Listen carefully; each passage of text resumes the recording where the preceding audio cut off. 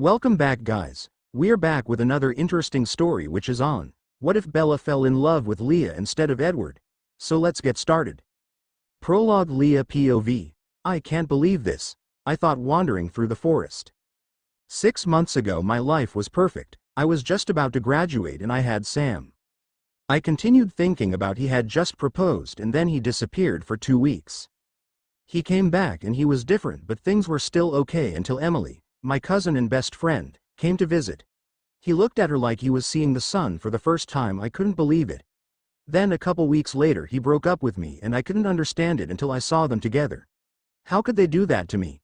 Now they're engaged. 6 months ago he was going to marry me and now he's with her. I was about to continue my internal rant when I looked up and saw them.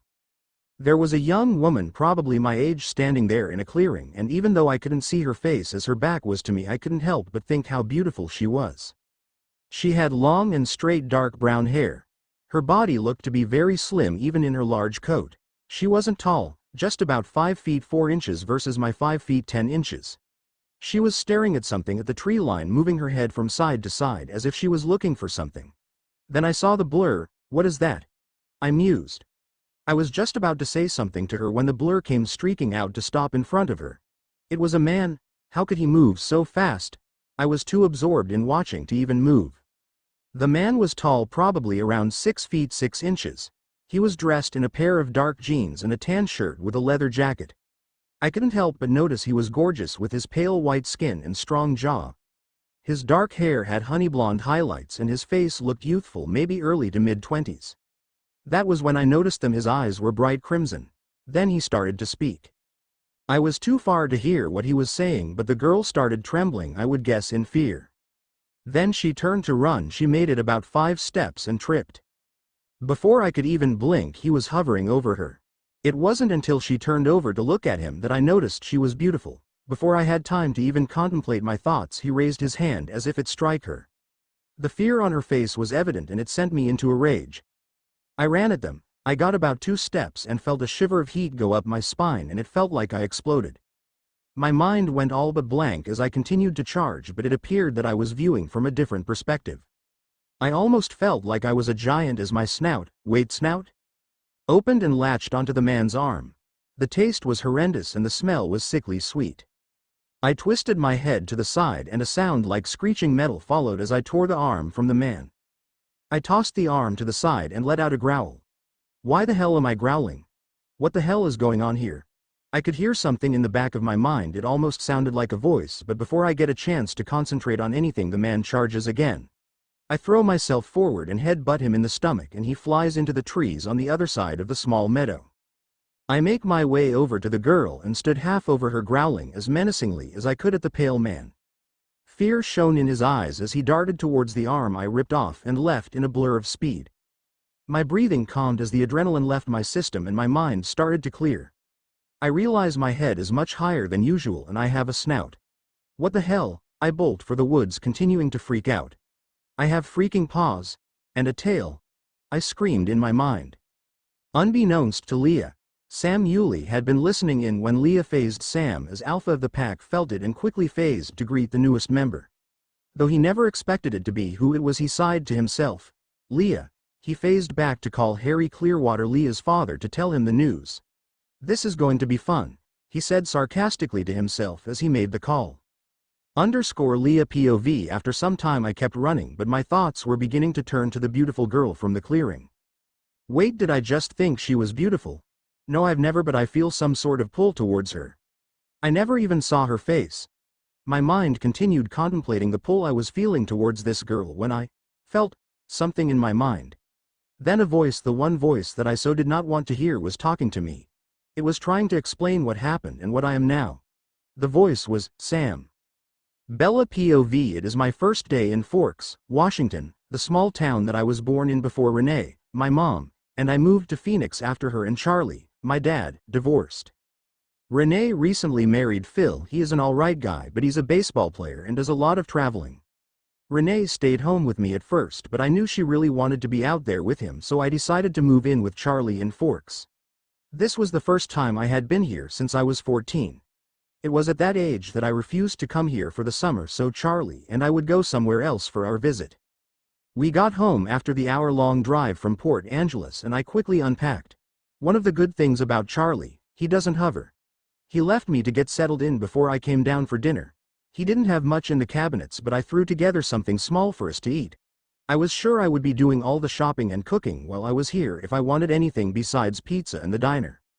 After we ate, I told Charlie I was going for a walk on the trail in the woods behind the house.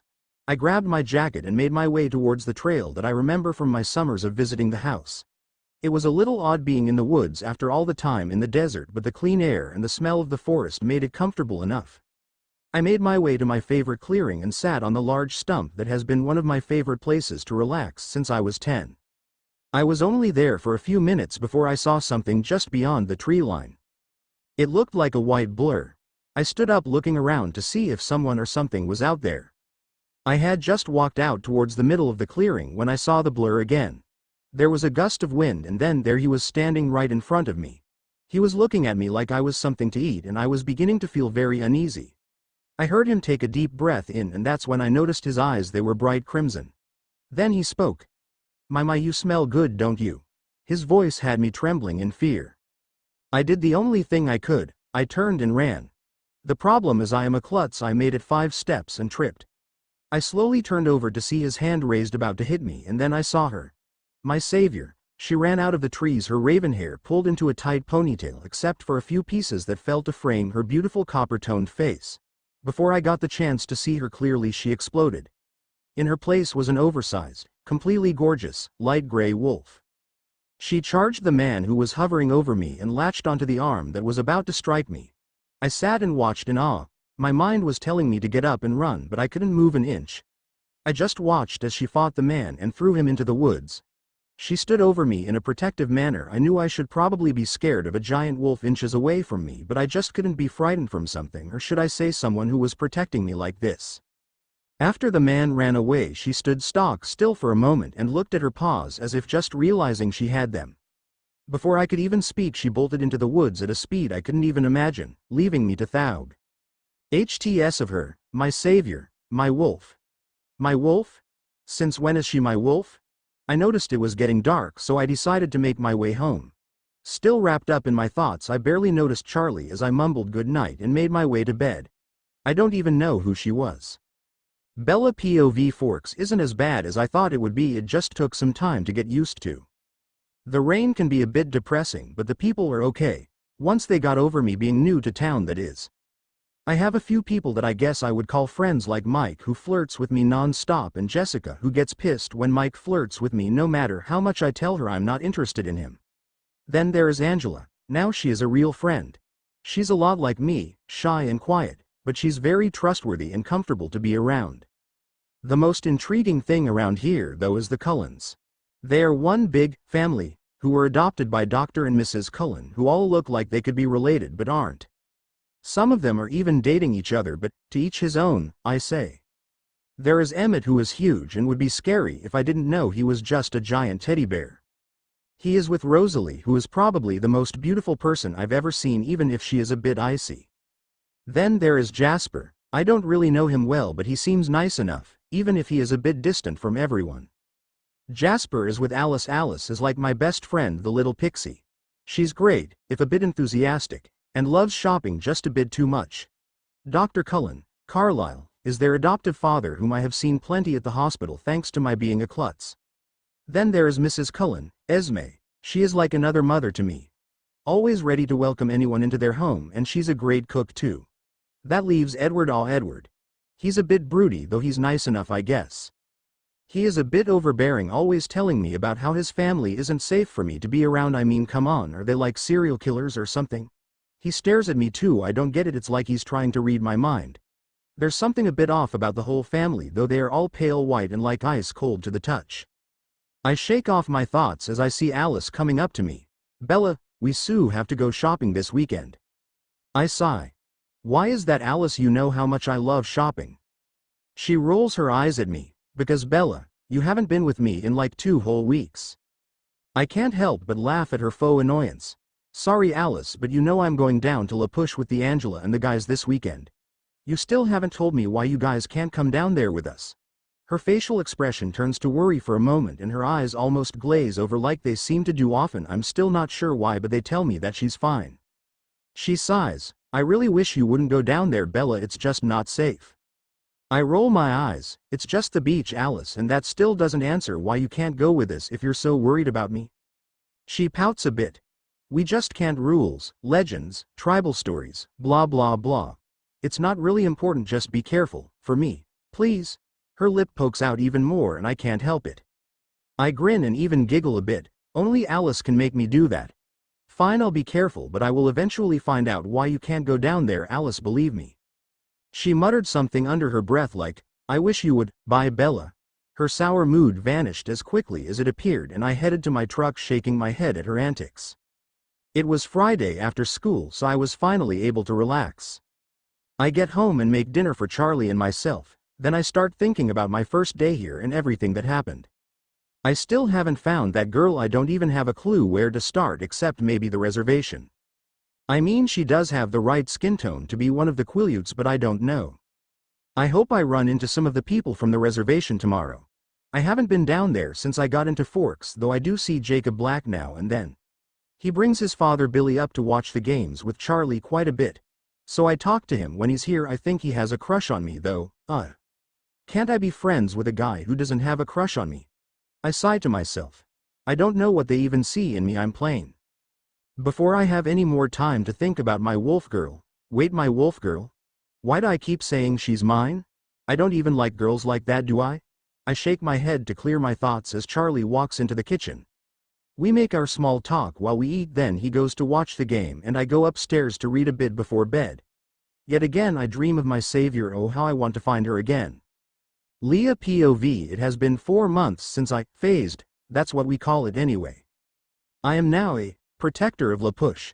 Apparently because of our tribal history we turn into a giant wolf when our natural enemy, the Cold Ones, are around. The Cold Ones are basically vampires and we are made to kill them all except the Cullens. They made a treaty with our pack and the elders when they were here around 80 years ago because they only hunt animals. They eventually left and we went without any wolves for a while, but guess what? They're back, so here we are and I'm the only woman known to become a wolf. Yet again my life is screwed up. I shake my head and sigh. The worst part is the pack mind. We can hear each other's thoughts while in wolf form, which means I have to see and hear way too much about Sam and Emily. It hurts a little less now that I know why Sam left me, but that doesn't change the fact that we were engaged and now he's going to marry my cousin. Why me? I just don't know what I did to deserve this. I sigh and shake my head again. It's time for me to go on patrol, which means I get to run circles around the res in case any Cold Ones cross our land. The guys are always obsessing about going after the Cullens. I don't get it. They say that just because they're vampires that the people are evil. I think they forget sometimes that most werewolves are known to eat human flesh, yet we don't. Doesn't that prove that not everyone is the same? I try to put the thought out of my head as I strip down. Yeah, that's right, I have to strip down so I don't shred my clothes. It's really inconvenient to have to strip, not to mention carry our clothes with us. I feel the shiver of heat I have become accustomed to, and as usual I think of her. Who was she? I didn't even get to see her face. Does she think I'm some sort of freak, or is she scared of me? I am pulled from my thoughts by the thud of my paws on the ground. I start my patrol on the border of our land and Cullen land. If it wasn't for the stench of the leeches it wouldn't be so bad. I just thoughtlessly continue my patrol for a few minutes until I hear the sound that means someone has joined me in our mind link. Who's there tonight? I ask, hoping it's anyone but Sam. Just me, Leah. Jared, definitely better than Sam and Paul. Heard that, he snorted. Jared isn't so bad. Neither of us really cares to patrol with Paul and his temper, and he knows how much it hurts me to see Sam's thoughts of Emily. Not that I wanted him to know, but he caught me off guard one night on patrol when he mentioned them, so he offers to patrol with me most of the time as long as I promise not to be a complete bitch like I am to everyone else. That's for sure. He added smugly, and I smirk. Most of the time he leaves me to my thoughts. I yawn and shake my head as I keep up my run. So Leah, I was just curious. He was speaking nervously, which made me think I probably wasn't going to like the question. Yeah, Jared. I was just wondering what you think about imprinting, he continued cautiously. Before I have the chance to get angry he quickly added, I don't mean about the thing itself, but if you want to do it, I mean it would help you, like, get over Sam, right? I stopped myself from the rant I was about to unleash and think about it for a moment. I'm not sure really, I say after a few minutes of contemplating his question. I mean, I really don't want to do to someone else what happened to me. So I guess since I can't control it, I can just hope that if I do imprint, it will be on someone who's already single, ya know. I could see his head nod in my mind. Yeah. I think he could sense my reluctance to even think about imprinting, so he dropped the subject and we just continued mostly quiet. As I just let myself think freely, she came into my mind again. I couldn't help but wonder about her, who she was and where she is now. Who's that? Jared asked when he saw the glimpse that I caught of her. I shrugged my large shoulders and let them drop. No idea, she's part of what caused me to phase though. I could tell he was curious, he hadn't heard the story. What do you mean? I let my mind run over the story and I could tell he was surprised, but I wasn't sure at what exactly. What are you thinking, Jared? He let his mind replay the part where I phased and kept running, not even breaking my stride. That, I still can't do that, yet you did it the first time you phased, not to mention taking out the leech by yourself seconds after phasing. Hell, you didn't even realize you were different really until you finished. I chuckle at his surprise. Yeah, Sam said the same thing. He and Billy think it was just instinct, but who knows? He nods and we continue patrol, and I let my thoughts roam back to the girl. I hope I see her again. Bella POV. It's Saturday morning and I'm getting ready to head down to La Push with the gang. I eat some cereal and head down to Newton's Olympic Outfitters, the store Mike's parents own, to meet up with everyone and ride down to the beach. When we get down to First Beach, it's pretty much empty, so we find a big spot around one of the large fire pits and the boys get the fire going. Everyone with the exception of Angela and I head out into the water to swim or attempt to surf. About 2 hours into our miniature party, a few of the local boys show up. One of them is Jake and I decide to ask him about the Cullens. Jake, take a quick walk with me. He nods and follows me towards a tree a little ways down the beach. Hey Bells. How y'all been? He asks with a little too much enthusiasm for my tastes. Alright Jake, what about you? He nods and smiles a bit, then turns to me. Good, what's up Bells? You seem a little off. I chuckle. Am I that transparent? He nods and I continue. Well, I was wondering if you knew why the Cullens aren't allowed down on the res? He chuckles and shakes his head. It's just an old scary story. Did you know the Quileutes are supposedly descended from wolves? Now that piques my interest. Wolves? Like real wolves? He chuckles at me and nods. So the story about the Cullens is? He sighs but continues. Well, they're supposedly from this, like, enemy clan. But they claim to be different, so we made a treaty with them. I nodded. I was started to fit things together here. I knew the first thing I needed to do when I get home is search for information about the Quileutes and their legends. We made our way back to the group just as they were packing up. Lauren, one of the girls I don't care for, turns to me. So Bella, is that your like boyfriend or something? I sigh and shake my head. No Lauren, our dads are best friends, known him since I was a baby. She narrowed her eyes but didn't say more. We finally made it back to the store and I hopped in my truck to head home. As soon as I got there, I went up to my computer to try to find anything on the Quileute legends. All I found is a book, Quileute Folk Stories and Art. That is at a bookstore in Port Angeles. I decide I'll go tomorrow and I close out of everything and head for a shower, then bed. The moment I walk back into my room, my phone goes off. I'm so glad Renee decided to get me one so that Charlie's phone bill wouldn't go up from talking to her. I look at the caller ID and it's Alice. Hey Alice. She answers in her typical overexcited tone. Hey Bella. I was hoping you changed your mind about shopping. I decided I was going to just go up to Port Angeles tomorrow. There were a couple dress stores I wanted to see. The ones next to the bookstore over there. I smile and nod to myself before realizing she couldn't see me. Sure Alice, I was actually going to go up to that bookstore tomorrow. I found something interesting I wanted to read. Alice was quiet for a moment. I could almost picture her with that glazed look in her eyes that she gets quite often. That's great Bella, I'll pick you up in the morning. Bye. I shake my head and laugh lightly. Bye Alice. I put the phone back on my desk and go to sleep. I wake up early and get ready to leave. Just as I finish putting everything in my pockets, a horn honks lightly outside. There is Alice and her canary yellow Porsche 911 Turbo. The Cullens all have expensive cars and Alice has a closet the size of my bedroom packed full of designer clothes. I guess there are benefits of having a doctor for a foster father. I hurry down and hop in and she takes off. I'll never get used to how fast they drive, I think to myself. We made the hour-long drive in just under 30 minutes and off we went. I should have remembered how much Alice loves to shop, not to mention take advantage of her, Bella Barbie, as she likes to call me. About 3 hours later we finally finish with the 2 small shops. We head into the bookstore next door and grab the book I wanted. Alice looks at me with an odd look saying something, but I'm not sure what.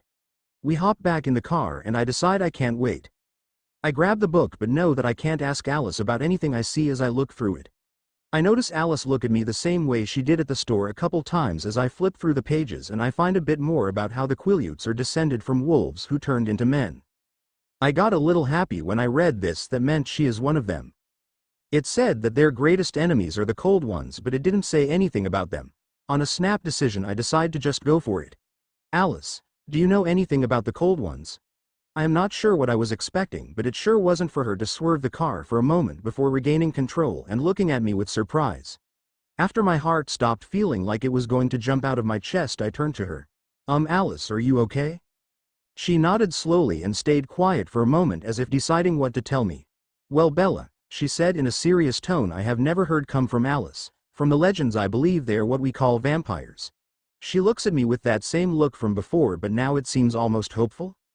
I sit quietly for a few more minutes, and just before we get into Forks I look at her again. The Quileutes named them that because they have icy cold skin, didn't they? She looks at me and nods slowly with a very serious look still on her face, as if waiting for me to add something else. I look at her calmly. There's a reason you and your family aren't allowed on their land, isn't there? There, I said it. She's probably going to laugh at me and call me crazy now, at least this is what I think, until she says one thing I never expected to hear. Yes, Bella. I nod for a moment, trying to think clearly. Alice, my best friend, is a vampire. Not only that, but her entire family are vampires and could kill me with a flick of their wrist. Why am I not scared? I question myself. I just look at her and see her staring at me with a worried look. I just smile. Okay. Her worry turns to surprise. Okay. I tell you that me and my entire family are vampires and you just say okay? I nod. And you're not scared of us? I just shake my head for a moment before I stop.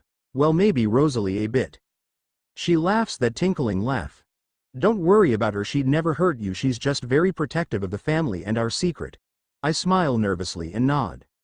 Bella, I think you should come talk to Carlisle, I'm sure you have lots of questions. I look to her and smile sheepishly. Yeah. She giggles and we take off.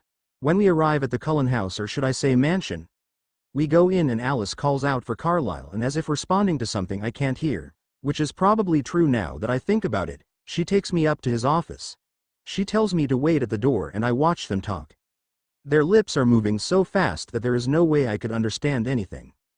Carlisle calls me in and I take a seat on the leather couch against the wall as Alice closes the door on the way out. So Bella, I see you've found out our secret, he says as though it's any normal conversation. I nod dumbly. I know he won't hurt me, but I have no idea what to say. He chuckles and smiles that brilliant smile that makes him seem almost godlike. They all have that. It's all right, Bella. Please ask anything you like. His smile helps me loosen up a little and I ask the basic questions on my mind. It turns out that the reason the pack leaves them in peace is because they only drink animal blood. This still doesn't make them safe because it is possible to slip up, but they all have a lot of control. Jasper has the most problems, which is why he seems so distant from me. I nod as this makes a lot of sense. He's just trying to keep me safe. That makes me feel a lot better about him. They call themselves vegetarians and I had to laugh at their inside joke. He told me about their strength and speed. When I ask about all the legends, he tells me that the only way to kill a vampire is to rip it to pieces and set fire to them. I shiver a bit at this information and quickly change the subject. He continues telling me about how some vampires have special powers above the norm. What about you all? Any special powers? He nods his head. Jasper is an empath. He can feel and control moods of those around him. I nod. That's why he has the most trouble with the lifestyle, isn't it? Having to feel all of you wanting the blood on top of himself, that must be hard. He stares at me dumbly for a moment, then smiles brightly. He opens the door for a moment and says Alice and Jasper's names at a whisper that I can barely hear, but I know they would hear it anywhere in the house. They walk in looking slightly confused at Carlisle's smile, then look at me and I shrug, not sure what's going on, until he looks back at us. Bella has an interesting theory about Jasper that none of us have considered before. I smiled and I get it, they never thought about feeling the bloodlust of the others affecting Jasper's control. I quickly explain my theory and the grin on Jasper's face make it look like he would split in two. Then, he does something I never expected, comes up and hugs me, spinning me around like Emmett always does. "Thank you, darlin', you don't know how much better this makes me feel," he tells me in his southern accent. The pure happiness that radiates from Jasper at this revelation is astounding, and I'm so glad that I was able to contribute my part to causing it. Carlisle goes on to tell me about Edward's ability to read minds, except for mine some reason. I nod and laugh to myself until they give me a confused look. That explains why he's stared at me like he was trying to read my mind since we met, because he was trying to do just that. They all nod and laugh along with me. Alice tells me about her own power and I smirk at the thought coming to me. That explains a lot. She looks at me with a grin, but I can see the confusion in her eyes. I had just decided to go to that bookstore, then you call and ask me if I changed my mind about shopping. She nods and smiles dreamily at the thought of shopping. Not to mention all the other times it seemed like you knew what I was going to do before I told you. When you get the blank look on your face is when you have a vision, right? She giggles and nodded. So that's how she knew we were going to be great friends the first time we met. What about your eyes? They look at me for a moment as if telling me to elaborate. They change color, right? They all nod before Carlisle adds, "When we are full our eyes are the amber color you see now, and when we get hungry or angry our eyes turn black." I nod as these are things I've noticed but didn't have an explanation before now, and look back as he continues. "The amber color is just for us though. Those who drink human blood have eyes that are crimson." I interrupt before he can finish, and the look they all gave me was screaming, "How did you know that?" I sighed and told them the story of my first night in Forks. They didn't seem all that surprised about the wolf being there, which made me narrow my eyes at them until Carlisle explained. "When we were here about 80 years ago, we were out hunting in the woods when we came across Ephraim Black, who was the tribal chief and alpha of the pack at the time. I explained to them that we only drink animal blood, and we made a treaty that as long as we don't bite a human we are free to live here in peace." I smile and nod. It was late, so Alice called Charlie and got me permission to stay the night, which was when I found out that they don't sleep ever. Alice took me up to her room and started with the girl talk when I finally decided to tell her about the girl. "Alice, is this room like Carlisle's office? That the others can't hear through?" She looked confused but nodded. "I wanted to talk to you about something that I've kinda kept to myself for a while now." She nods and smiles. "You know you can tell me anything, Bella," she chimes out in her bell-like voice. "Well, I think I stop, trying to gather up the courage to continue, when I just blurted out, "I think I might be gay." There, I did it. I told my best friend that I might be gay. "What do you mean, Bella? Why do you think you might be gay?" I sigh and told her about how I can't stop thinking about the girl who saved me, about how beautiful she was. "She's in my mind like all the time, Alice." She giggles and nods. "I think you might be right, Bella. Just remember there is nothing wrong with it. Love is love no matter who or what the person is." I nod at her, especially at the "what there, RT," because obviously she's something other than completely human, which doesn't really matter to me, to be honest.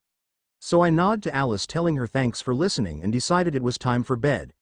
I went to sleep yet again, dreaming of my savior, my wolf, my girl. Leah POV. I wake up and slowly rub the sleep out of my eyes before I look at the clock by my bed. It reads 10 a.m. and I sigh. I just got in around 4:30 from my patrol, and now I have to get up because my parents agreed to go over to the Black's house for a cookout. I shake my head. At least there will be some people my age to talk to. I yawn as I head for a quick shower and dress in my usual shorts and a sleeveless shirt. Thank God Dad was around to explain to Mom about the pack tattoo. I slip on some shoes and head down the road to the cookout. When I arrived, Sam was off to one side with my dad, Billy, and the other council elders. For this I was glad, because that meant he wouldn't be all over Emily for me to see. Jared and Paul were munching on everything in sight. Thank God I got a much smaller appetite from my transformation than they did. That doesn't mean I can't eat. I still eat twice as much as my dad and Seth, my baby brother. In front of the garage was Jake, Embry, and oh God, Quill. That boy doesn't understand the word no, not to mention the fact that he thinks he's God's gift to women. I sigh. I don't really want to put up with Paul's temper right now, so I make my way towards them. I notice as I walk towards them that Embry and Jake are looking bigger. They might phase soon. I shrug. I'll mention it to Sam later. As I get closer, I hear Jake talking about some girl named Bella. Why does that name make my heart skip a beat? I ignore it and continue on saying hi to the boys.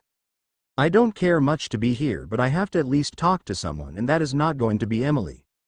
They all nod and mumble hellos, then continue on talking about the girl Bella. My heart still stutters a bit when I hear that name, and how he ran into her at the beach yesterday. She was apparently very interested in our legends and about why the Cullens aren't allowed down here. I start to wonder if maybe it was her that I saved that day. I shake my head before I could get caught up in my thoughts and get my hopes up. After we all ate, the get-together started to die down and I take my chance to leave. Life is so boring. I almost wish I was still in school almost. I lay on my bed staring at the ceiling, just waiting for time to start my patrol. I couldn't keep my thoughts from wandering to her. It's been over 4 months and a day hasn't gone by that I haven't thought about her. Better than thinking about Sam and Emily, I guess. I shrug internally and continue trying to picture her face. I can see her pale skin and her long, straight, dark brown hair.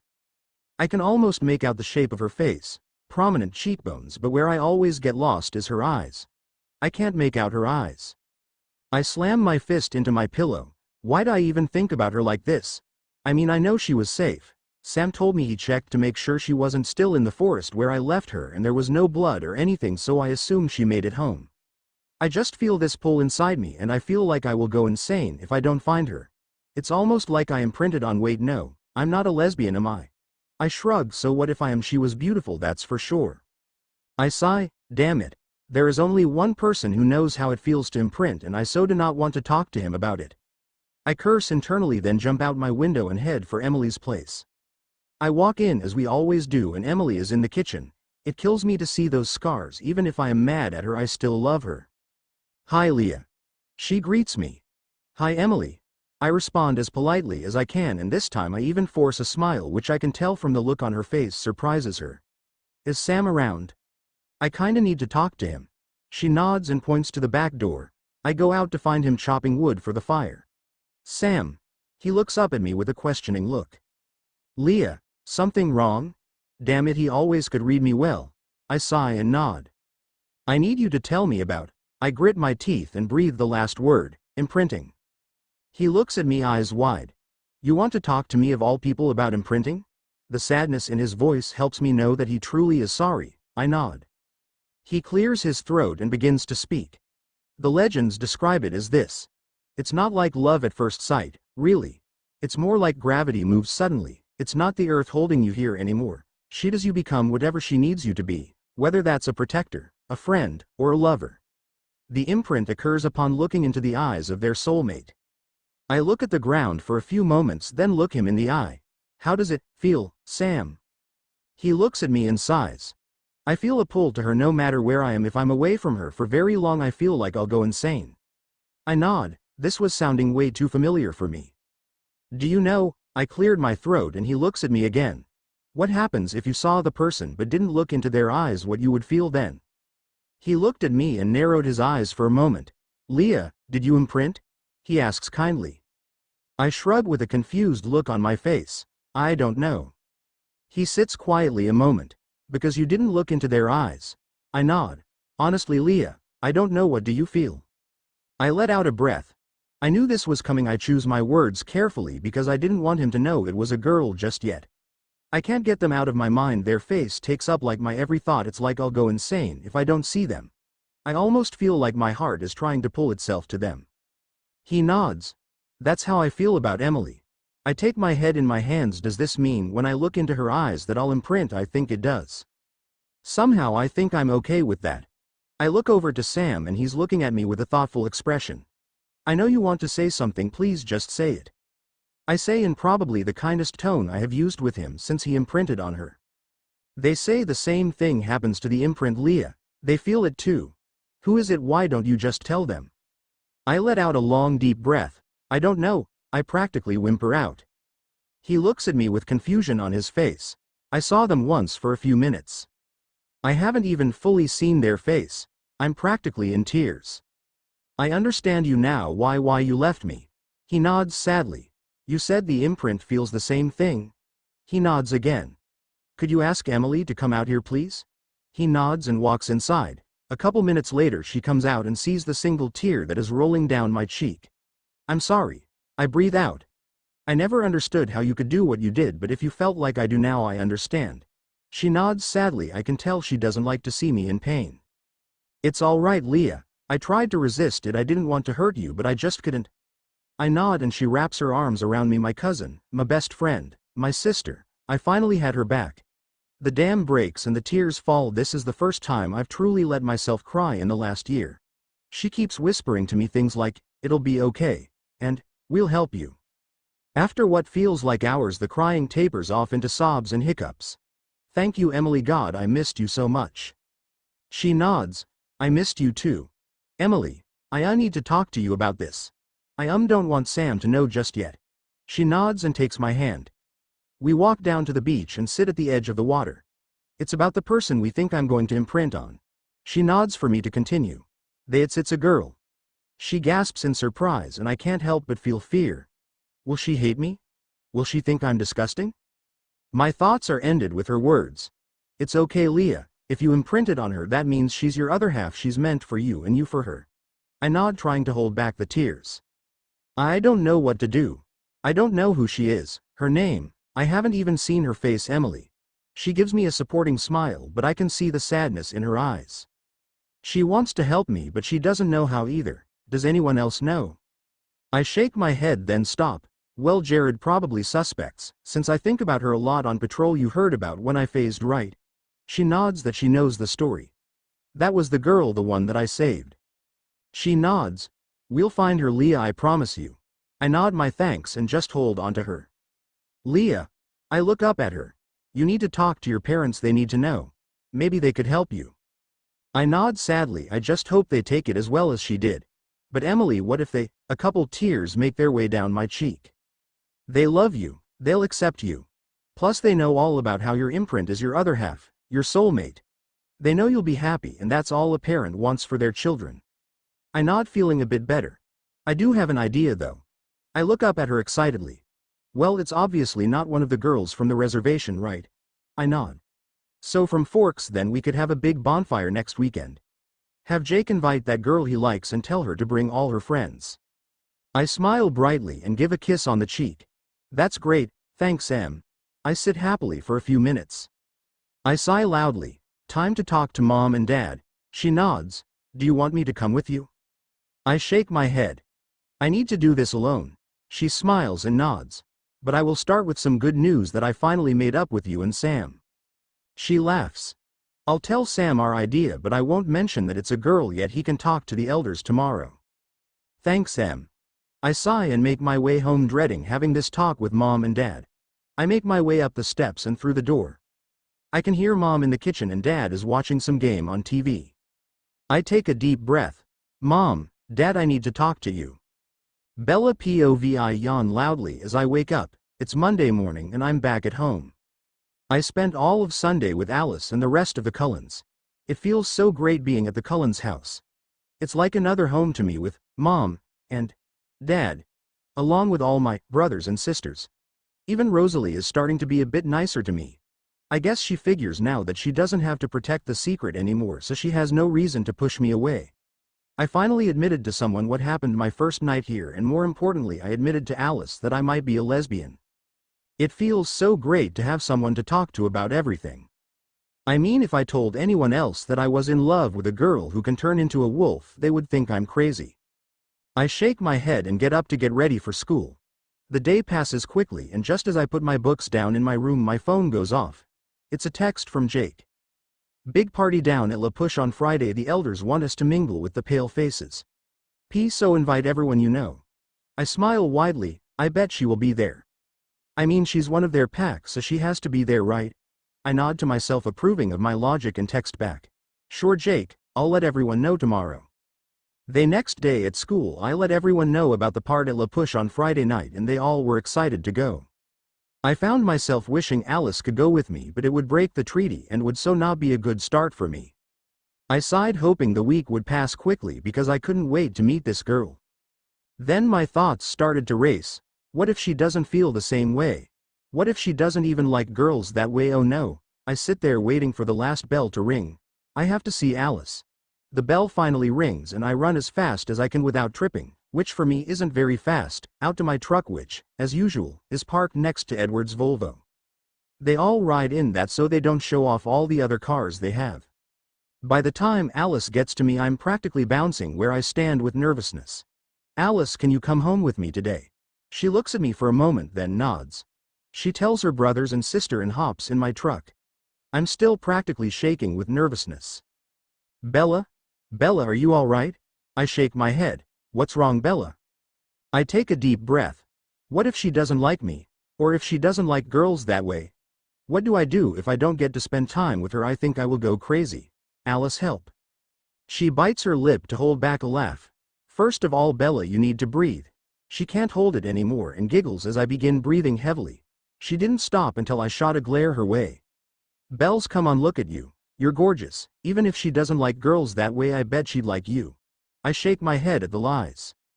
She sees my head shaking and sighs. Bella, you are very beautiful, but if you want, I'll pick your outfit and help with your hair and your makeup on Friday. I nod enthusiastically and she lights up like a 1,000,000-watt bulb. She starts talking so fast I can barely make out words about what she's going to do. What did I just get myself into? Leah POV. Well, my parents took it much better than I thought they would. They just told me they wanted to be happy and they knew that finding my imprint would do that. I sigh happily. If all goes to plan, I'll find her by this weekend. In the morning I should be getting a call from Emily. Mom was ecstatic about Emily and I making up. She's supposed to tell me the details of the party. I had patrol, so I hopped out my window and headed into the forest to phase. Jared got here first and I heard his greeting when I changed to my other form. Hey Leah.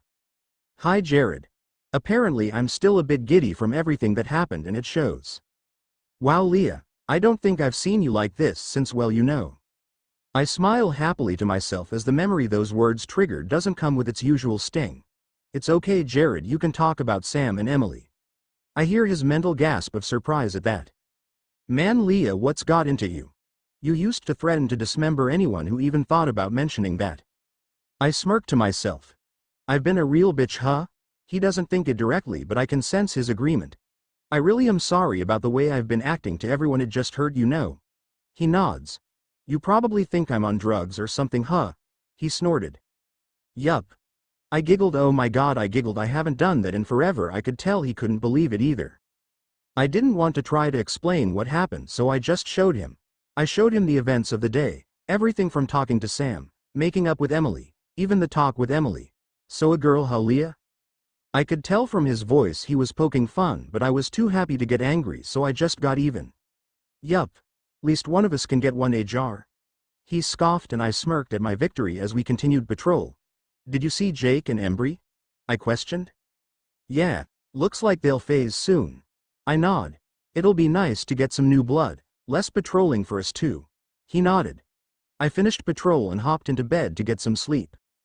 It was the middle of the afternoon when Emily finally called. I hadn't left the phone since I woke up, so I grabbed it on the first ring. Hello. I could hear her laugh on the other end. Bit excited there, Leah?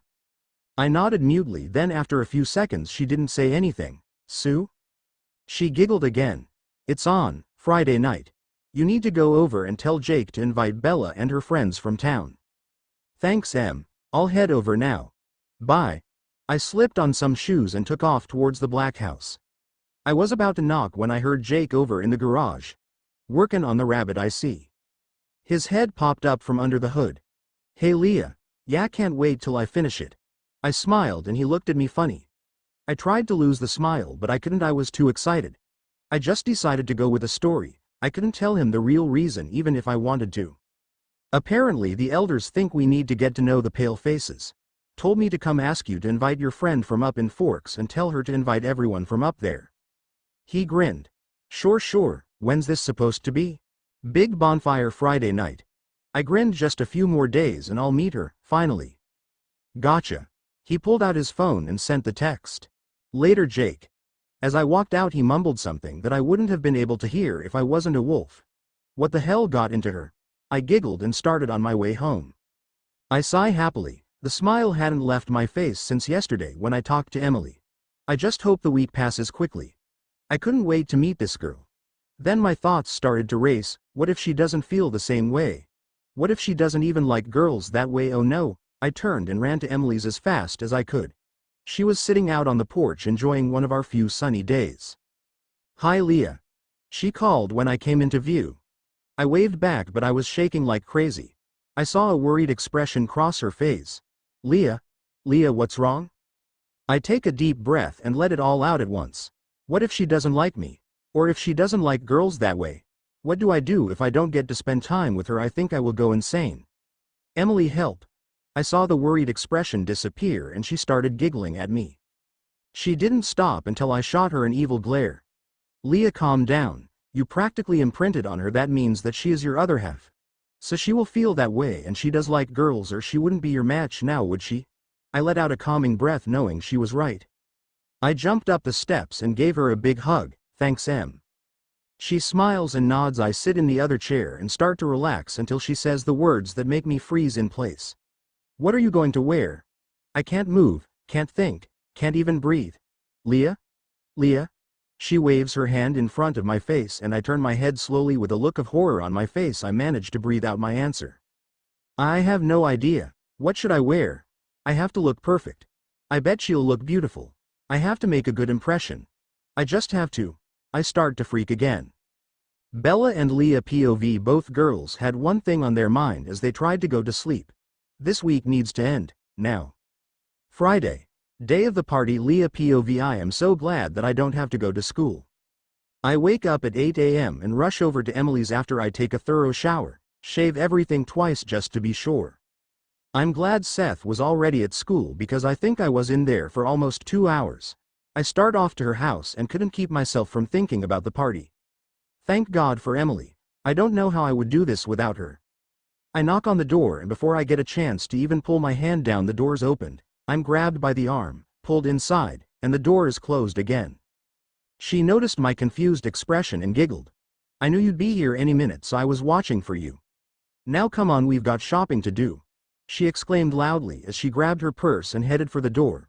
After a moment I just turned and followed her. What the hell just happened? I ask myself dumbly. We get in the car and head for Port Angeles. I let out a breath I didn't know I was holding. I was worried she'd drive us all the way to Seattle or something. As soon as we made it to the mall, I was dragged all over the place. We got my hair trimmed, then she made me get a mani pedi. I haven't done anything like this in like forever. As she continued dragging me around, I couldn't help but think about tonight. I'm finally going to find her, I thought excitedly. I numbly put on what she told me to until she tried to make me wear a dress. This I flat out refused. We bought a few things, then headed back to the res. By the time we made it back to her house, we were down to just a few more hours before the bonfire. It wasn't until I went to get dressed that I realized she was making me wear a skirt. No matter how much pouting I tried, she didn't let me put on shorts. I haven't worn a skirt since before I phased. "Emily, please," I say one last time with a pout. She shakes her head laughing. "You want to look good for her, right?" This shut me up as I nodded mutely. When she finished, she dragged me over to the full-size body mirror in her room. I couldn't believe it was me. I looked so different. I was wearing a white sleeveless shirt, a semi-dark jean skirt with matching jacket, and it was finished off with a pair of brown sandals. No one is even going to recognize me, I thought, slightly giddy. "Are you sure she'll like this, Em?" She nodded. "You look beautiful, Lee." I smiled widely and looked over at the clock. It was almost time to go. I couldn't help but think about what she would be wearing, and if she'd like my outfit. I sigh happily. Today is the first day of the rest of my life. Bella POV. As soon as school was out, I make my way out of my last class to find Alice waiting for me. She grabs my hand and drags me to my truck before I could even say hi. I giggle. "Alice, we have like 4 hours to get ready, what's the rush?" She shook her head and let out a tinkling laugh. "Bella, 4 hours is just barely enough time." I let out a deep breath. What did I get myself into? I once again questioned my sanity if I was asking Alice to help me with this. "All right, Bella, I won't be able to do too much because the wolves don't like the smell of my kind." I nod sadly. "I know, Alice, I really appreciate your help." She giggles. Of course, Bella. You know I am always here for you. She sets a box down on the bed. Now these clothes are perfect and I haven't touched them at all, so my scent shouldn't be on them. I nod and she moves to sit on the other side of the room. Now first you need to go shower to get my scent off you and make sure you clean yourself up, and don't forget to shave everywhere. I blush wildly. Alice. I groan as I make my way to the bathroom and hop in the shower. I wash my hair and body thoroughly and shave twice, leaving a small strip just above my lower lips. I wrap a towel around my body and head back to my room where Alice is waiting. She looks over my legs and narrows her eyes, then smiles. Very good, Bella. Now, I'll stay over here while you get ready and give you advice. She lets out her bell-like laugh. I walk over to the box and right there on top is a bra and panties set from Victoria's Secret. Black and lacy bra with a practically see-through thong, and I groan holding up the thong. Alice, you know I hate these things. She giggles. Get used to it, Bella. I try to glare, but you can't help but be happy around Alice. I sigh but put them on anyway, then I pull out the next item in the box. Faded black jeans that look at least one size too small. I can't help but shake my head. At least it's better than a dress. It takes a few minutes of hopping and I even had to lie back on the bed, but I finally get them all the way on and buttoned. Next is a shirt. I pull this last item out of the box to find it's a light purple tank top. It's a little more low cut than I like, but I shrug and put it on. It's one of the more tame things I've seen, Alice suggest. I look to Alice and she nods happily. You look great, Bella, she exclaims in the bell-like voice of hers. I shake my head and walk over to the mirror. Wow, is that me? Wow. She smirks with pride. See, even you have to agree with me, Bella. I nod dumbly, then look towards the clock. Soon, I take a few deep breaths, trying to calm the nerves. I'll finally meet her tonight. I look at myself once more and nod. Thanks for all your help, Alice. She nods and hops out my window. I take a few more breaths and head out to my truck. Leah POV as Emily and I walk up to the bonfire. We could see Sam off with the adults of the tribe.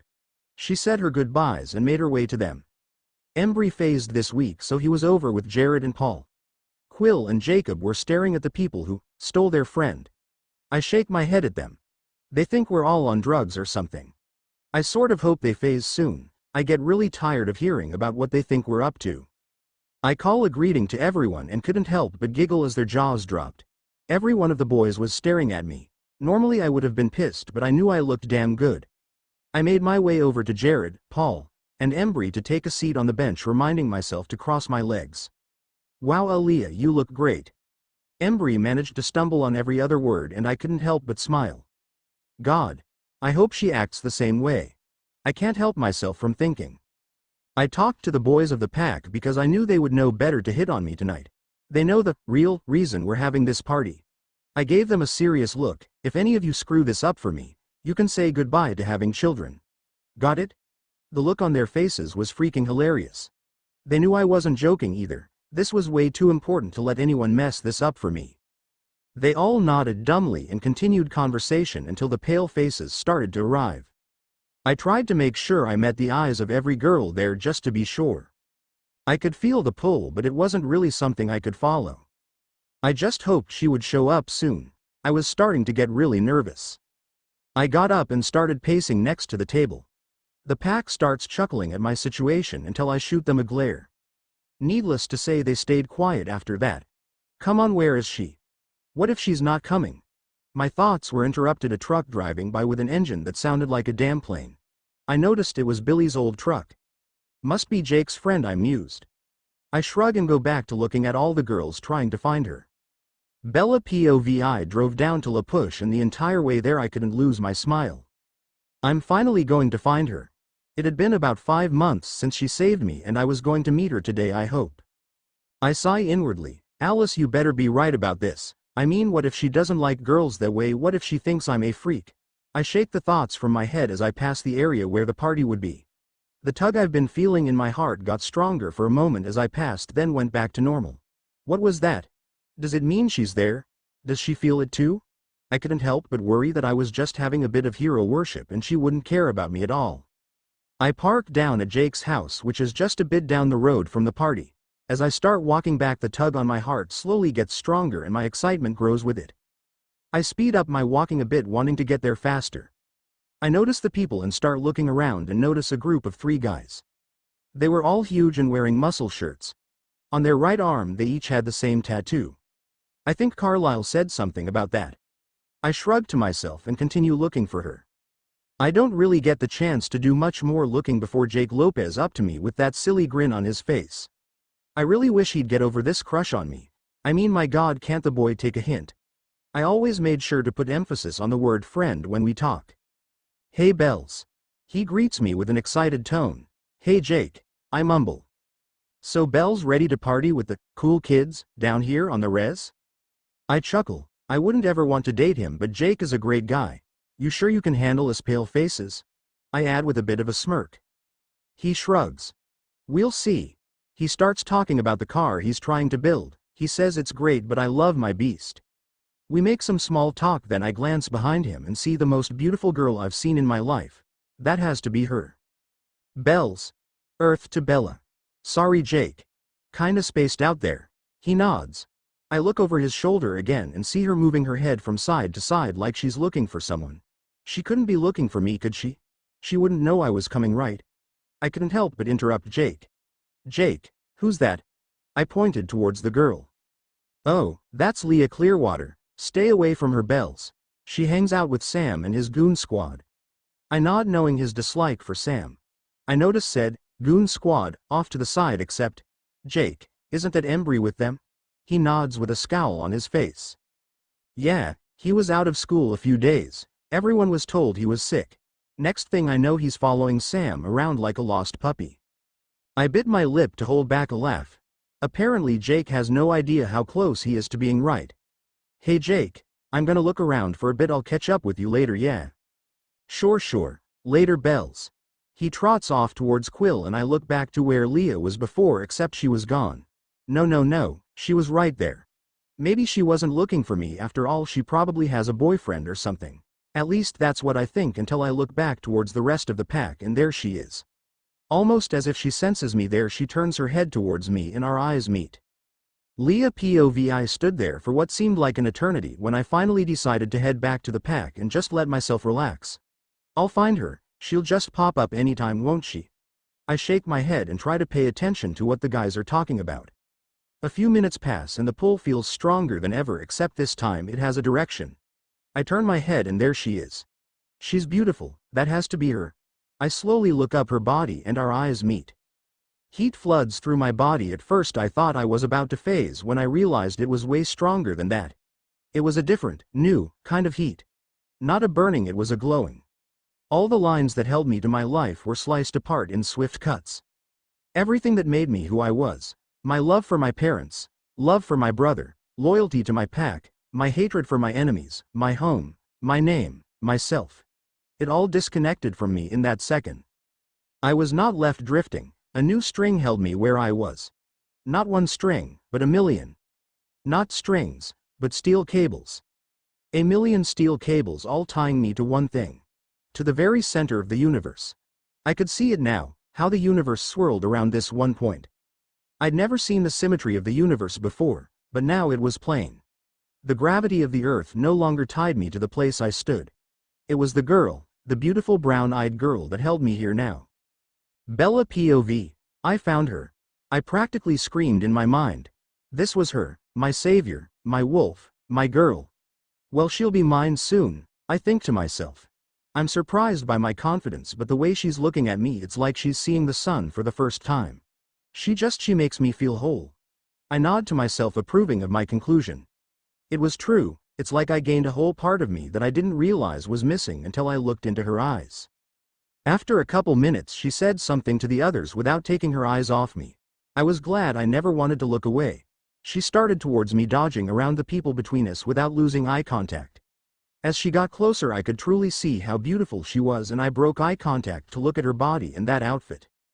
It only took seconds and I knew my panties were soaked. Her skirt only went down to her upper thighs. Her long, luxurious legs were perfectly toned. I thought to myself. My eyes continued their journey up her body only to stop again at her stomach. Her shirt was riding up, showing a bit of her midriff, and I subconsciously licked my lips at the sight of her copper-toned abs. My eyes stopped again at her chest. She wasn't huge, just a perfect handful. Around the size of myself, I guess. Her lips, luscious and full, her smile breathtaking. That left her eyes, they were deep, soulful eyes that I couldn't help but get lost in. When I thought things couldn't get better, she proved me wrong. In seconds my whole world changed. It was the sound of the velvet smooth, perfect voice. Hi, I'm Leah Clearwater. Leah POV. We finally break eye contact and I notice her eyes roaming my body. I couldn't help but do the same. Damn, I can't believe how perfect she is. She was wearing skin-tight faded black jeans. They looked like they were practically painted on. My eyes went up and found a light purple tank top that was almost as tight as the pants. I could see her perfect, almost hourglass figure. I could even see exactly where I'll place my hands. Yes, I know I'm talking like I will do it, but the thing is I know I will. And damn, it better be soon. I continue my appraisal and my eyes meet her chest. She looks to be a perfect handful, not too big, not too small. I can't help but lick my lips at the thought of licking those stiff nubs until she squirms under me. I can't help but practically gush fluid. My panties are surely flooded. I finally make my way up to her lips. They're slightly out of proportion, the top one slightly larger than the bottom. I can't help but think my lips will fit perfectly against them. Then I come to her eyes, those perfect deep chocolate brown eyes. And I get lost in them. After a few seconds I finally gather my thoughts enough to introduce myself. Hi, I'm Leah Clearwater. Her smile lights up my world. I wonder to myself, does she remember me? I mean, I know I look different.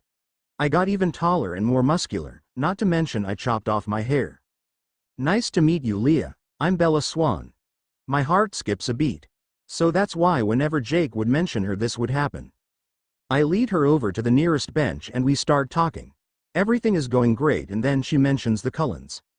I sigh and start to worry. Is it safe for her to be around them? I mean, I know they don't drink human blood, right? But what if they slip? No, I'm not going to try to control her. I'll learn to deal. Yeah, that's it. I noticed that she stopped talking while I was having my internal rant, as if she was waiting for me to object or say something about them. What is it, Bella? She shrugged. I just figured you'd be telling me all about how I shouldn't spend time with them. Everyone else on the res does. I laugh lightly. Yeah, I guess there's some bad blood between us. I giggle at my inside joke and I notice she does too, almost like she knows. Does she? That would make things so much easier. Bella, I don't want you to think I'm like crazy or something, but do you believe in... I take a deep breath, preparing myself for when she calls me crazy and runs away, never to see me again. Vampires. This is it, I tell myself. I stare at the ground waiting for her to run. When I don't hear anything I look up and she's still there. A knowing look in her eyes and she nods slowly before she speaks. I know, about everything. I let out the breath I'd been holding. Not only does she not run, but she believes she knows. She looked at me closely as if wanting to say something but afraid to. What is it, Bella? I asked cautiously. I know it was you, Leah, that day in the woods. I gasp. She knows, about me, about everything, like she says. I'm ecstatic because that means I don't have to hide anything. Bella POV. We had been talking for hours when I finally gather the courage to say something about the Cullens. I expect to hear what I have heard from everyone else on the res, but no, my girl. Wow, am I still calling her that? She just makes a joke about bad blood between the tribe and their family. I giggle along with her and she narrows her eyes in question. Finally she asks, Bella, I don't want you to think I'm crazy or something, but do you believe in... She takes a deep breath before she continues. Vampires. She quickly looks to the ground. I think she is waiting for me to run. Wow, she was afraid I would run from her. I couldn't, I wouldn't. She eventually looks up, I guess to see if I'm still there, but I just look at her. I know, about everything. She breathes out a long, slow breath of relief.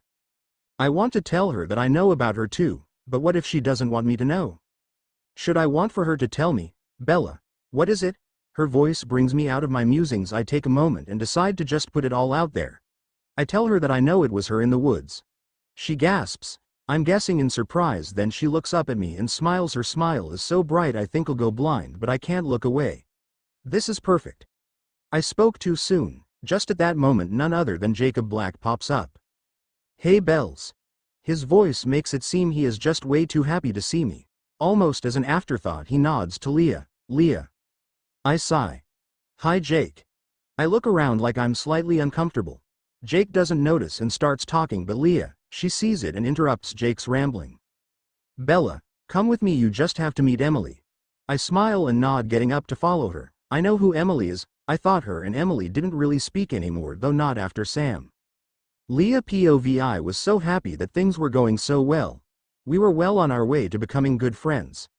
Hopefully it wouldn't be long before we became far more than that. Jake decided to pop up in the middle of our conversation, and I was so happy when I noticed she didn't want to be around him. I quickly interjected and told her that she had to meet Emily. She had a confused look on her face for a moment, then quickly got up to follow me. I wonder for a moment how much she really knows, but then her hand accidentally brushes mine as we're walking and my brain stops working. I look over at her at the same time she looks at me, and we both blush bright red. I can't believe this, I'm Leah Clearwater, werewolf, not blushing schoolgirl. The blush slowly fades as we make our way to Emily. She quickly looks to my side and eyes me with a questioning look in her eyes. I nod with glee. Yes, Emily, this is her. My imprint. I sigh happily. Hey Em. I'd like you to meet someone. She nods and smiles. This is Bella. Bella, this is my cousin, best friend, sister Emily. Emily and Bella exchange greetings and talk for a few minutes while I just stand by and smile. Sam catches my eye and I nod. He smiles his good wishes and I nod my thanks. Things are so much easier between us since all this with Bella. Ah, Bella, she's so beautiful. Leah. Hey Leah. Yeah, Bella. She smiles when I turn to her. I'm going to go say hi to some friends from school, and I'm sure you want to talk to Emily. She looks a bit sheepish. Come find me in a bit. My smile gets even wider if possible and I nod. See you soon, Bella.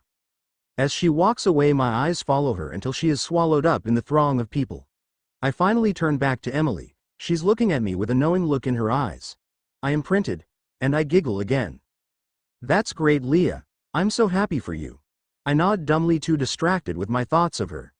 Leah. I look up sheepishly and she sighs in faux annoyance. I remember how it feels, Leah, so how's it going?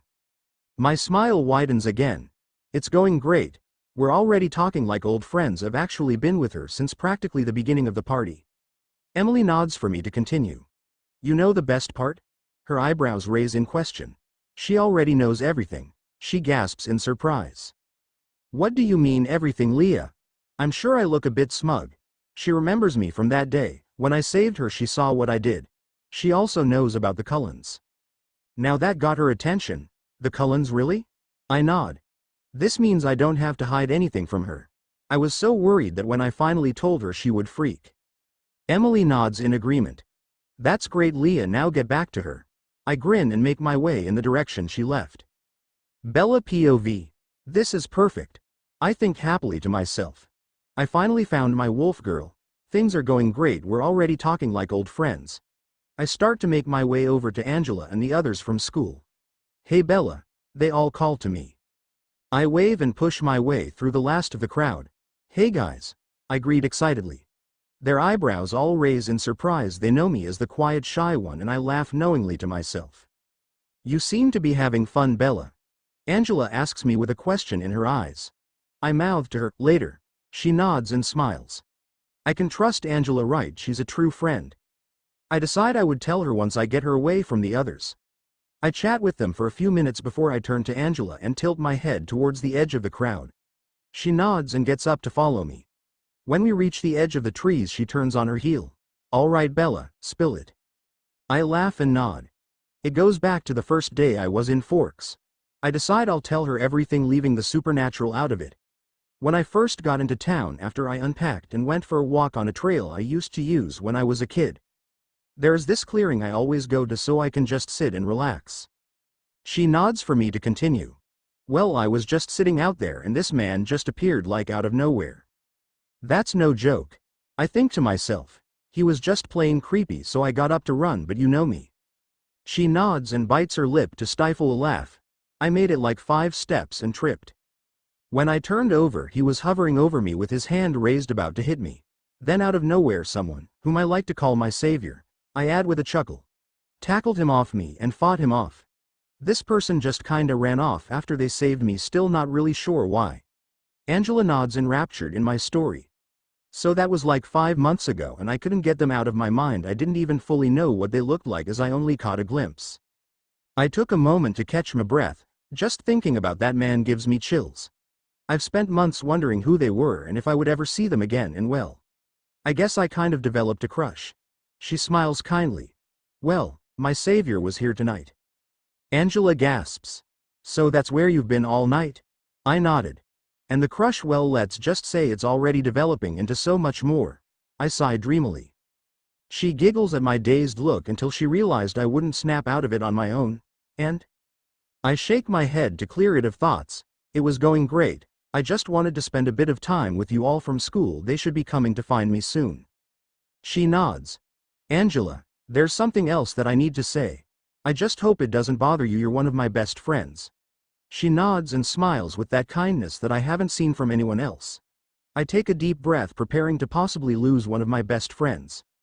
The person that saved me, that I have a crush on. It's a girl. She gasps. I just hang my head, waiting to hear how disgusting I am.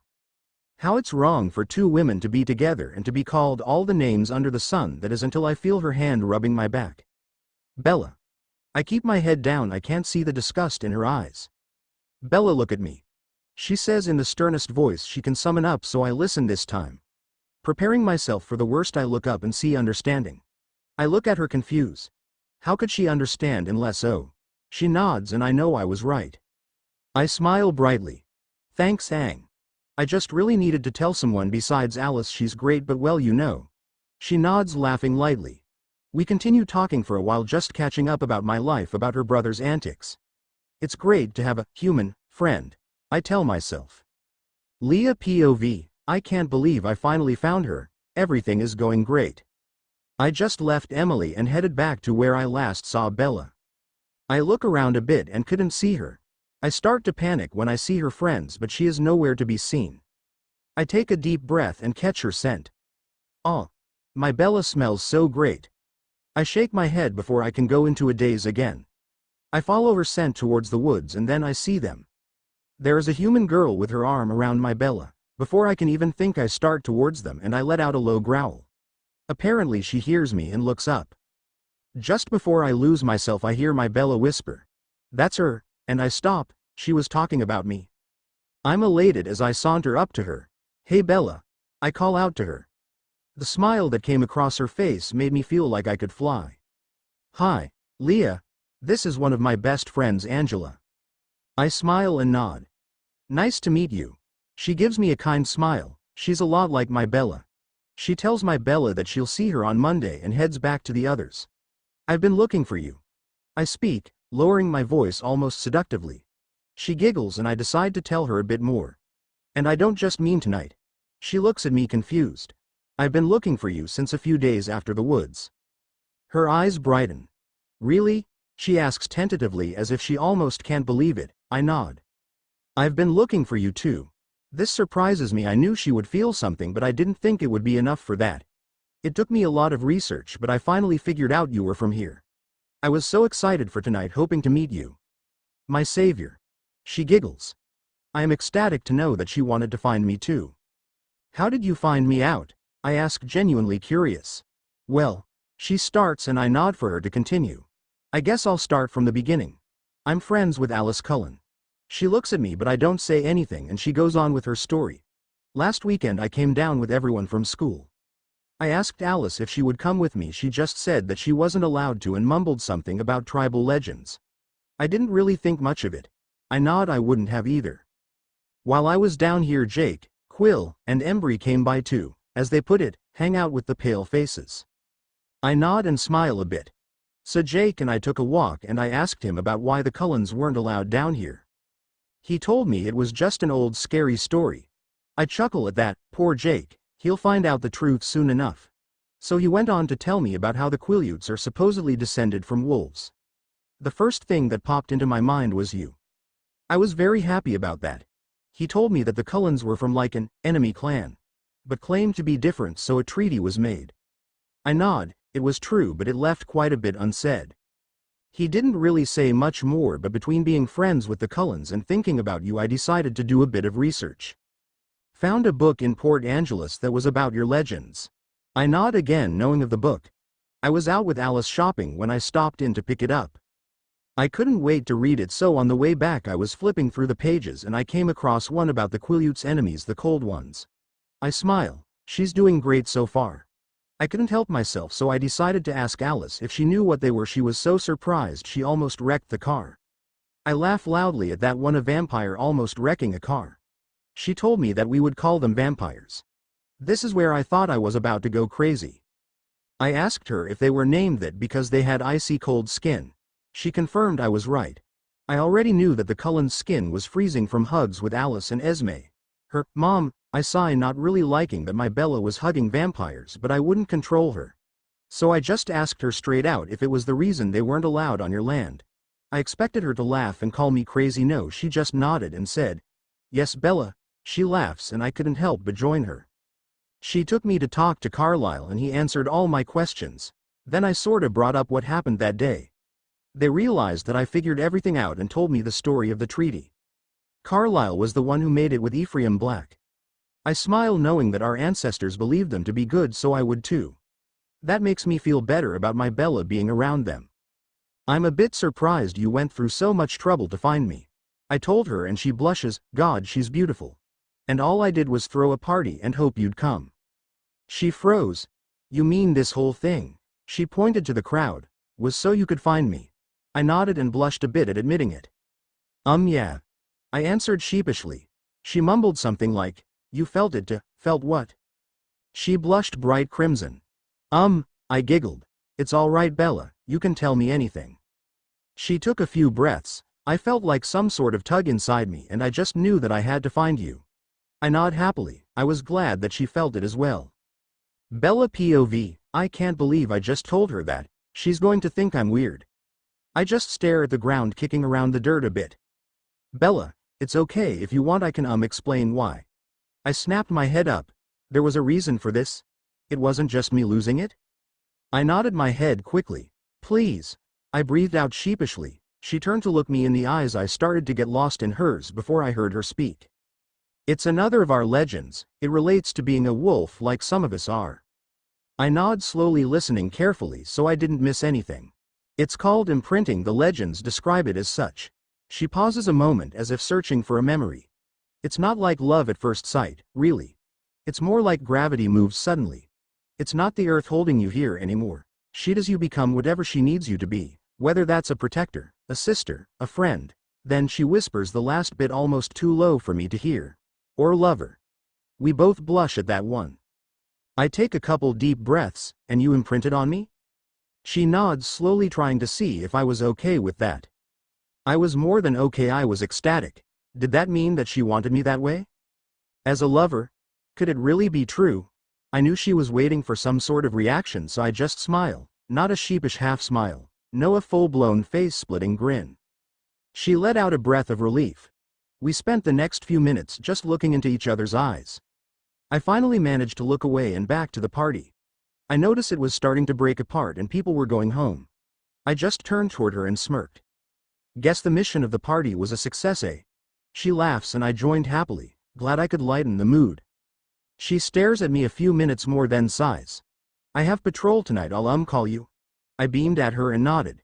We traded phones and put our numbers in. So we'll talk? I tried to hide my anticipation. Tomorrow, she answered. We both stood up and I turned to walk away. I wish I could just grab her and never let go. I made it about 3 steps, turned around, and practically threw myself against her and sighed happily as she wrapped her arms around me, holding me tight. She was so warm. My head was lying against her chest, which was vibrating. It was like a cross between a purr and a growl. I take in a deep breath full of her scent. It comforted me. I felt completely and utterly safe and content. I take a few more deep breaths and pull away reluctantly. As soon as I do, the cool night air hits me and I shiver. She looks at me for a moment, then pulls her jacket off. I shake my head, trying to tell her no, it's all right, Bella. I don't need it. I sigh and let her wrap it around me. I breathe in the comforting scent. Just as she is about to pull away, she whispers in my ear, sending a shiver down my spine. But this time I wasn't cold.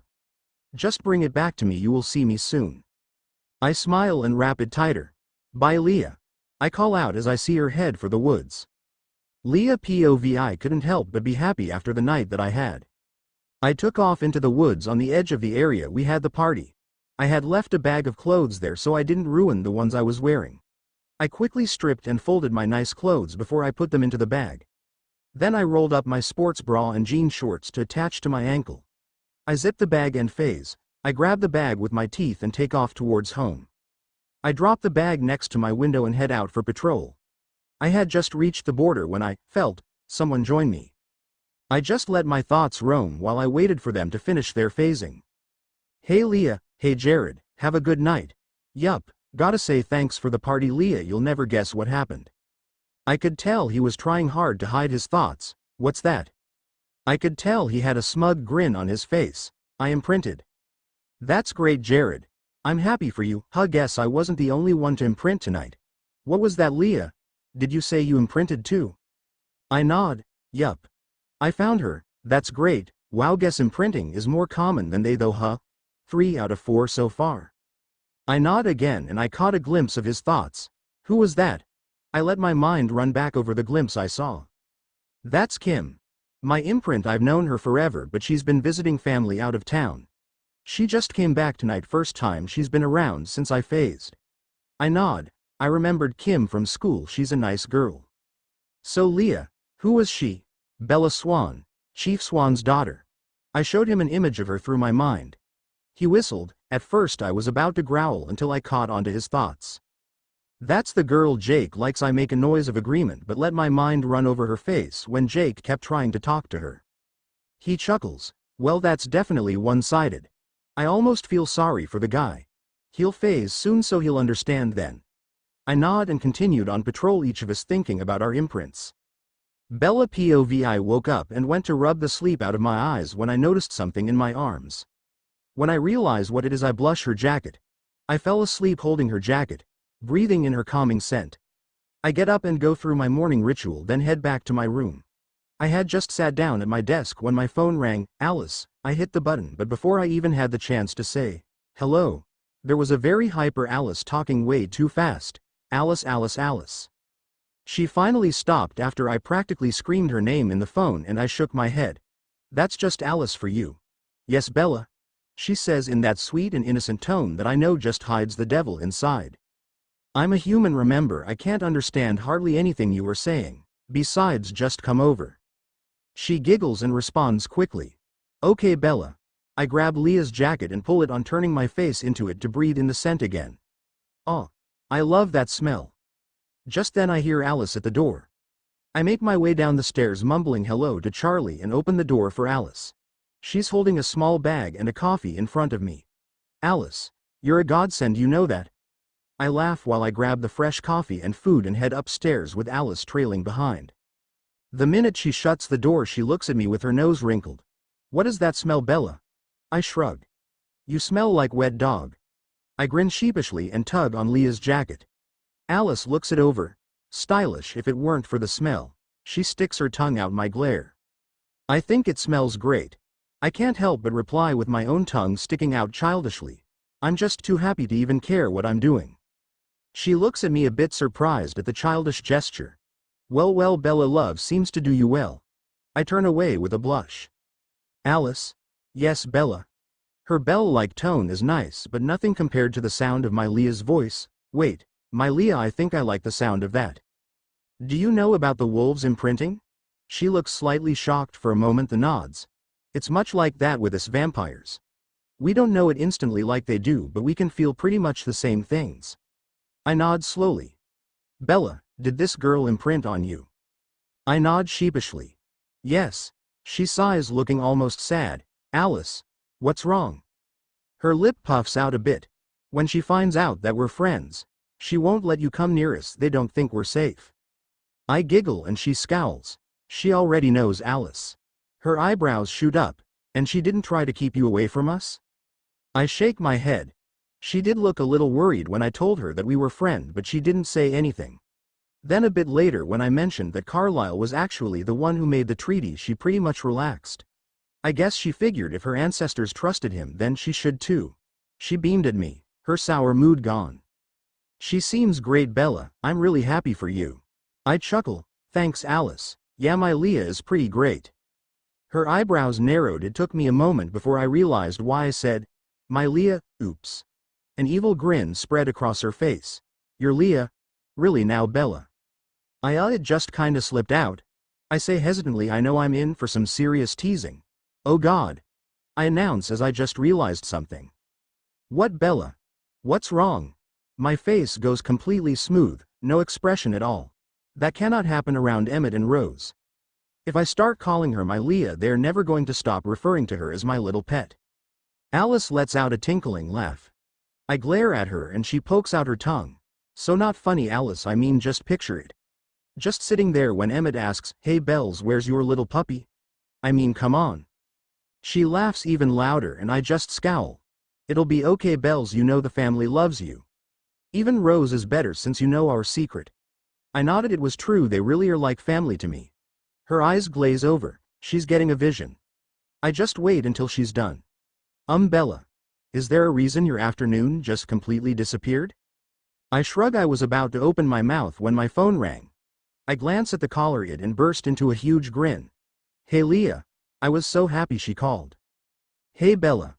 I was hoping that maybe we could like hang out this afternoon. I look at Alice, who has a look of realization on her face. Sure Leah, I'd love to. Are you going to come up here or should I come down to La Push? She's quiet for a moment. I'll come up there. It'd be nice to know where to find you. I smile. Apparently she is going to want to do this often. Sure, come on up whenever you're ready. Okay, see you soon, Bella. After I set the phone down, I turn to Alice, who is watching me expectantly. Yes, Alice. I know why your afternoon disappeared. I nod for her to continue. Apparently I can't see around the wolves. She probably had just decided to call when you disappeared. I nod. Natural defense, maybe? She shrugs. So Bella, can I meet your Leah? I throw my pillow at her and she lets out a bell-like laugh. I guess, Alice, but remember you're about to get this smell. I point at the jacket. Times about 1,000.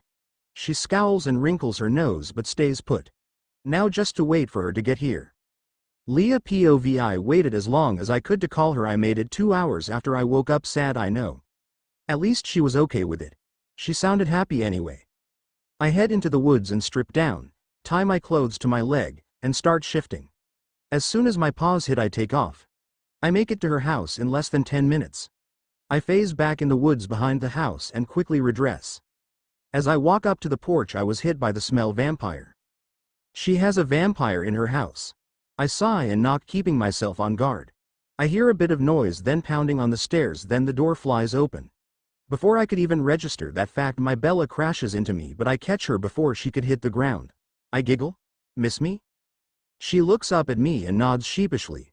I smile and pull her close for a moment before stepping back. Sorry, I couldn't help myself. I shrug. I wasn't going to complain. I notice she is wearing my jacket and I grin widely. That's when I notice her. The small one. I think my Bella said her name was Alice. I knew I had to be polite. She was my Bella's friend, even if she did smell sickly sweet. I force a smile and try not to wrinkle my nose. Hi, I'm Leah. I say from the doorway where I was still holding onto my Bella. I was trying my best not to get territorial because I knew my Bella wouldn't be happy with me. She smiles as best she can with her nose wrinkled. At least I know she cares about my Bella. She wouldn't put up with me this easily otherwise. I'm Alice. I nod, then look back to my Bella, who is looking between us. So Bella, what did you want to do today? She shrugs. I saw Alice's smile slowly fade away before she turns to me. It was nice to meet you. I'm sure I'll see you around. I nod curtly and move my Bella and I aside so she could get out. You as well. I watch her leave and finally relax as she pulls away. I could finally concentrate on my Bella. I couldn't even begin to explain how great it felt to have her arm around me like it was. She looks up at me and blushes before she steps away. I am sorry about that. I just wanted to hug you. I nod in understanding. If I had it my way, she would never be out of arm's reach. It's all right, Bella. I really don't mind. She smiles, her blush fading. So, take a walk with me. I shrug and followed her out the door. I smirk a bit when I notice her pulling my jacket tighter around her. It was a chilly day out, but it didn't bother me much, running a temperature as high as we do not much weather does. I follow her down a trail, paying more attention to her than where we were going. She veered off to the left, and when we broke through the trees I couldn't help but grin. She brought us to the same clearing where we met. I follow her over to a large tree and watch as she sits leaning against the trunk. I smile and sit next to her. As I shift to get comfortable, our hands brush and we both blush. I swear she's turning me into a blushing schoolgirl. I don't think I've blushed as much in my life as I have in the past day. We start talking about everything and nothing. Our hands kept brushing sometimes and my heart skipped a beat every time. She began telling me all about Renee, her mom, and her crazy antics. Our hands brush again and I couldn't take it anymore. I grab a hold of her hand, lightly to give her the chance to pull away. She didn't. In fact, she grips mine tighter and turns to me with a blush on her cheeks and a smile on her face. I am so happy to have the entire day off of patrol. Since Embry phased, one of us actually gets an entire day off at a time. We continue talking for a couple of hours and we keep shifting closer and closer to each other. We finally sit quietly for a few minutes and I feel her head lean on my shoulder. I turn my head in surprise only to realize she was sleeping. She looks so peaceful, like an angel. I watch her sleep for a few minutes before I join her in slumber. I wake up with a stiff back trying to remember where I was. As I was trying to stretch my back out, I felt the weight on my shoulder and heard a small groan. I turn to see my Bella looking up at me with a peaceful smile. I stand up and pull her with me, not letting go of her hand. We make our way back to her house and she gives my hand a gentle squeeze before letting go and walking up the porch. Chief Swan was home and I guess she doesn't want him to start thinking anything, at least yet. Was there anything to think? Are we something? I'm so confused. Bella POV. Let go of my Leah's hand before we go in because I don't want my dad to think anything. Though there isn't anything going on yet.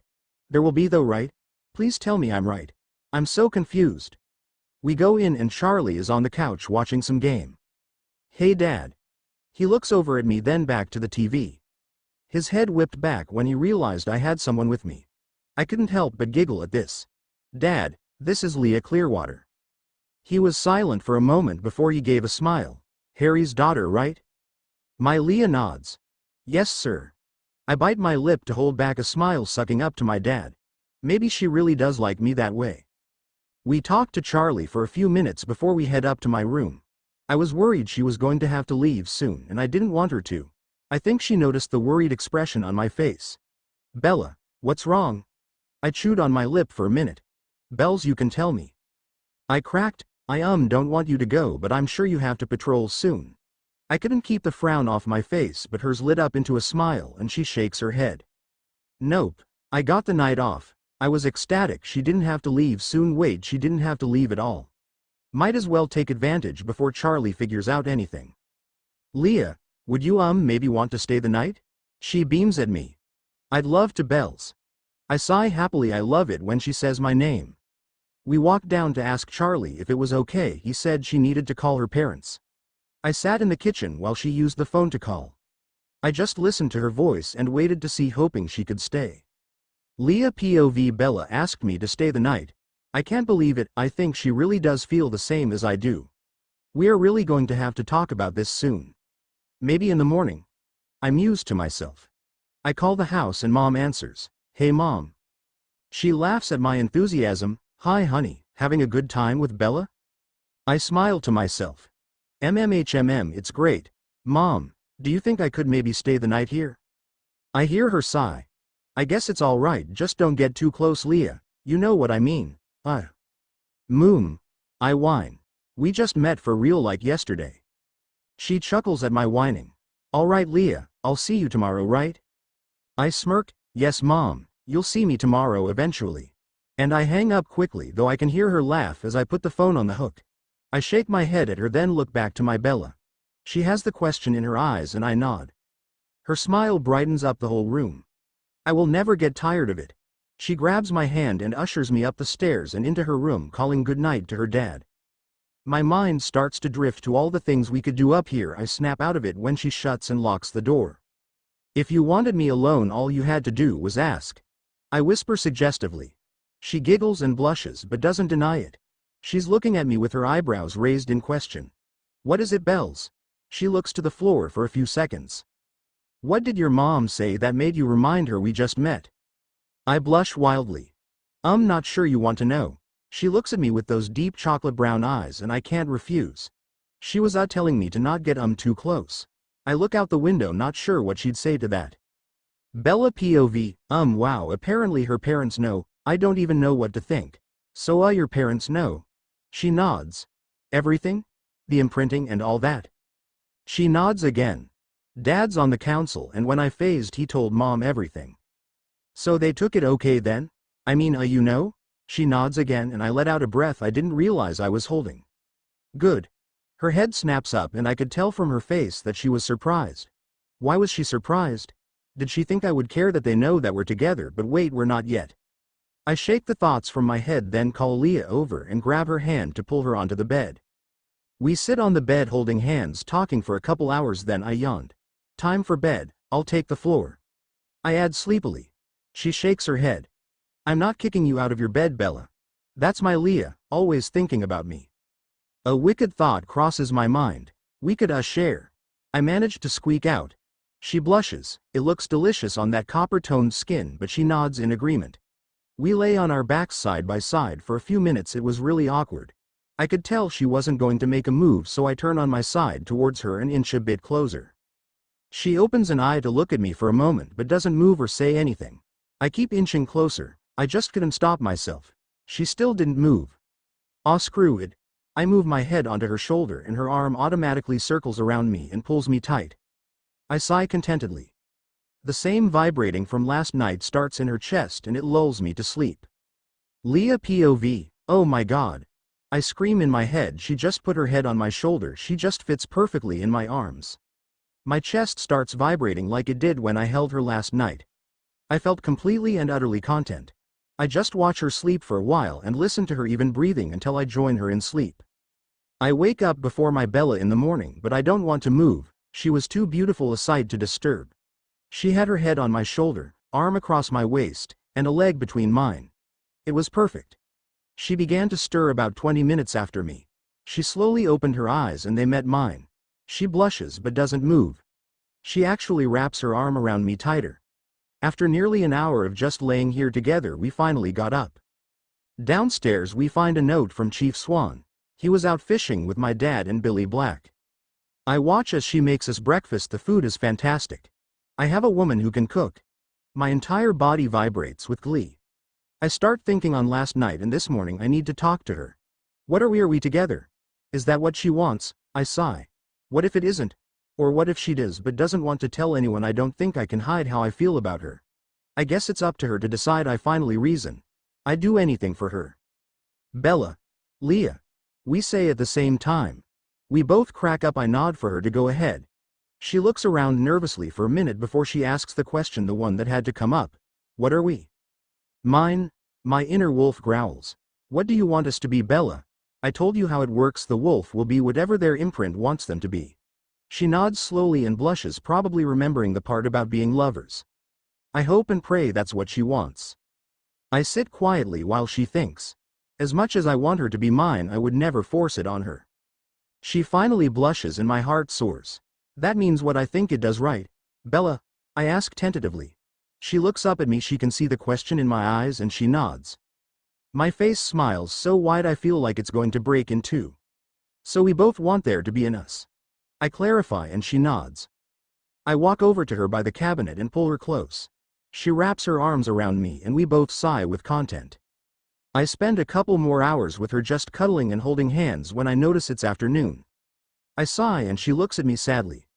I have to go. Gotta check in with Mom and Dad. Then patrol later. What are you going to do today? She thinks for a moment. I think I'll go see Alice, she says quietly and looks to me. I know she's expecting a reaction and I chuckle. Bella, I'm not going to try to forbid you from seeing her. I know she's your best friend and I trust them not to hurt you. I'm not like the rest of the pack. I hear her mumble. Got that right. And I can't help but giggle. I lean in to kiss her cheek and she blushes bright red. Say hi to Alice for me. Can I meet you at school tomorrow? I'll run there and we can ride home together? I ask in a small voice. She nods excitedly. Leah, how do you feel about people knowing right away? I shrug. It's up to you, Bells. I mean, the pack obviously knows. She nods. As well as Emily, my parents and the elders. Another nod. As for everyone else, I would be perfectly happy to shout it from the rooftops. She giggles. But I know people can be pretty small-minded. She nods sadly. How about you think about it and let me know when I meet you there tomorrow? She grins with a quick nod. She pulls me into a tight hug, then leans up and kisses my cheek before she pushes me out the door. I take off towards the woods, and as soon as I'm out of sight I phase and run for home. I feel like I'm flying, it's all going so perfect. Bella POV. Not long after Leah left, my phone rang. I already knew who it was.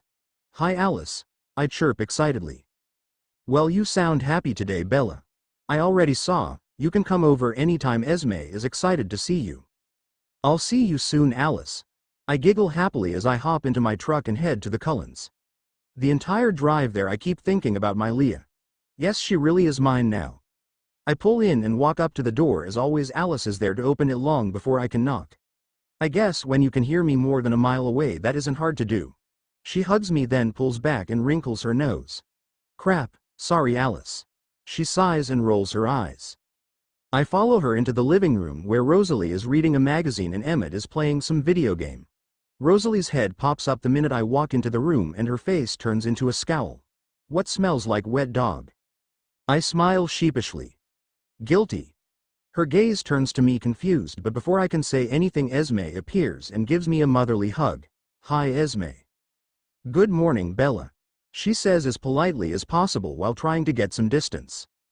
I sigh and roll my eyes. I get the point, I'll be back. I head up to the bathroom where we keep some of my clothes and take a quick shower. I put everything I was wearing into a bag to take home, including Leah's jacket that I didn't give back.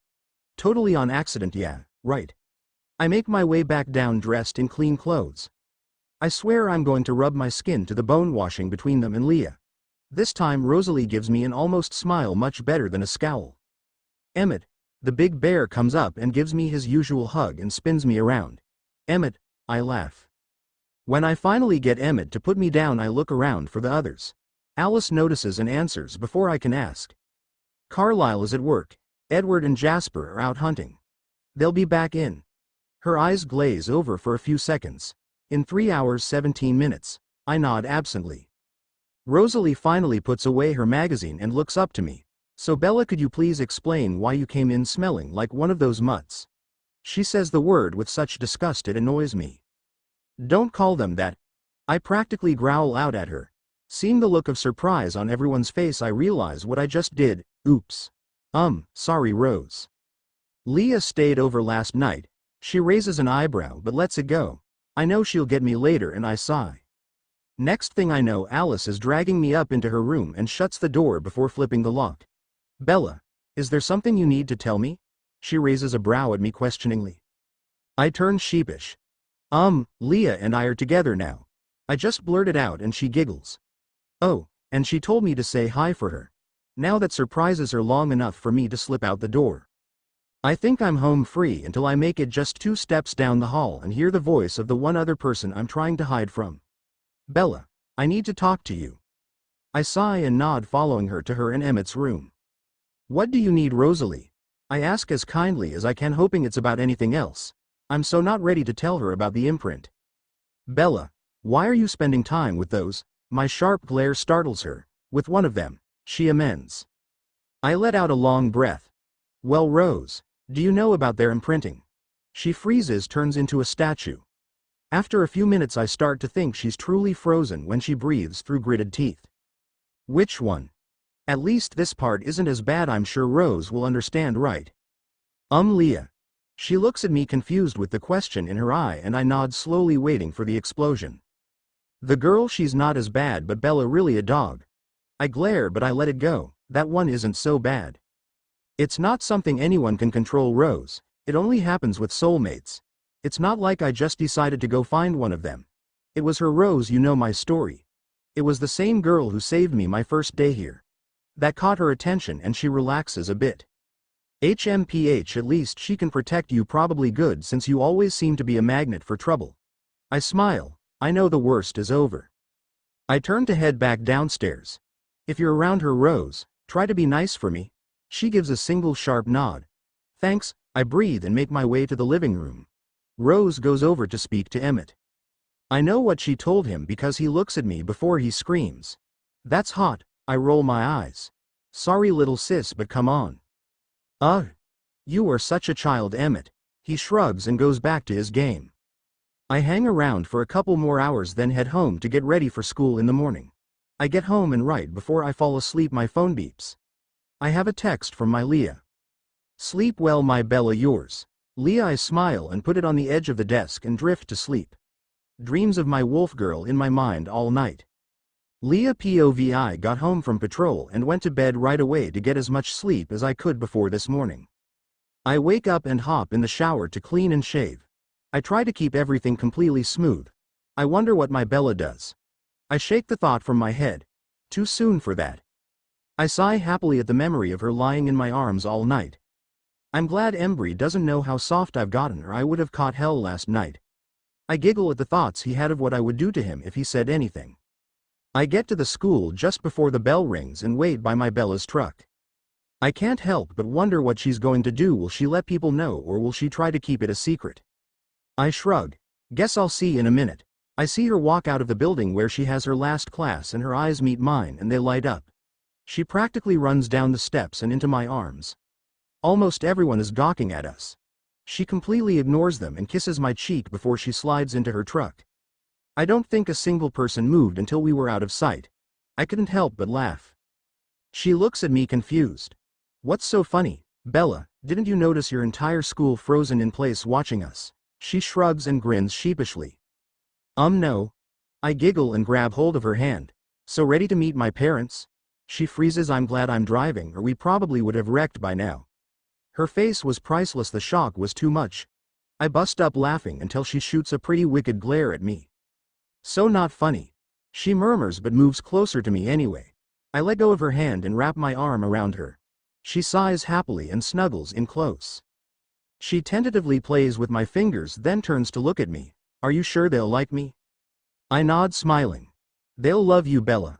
All they want is for me to be happy, and you make me that way. She beams at me and continues playing with my fingers. I guess we better tell Charlie today too. After our scene at school, I'm sure it will be around town by lunch tomorrow. She sighs as I nod and shrug. He loves you, Bella. It'll be okay. Besides, if it isn't, you can always come live with me. I smirk. Though you'll have to learn to deal with Seth.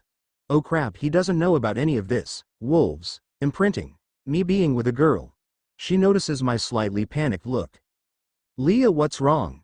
Seth, he doesn't know about any of this. Wolves, imprinting, me and you. Oh. That's all she says. Don't worry, Belle, Seth is a good kid. I'm sure he won't make too big a deal out of it. Besides, he's been growing quick. He might phase soon too. She sighs and nods before snuggling back into my side as we sit quietly for the rest of the trip. We pull up to the house and pull my Bella out the driver's side with me. I keep an arm around her and lead her into the house. I open the door and can hear both Mom and Dad in the kitchen. I call out to them. Mom, Dad, come meet Bella. Bella. POV. Okay. I am freaking out. I'm seconds away from meeting my Leah's parents. I am so nervous I practically start shaking. My Leah pulls me close and I inhale her scent, which helps calm me. She keeps her arm around my waist, holding me close as her mom and dad walk in. Sue is smiling and Harry looks well, like he always does. Her mom comes forward. It's nice to finally meet you, Bella. I smile. You too, Mrs. Clearwater. Dear, call me Sue, please. I nod and turn to Harry. You take care of my daughter, ya hear? His voice is kind but stern. I nod, of course. He turns to walk towards the couch. I let my Leah pull my body a bit closer and sigh happily. Sue looks at me kindly. Welcome to the family. I smile as she turns and walks back to the kitchen. Only then do I register her words.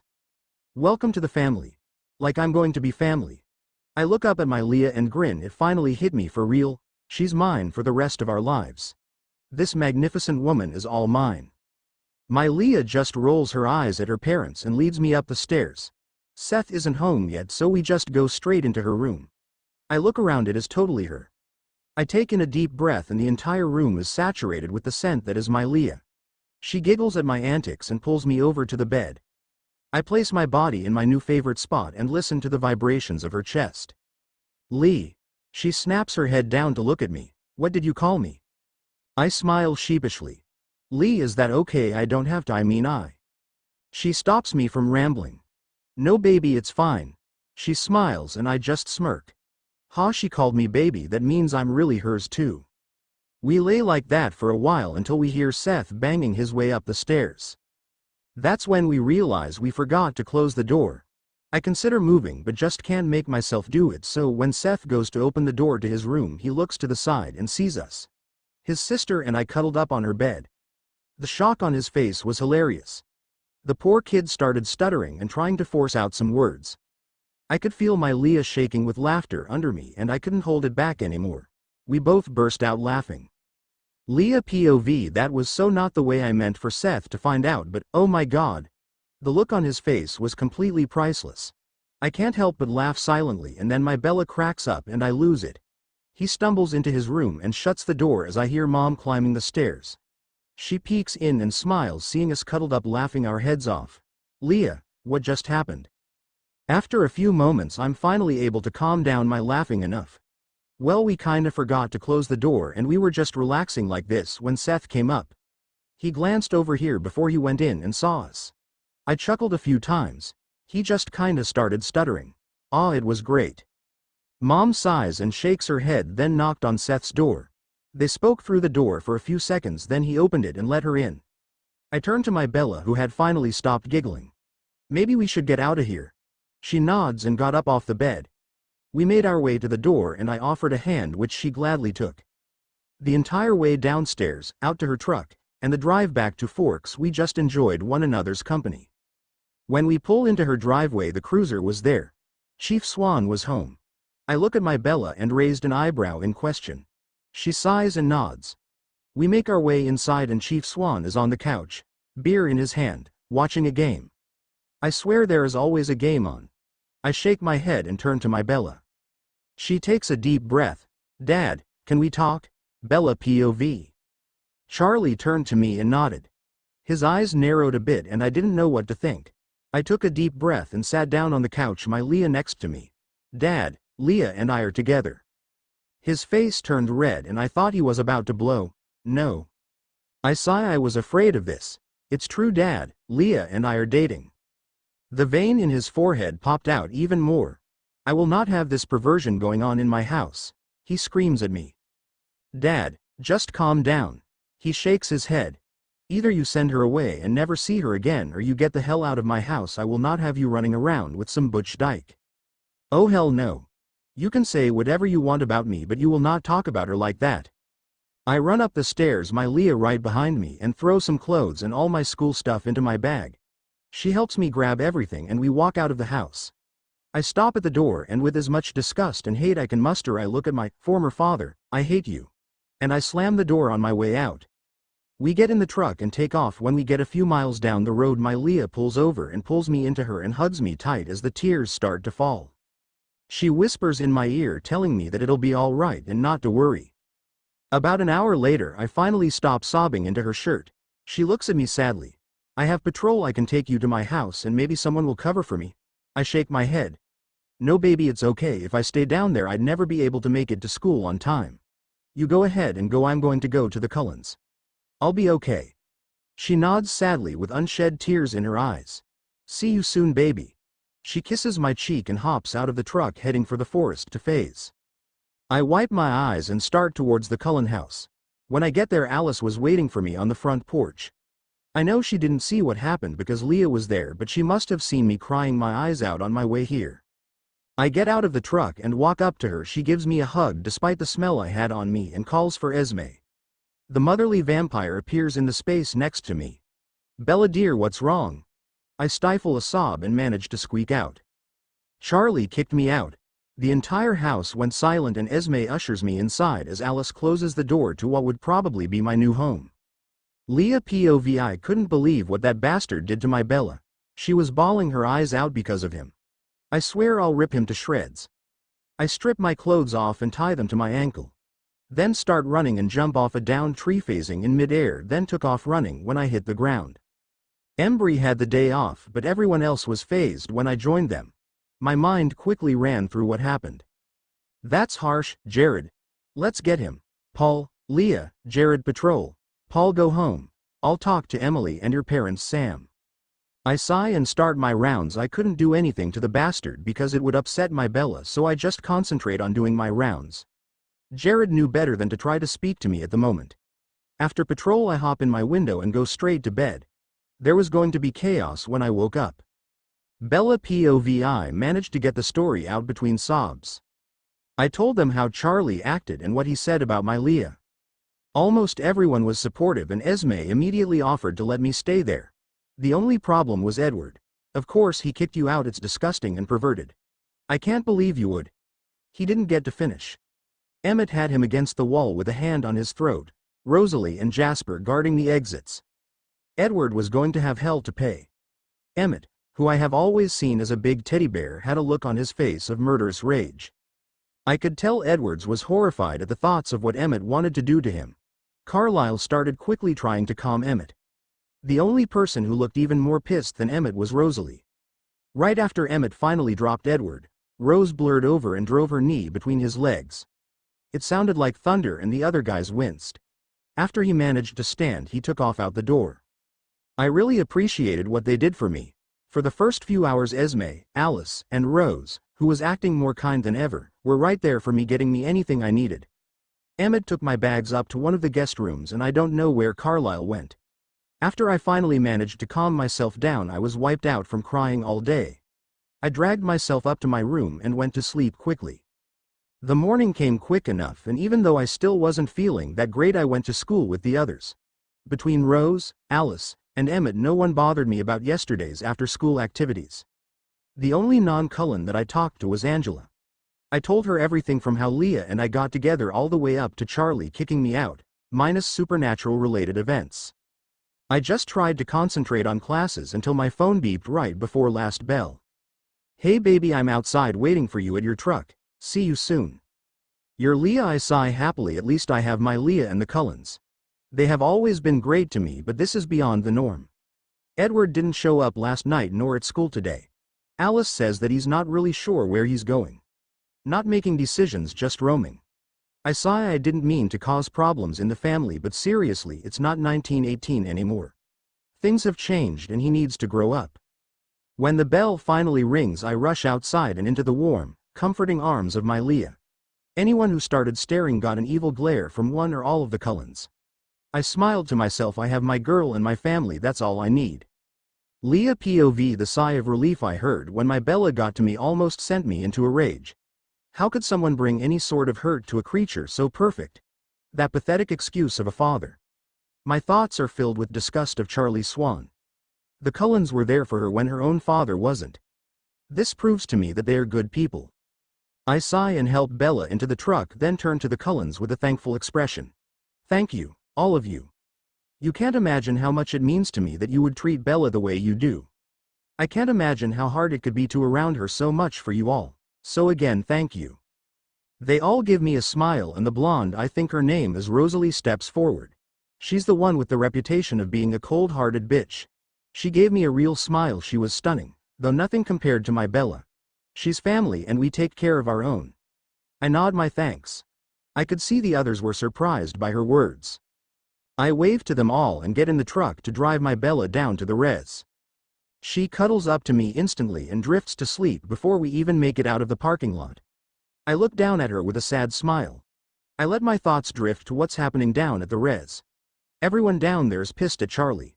They don't understand how he can disown his daughter. No matter what the reason.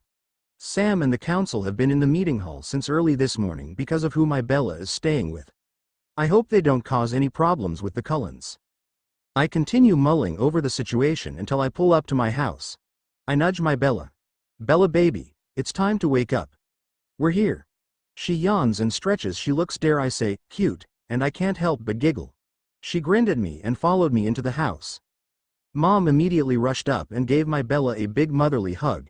She's really stocking up on mothers, isn't she? I kid to myself. Mom and Seth make her feel welcome while we wait to hear from Sam, my dad, and the other elders. After an hour or so, we decide to take a walk around La Push. We run into Jake. He found out about us from his dad and was just as angry with Charlie as the rest of us. He wasn't ecstatic about our relationship, but it had nothing to do with the fact that we were both women, just that she liked me and not him. He was still supportive, though I could tell he would be a good friend to my Bella. He's grown even more, and I bet he'll phase any day now. We continue walking around, just enjoying the fresh air before we make our way to Emily's to hang with her and the pack. Bella POV. My Leah was great, so was Sue and Seth.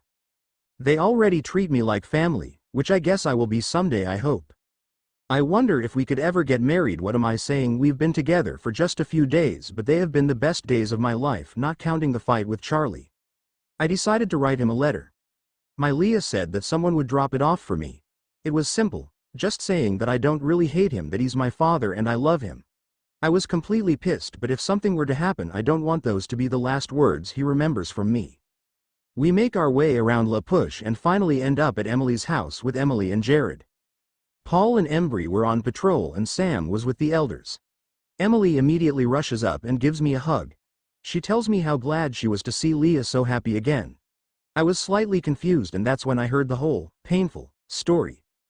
I felt slightly angry that they caused my Leah so much pain, but going through what we did, I can understand that painful longing that you can only fight for so long. I was also very happy to find out that I was the reason for their making up. It was nearing evening and I was preparing to go back to the Cullens when Sam showed up. He said that there wasn't really much to tell yet. The council wasn't exactly happy that I was staying with the Cullens, but they didn't try to forbid it yet either. My Leah and I just sighed. Then she said something that would make me love her forever, though I would have anyway. Sam, tell them that they should actually meet the Cullens, not at some formal meeting. The Cullens are people, not the monsters they've been made out to be. They have done way more to help Bella than that human father of hers. If they would make the sacrifices they have to help Bella, even though she's one of us now, they can't be all bad. He sits quietly for a moment as if considering the idea, then nods. I'll try. I grin at this. If it all goes according to plan, maybe things will get even better. I yawn, which caused my Leah to say I should probably head home, and I nod reluctantly. We make our way back to her house and I drive myself back to the Cullens. Esme had dinner waiting for me when I got home and the food was fantastic. I told them about my Leah's great idea and they all agreed. They held nothing against the pack. They said that when you consider what they've been told about their history, it's hard to try to separate the Cullens and other vampires, and I nod in agreement. I guess I could see that. The rest of the week passed fairly routinely. I went to school, headed down to La Push, came home to spend time with my family, then went to bed. It was fairly peaceful, even though there was a bit of sadness because of the missing member. Alice said that it appeared he was visiting the Denali's in Alaska and had met someone. She didn't really see much more, just that he had been spending a lot of time with a vampire the family didn't know. I was happy for him. He deserves to find someone just as much as the rest of us. Leah POVI was spending as much time with my Bella as I could. I would meet her after school every day and we would drive down to La Push together. We haven't done anything besides cuddle, and while it's on my mind, I have no drive to push it. The feeling I get just being around her is plenty. Sam called me this morning and said that the council agreed to have an informal meeting with the Cullens. It took the entire week to decide, but I didn't care. I knew my Bella would be ecstatic. I went to pick her up after school. On the drive down I tell her all about the plans and I could tell she was excited. The council decided that at our next telling of the legends, the Cullens could be present and even tell their side of the tale. Jake finally phased earlier this week. It's great to have another pack brother, and he was finally able to understand what was happening with Bella and he could see and feel how much I cared for her, so he was just happy she had that. They quickly fell into their more natural role as good friends, which was much easier without Jake flirting with her all the time. The bonfire with the Cullens was to be tomorrow. I am really surprised that they agreed to allow this opportunity, but Sam told me it was actually a thought that I had in regard to my Bella that pushed them to agree. I just believe that if our ancestors trusted the Cullens, why couldn't we? I mean, it has been over 80 years since the treaty and they haven't slipped once in the time they have been here. My Bella went back home and I just sigh happily, thinking how great things have been this past week. No hiding anything. I could be with my girl for hours every day, and pretty much everyone on the res plus the Cullens were supportive. Now let's just hope things go well tomorrow. Bella POV. When I get home I immediately go to Carlisle to ask that he call a family meeting. He happily obliged and called everyone into the living room. I quickly explained the situation, and the only complaint I got was from Rosalie about having to be around the stench for that long. I gotten long used to hearing all about it when I got home from La Push, so I just roll my eyes and ignore her. Carlyle was quite happy he would be able to tell his side of the story for the first time. He believes that there are some parts that were left out of the legends so that the later generations didn't get too soft on them. I just laughed and told them that there weren't even any humans who were more generous and compassionate than this family. The next day arrived quickly and I head down to La Push first thing in the morning. We would meet the Cullens at the treaty border at dusk and they would be escorted to the bonfire. My Leah and I decided to spend a bit of time with Emily before we all head to help get things set up. I was so happy that the council was giving the Cullens a chance to possibly bridge the gap between them and possibly allow more communication and understanding between each other. There are still a couple of council members still grumbling about allowing blood-sucking leeches on their land, but the majority weren't putting up a fight. In fact, many look excited, especially to hear about the legend of the treaty from someone who was actually there. I smile and listen as some of the Quileutes start singing some of the tribal songs. They're very beautiful, and just when I thought things couldn't get better, my Leah began to sing. Oh, I can't even describe how perfect her voice was. We had just finished setting up when it was time for us to go meet the others. I watch as my Leah walks off into the woods. Not even a minute later, a large light gray wolf comes trotting out of the spot where my Leah disappeared. She walked up to me slowly and I was in awe. This was the first time I'd seen one of the wolves since she rescued me. She tips her head down and I gently pet her for a few minutes. I could hear a rumbling noise coming from her. After a bit, the rest of the wolves come out of the forest from the opposite direction as my Leah. The big black wolf, which I knew to be Sam, barked something to the others. My wolf knelt down and let me climb on her back, and then we were off.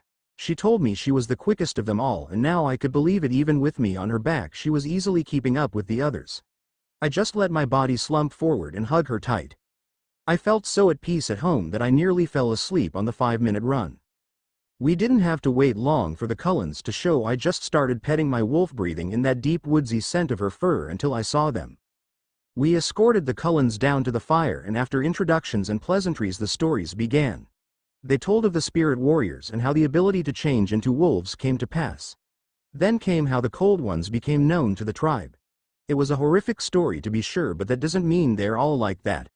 Finally, it was Carlyle's turn to tell the story of the treaty. Leah POV. When it was Carlyle's turn to tell his story, I'm sure everyone was expecting a lot of wolf bashing. They were wrong. His story began and we were all enraptured in his tale.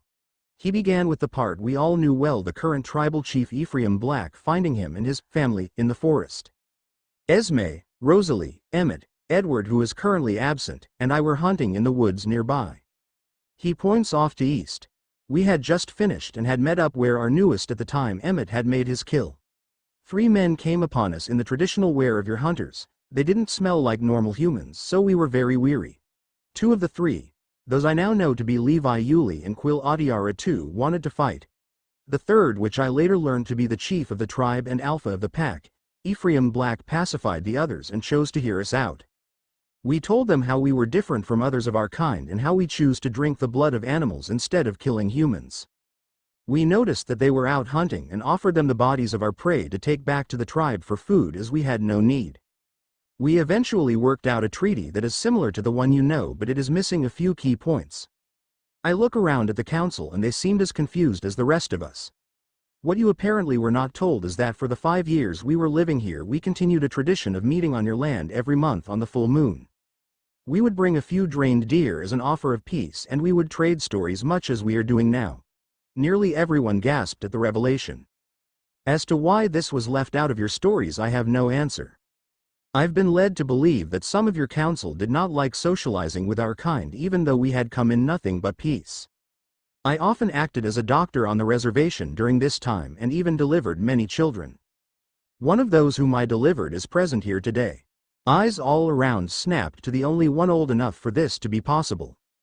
That was Quil Adiara III, son of one of the 3 wolves who witnessed the creation of the treaty, who looked just as surprised as the rest of us. For many years you've only known part of your tribe's history. I know it might be difficult to believe your elders didn't tell you the whole truth, but I believe it is important that you know that for many years we were trusted and respected members of the community. There was no law forbidding us from crossing the border, nor was there one to stop the many visits your grandfathers made to visit us at our home. He left us all in a stunned silence. I look at Carlyle and he has a proud and compassionate look on his face. So this is why he seemed so excited to get the chance to tell his story. It really would explain a lot, maybe just maybe this could change things. He smiled compassionately to everyone and nodded. I think it would be best if my family and I left now to give you all time to think about things, and I'm sure you will all want to do your own research. Might I suggest the journals of the Old Council, especially those of the Alpha. If you wish to speak us for any reason, please feel free to do so. Bella can get you in contact with me or another of my family. Carlyle turned to my Bella and he motioned to her with his head. She's practically asleep. If you would like, Emmett could carry her home. I'm sure she'll call you about her truck tomorrow. I nod my approval and my thanks. The Cullens and my Bella speed off, leaving the rest of us still stunned at the information we have gained this evening. After a few minutes, everyone seems to come back to themselves long enough to clean up and head home, but I know this will be on the minds of everyone in the time to come. I just shake my head and hope they find some sort of proof of this. If they do, then this could cause some major, and hopefully good, changes in the tribe. Bella POV. I wake up slowly, wondering how I got back home until I remembered last night. Carlyle's story was amazing, and it could open up a whole new connection between the Cullens and the tribe. I yawn, making my way downstairs after detouring to the bathroom for my morning rituals. I find a steaming breakfast on the table and sigh happily. It can be very nice living in a house with a cook that knows you're waking up before you do. I giggle at my thought. I wonder what's going on over on the res. I quickly eat my breakfast and give my appreciation to Esme. I swear she is probably the best mother I could ask for. I freeze at that thought. I haven't talked to Renee since before the party. I quickly dig out my phone and call her. Bella, she answers happily. Hi Mom. I answer with almost as much enthusiasm. Well Bella, you certainly sound happy. I nod to myself. I am Mom, but I need to talk to you. You haven't heard from Dad this week, have you? No honey, I haven't heard from your father for some time. I sigh in relief. At least I can break this to her my way. Well, Dad kinda kicked me out. He what? Why? I take a deep breath. Because he doesn't like the person I'm dating. Her voice lowers with suspicion. Bella, why doesn't your father like this person? Because it's a girl. I answer sheepishly, hoping she doesn't disown me too. Oh, that's all? Your father kicked you out because you're dating a girl? She sighs through the phone. So you're okay with it, Mom? I mean, I wasn't sure what to expect after.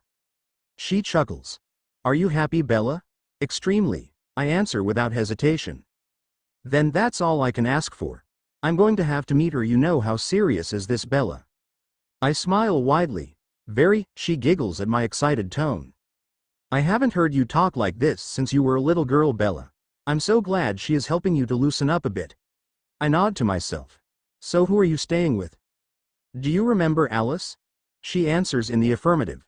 Well, I came here right after I left Dad's because I just wanted to see Alice, and Esme offered to let me stay here as long as I need to. She's great, Mom, they all are, going out of their way to cook for me, and the boys protect me at school like another little sister. I really love it. I can hear the smile in her voice. That's great, Bells. I think I should come out for a visit, maybe knock some sense into your father. I giggle at this. That would be great, Mom. When do you think you could come? She's quiet for a moment. Well, this is just perfect. Phil has an away game this coming weekend. I could fly out and visit you for a couple days, then come back just in time for him to get home. I smile at the thought of seeing Renee. Alice comes in the sliding door, just getting back from hunting, I guess.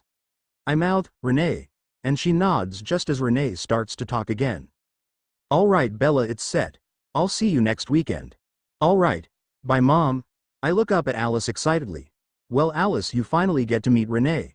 I giggle again. She bursts into a grin. I bet she and Esme will get along splendidly. Did you tell her about everything? I nod. She said she was going to knock some sense into Charlie. God knows he needs it. Alice nods in agreement. So what's the plan for today, Bella? I think for a moment. I guess I'll head down to La Push and see how everything is going, and of course to see my Leah. I slap my hand across my mouth. I can't believe I just said that. Please say Emmett and Rose aren't home, please. I beg the universe and everyone who is listening. Just when I think it's safe and they're gone, I hear Emmett's loud laugh and Rose yelling from upstairs. So she really is your pet? I knew it. I sigh. Crap, I'm going to pay for this later. Alice's tinkling laugh interrupts my inner monologue about how I could be so stupid. I shoot her a glare and she bites her lip but still can't stop shaking with laughter. I decide it's a good time to call my Leah. Leah POV. I wake up rubbing the sleep from my eyes and glance at my alarm clock by my bed. It reads 2 p.m. I jump up and rush downstairs. Mom, did Bella call? She nods. She told me not to wake you up. She knows how hard you work patrolling and just said to have you call when you were up. I run to the phone to call my Bella. She said she's on her way, so I head up to meet her at the border. She says she has some important news to tell me. I get to the spot where I'm supposed to meet her and I shift back and dress quickly. I expect to see Alice's Porsche, but instead it's Rosalie's red BMW. I eye it questioningly. My Bella hops out and has an apologetic look on her face. Before I can question her about it, Rosalie tosses something my way. I reach out automatically and grab it from the air. I pull it in front of me to look at it. It's a piece of leather that reads, "Property of Bella Swan." Before I get a chance to say anything, the blonde vampire speaks. I just thought Bella's pet needed a collar. I scowl and my Bella looks embarrassed. Sorry Lee, I kinda slipped and called you my Leah and Emmett and Rose, well you see. She points to the collar. I can't help but laugh with glee. She called me hers. I shrug, guess I can deal with the jokes, and I grin. Rosalie apparently didn't get the reaction she wanted and sped off. I giggle while I wait for my Bella to get to me. As soon as she crosses the stupid line which shouldn't even exist, I make my way towards her and she jumps into my arms and wraps her legs around my waist. Well, this is new. I say to myself. Miss me, baby? She nods and gives me a big kiss right on the lips. I have been waiting for this forever, and when it finally comes I freeze. I couldn't believe it, she finally kissed me. She pulled away when I didn't respond. Leah, baby, sorry if I That's when I notice she looks hurt and I pull her to me before she can move away. No, I was just surprised, let's try that again. I tip her chin and bend a bit to press my lips to hers. So soft and they taste so good. I can't help myself and I keep kissing her. She doesn't appear to be complaining. After a few minutes she pulls away. Lee, baby, are we going to stand here in the middle of the road all day? She giggles and I shrug. Be right back, and I press my lips to hers once more. I make it into woods and start stripping my clothes. That's when I notice the crotch of my shorts is soaked. That's just from a kiss. I start letting my mind wander to what will happen when we go further. I shake my head and phase, then head out to get my Bella. She hops on and we take off. Thankfully no one else is phased at the moment because I can't keep my thoughts off imagining our future encounters. When we get to my house I head towards the woods and I can feel her eyes on me. I phase back just a moment before I step behind a tree to give her a small glimpse of what's to come. Bella POV, gaw. After the kissing I was already starting to get wet, but then she had to do that. Just give me a glimpse of her delectable ass. I notice I'm practically drooling, so I shake the thoughts from my head and I'm sure my panties are completely ruined now. Then she comes back with a smirk on her face and I remember she can smell me. I blush wildly and can't help but attempt to scowl. So not funny. She grabs my hand and pulls me into house. Sue leans around the wall to see who came in. Hi Sue. I say as I walk in for a hug. I'm a lot more huggy now. My Leah stays back to shut the door. I wrap my arm around her back as she gets to me. So I wanted to tell you both something. They look at me expectantly. Renee, my mom, is coming to visit next weekend. Sue's eyes light up at the thought of finally meeting Renee. I turn to look at my Leah and she has a slightly fearful expression on her face. It takes a moment before I figure it out. Lee, baby, she already knows about us and she's perfectly okay with it. In fact, she said she was going to come knock some sense into Charlie. Sue laughs. Someone needs to, and Harry won't let me go do it. She pouts and I can't help but giggle. My Leah and I make our way to her room. When she shuts and locks the door I turn back to her and scowl. That was not very nice what you did out there. I put my hands on my hips and her expression turns sheepish. Sorry. I giggle and press my lips lightly to hers but pull away when she tries to respond. She pouts. I shake my head and her lip pokes out farther. I move in like I'm going to kiss her, then latch my teeth onto her pouty lip, tugging gently. Nice try, baby. She scowls, then grins and leads me over to the bed. I lie down almost on top of her and lean in for a kiss. After she presses her lips against mine a few times, her tongue snakes out to brush my upper lip, asking permission. I decide to tease. I tilt my head to one side as if I'm thinking about it. Her lower lip pokes out and I open my mouth slightly. Her tongue darts between my lips to intertwine with mine, and so begins the battle of dominance. We go back and forth between my mouth and hers for a few minutes, her hands running across my back and mine go up and down her side. Once I go a bit higher than intended and my hand brushes the swell of her breast. She gasps and I pull back for air. I lay my head on her chest and sigh happily. She tastes amazing. I could do this for the rest of my life. I think back over our kissing. Wow, if my panties weren't flooded before they are now. Leah POV, wow. I don't know what got into my Bella today, but I like it. After a very hot makeout session, she is laying my chest and I start to run my hand through her hair. She sighs and the rumbling starts in my chest. I know if we lay here for long she's going to fall asleep, but I don't want her to this time. I tilt her chin up and kiss her softly before guiding her up and off the bed. Sorry baby, but we have things to do today. She pouts and I lean in for a kiss. She sighs, if that's what I get for pouting I'll have to do it a lot more often. I giggle and nod, taking her hand and leading her down the stairs. Dad and everyone are still poring through the old journals looking to see if there is any truth in what Carlisle says. My Bella and I head down the road to see Emily. She's out on the front porch enjoying the sun. I sit in one of their sturdy porch chairs and pull my Bella onto my lap. She giggles but comes willingly, wrapping her arm around me. She leans in and presses her lips against mine for just a quick moment. I look over to see Emily smiling at us. Her eyes meet mine and mouths. Finally, I nod and she smiles. She knew I was starting to go a bit insane, waiting for Bella to be ready to move past cuddling. We both sigh happily as she leans into me. So heard anything new yet? She nods. It looks like they found something, but it's written in our old tribal language, so we're having trouble getting it translated. They should have something by the end of the week. I nod. You on patrol tonight? Nope, it's my night off. My Bella looks down at me with a question in her eyes. That means I can skip school tomorrow and stay with you, right? She asks hopefully. I narrow my eyes and shake my head. You only have a few months left, Bells. She pouts and I chuckle but press my lips to hers. Still going to school tomorrow. She scowls but can't keep the look on her face. Emily smiles at us. You two are so cute. I look at her like she's crazy. She just ignores me and giggles.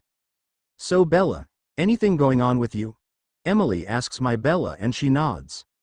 My mom is coming to visit next weekend.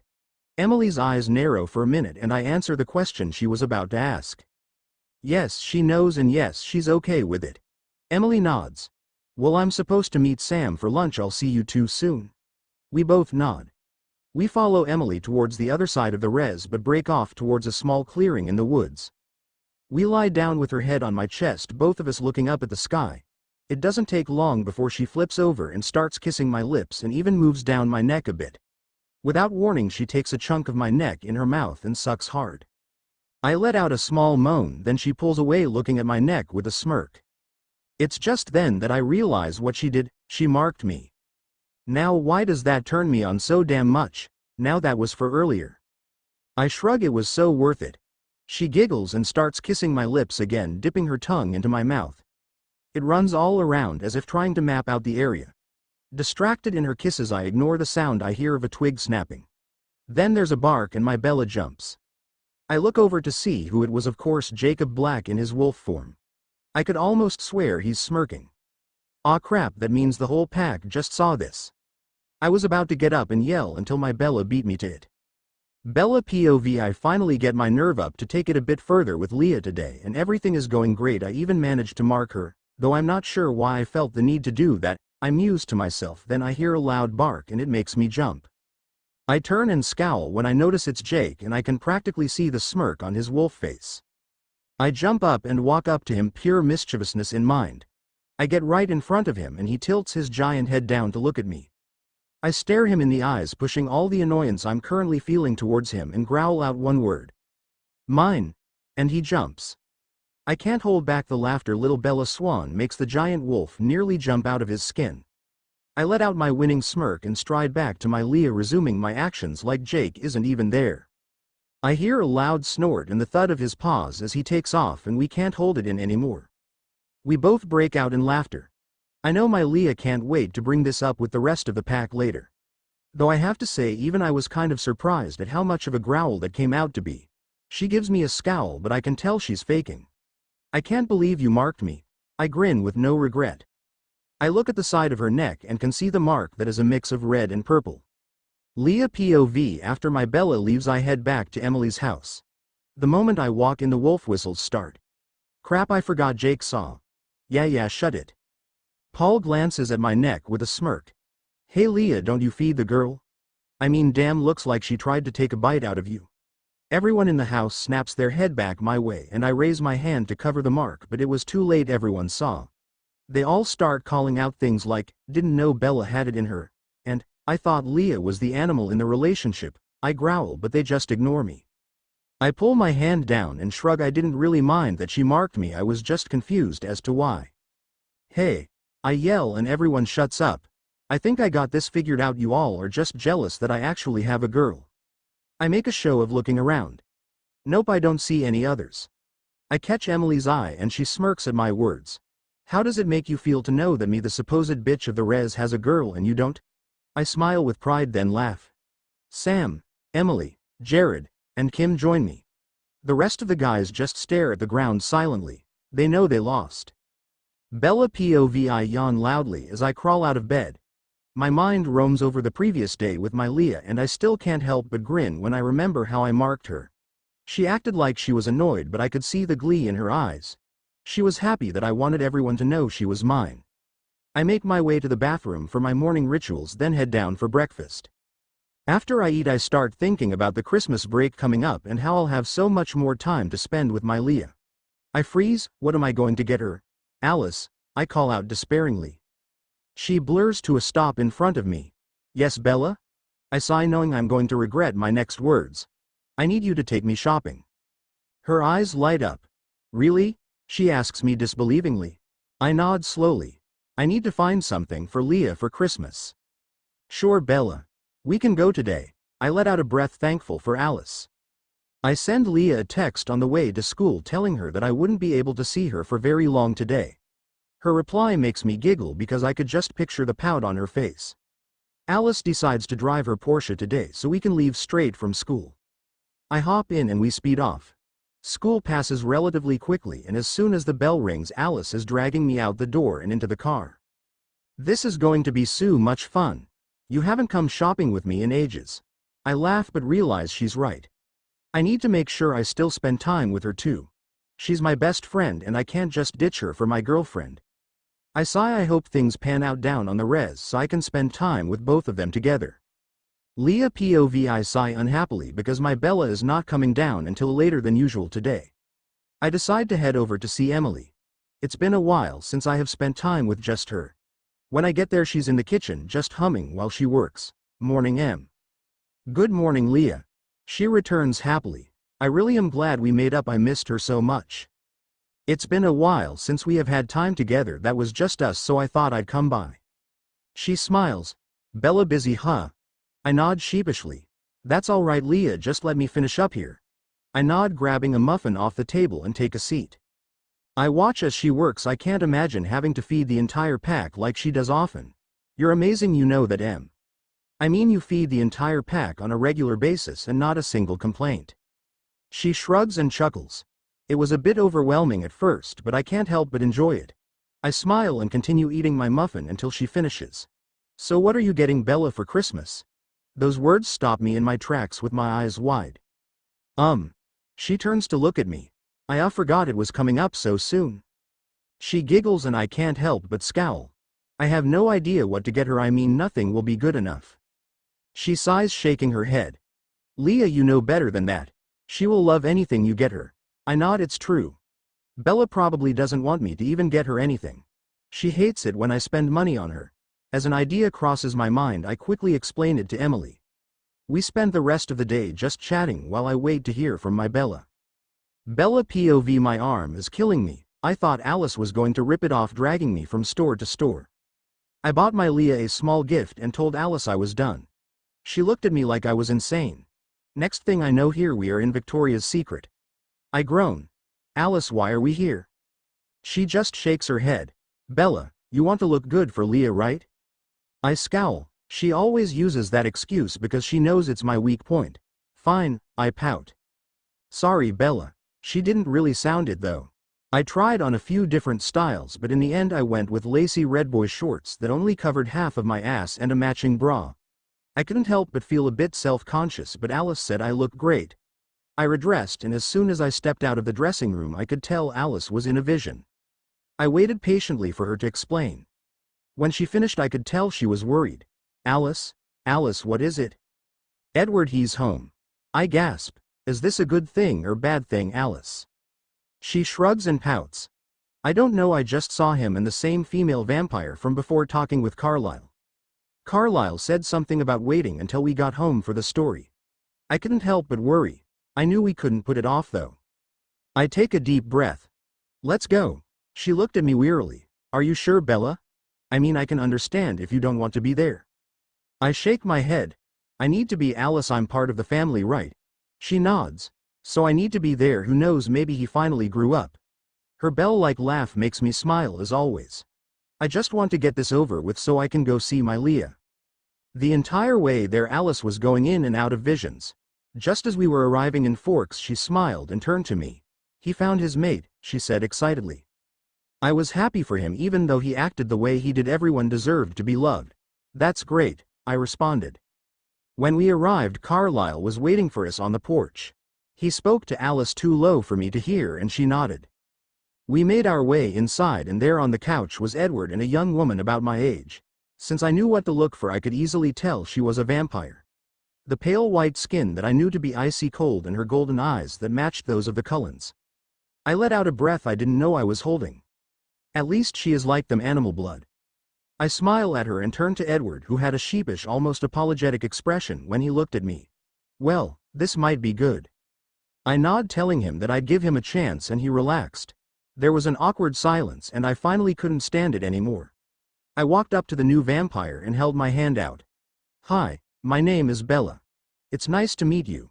Everyone let out a sigh of relief. She took my hand and shook it gently. It was ice cold, but I was used to it. Amber. Her smile was radiant, though my Leah's was still better. We all talked for a few minutes before the question was asked. It was Rosalie who voiced the one thing we all wanted to know. So how did you meet my brother? I could tell she was happy that Edward found his mate, but like any good sister she was suspicious. Amber could see the suspicion as well. How about I start from the beginning? We all nodded for her to continue. About 6 months ago I was driving home after work and a blizzard hit. I lost control of the car and slammed into a tree. The force threw me through the windshield. I grimaced. I don't remember much after that except the feeling of something hard and cold like stone picking me up, and I was fading in and out of consciousness. Next I felt the burn that I now know was venom in my veins. From what they told me, Kate was out hunting and came across the crash site. She knew I would die without the change. She managed to keep control of her thirst long enough to run me back to Eliezer, who changed me. I smiled. The Cullens have told me about their cousins from Alaska. She took a breath before continuing.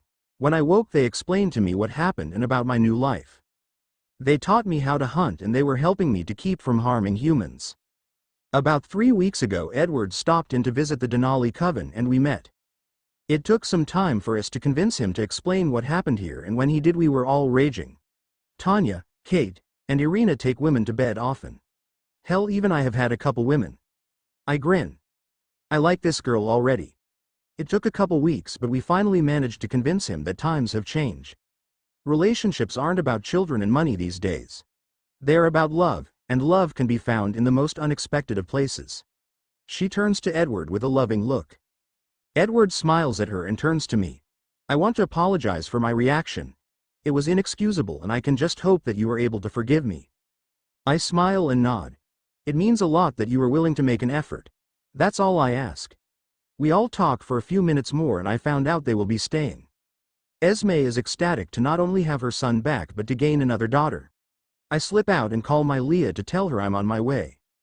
Leah POV, my Bella finally called and she's on her way. I sigh happily. I can't contain myself, so I wait on the front porch, practically bouncing in place until she pulls up. She runs around the car and jumps into my arms much like the day before. She still smells like them, but I'm getting used to it. The smell doesn't bother me as much now. I'm starting to think that the overwhelming part of the smell has to do with our feelings towards them. I have started to like most of the Cullens after what I've heard from Bella and the few times I've met them. She gives me a long passionate kiss before she speaks. Sorry I took so long, baby, we just had some unexpected company. I raise an eyebrow asking for an explanation.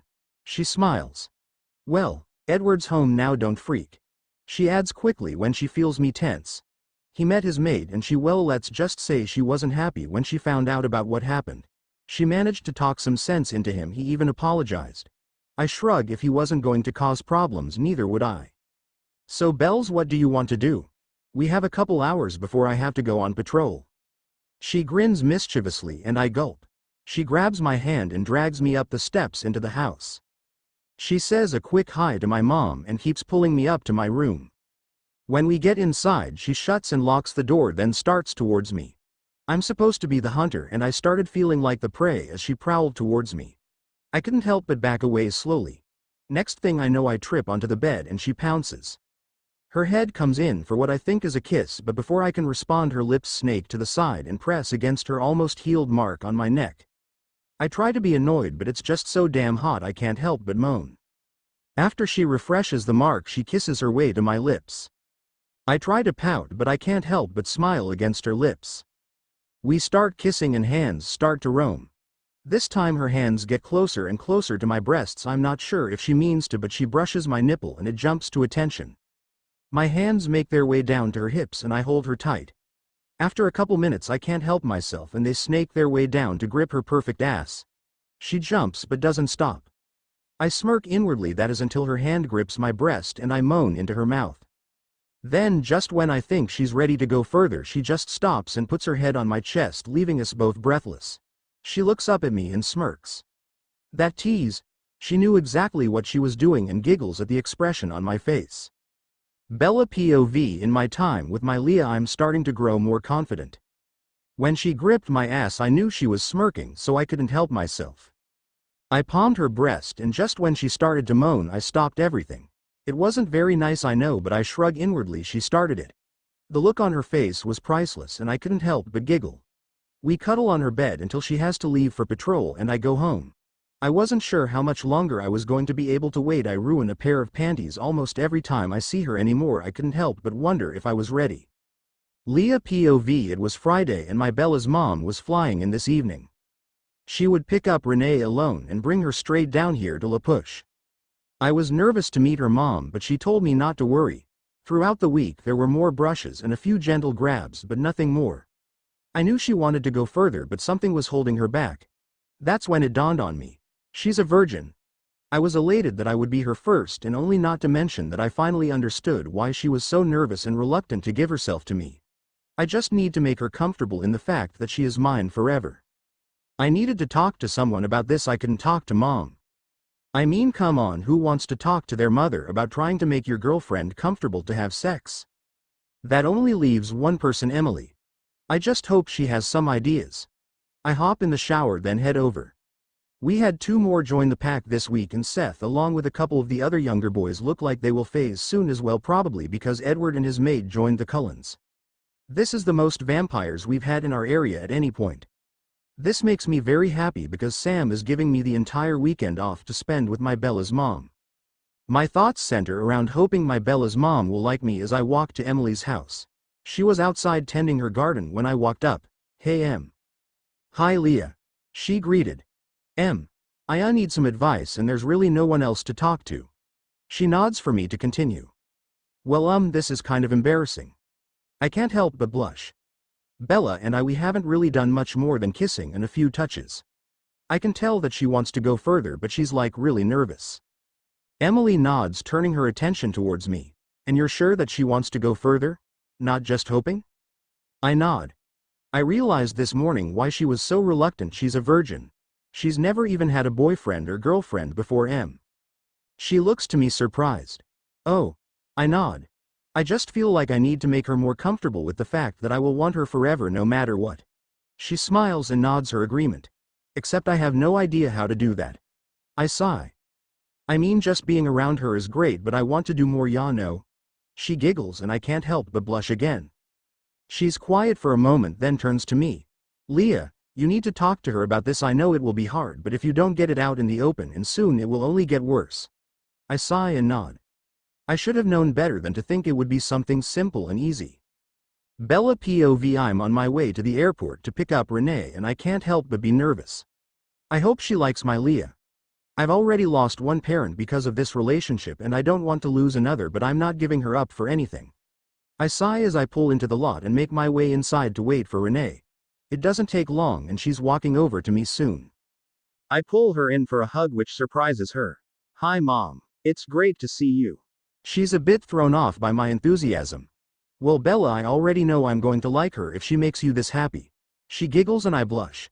On the drive back she asks me questions about living in Forks and about school. After a few minutes she asks the first question I'd been waiting for. So how did you meet? I giggle thinking to myself. Well, I don't think I can tell her about the first night in Forks, so I'll just stick with the party. Well, I went down to a party on the reservation with some friends from school. I was invited by Jacob Black, Billy's son. She nods knowing Billy is Charlie's best friend. Not long after I got there I noticed her with some of her friends. She turned her head and our eyes met and I was gone. I blush and Renee giggles. Love at first sight, huh? I smile and nod. She doesn't have any idea how right she is. We talked all night and exchanged numbers before I left. She called the next day and we spent most of the afternoon together and she stayed the night. I mumbled the last words lowly but apparently not low enough. Renee raised an eyebrow and I blushed. Nothing happened that night, Mom. She smiles. What about since then? How close have you gotten? I blushed and whined.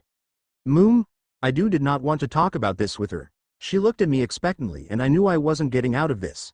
We haven't really done any more than kiss, Mom. I guess I'm just too nervous. I really didn't want to talk about this, but it does feel good to get it out. What's wrong, honey? I shrugged. I'm really nervous. I guess she will be my first. I blurt out the last words. She takes a moment to sort out my words. Bella, you need to talk to her about this. I know it's hard, but if you really care about her you need to tell her what's wrong. I sigh. I know, Mom, I will. Soon. As uncomfortable as it was, I did feel better. So tell me, what's she look like? At this I break into a grin. She's so beautiful, Mom. She has chin-length silky black hair. It frames her face perfectly and her skin tone is a gorgeous shade of copper. Her other assets are perfect too from what I can tell. I gush and a blush tints my cheeks. Renee laughs.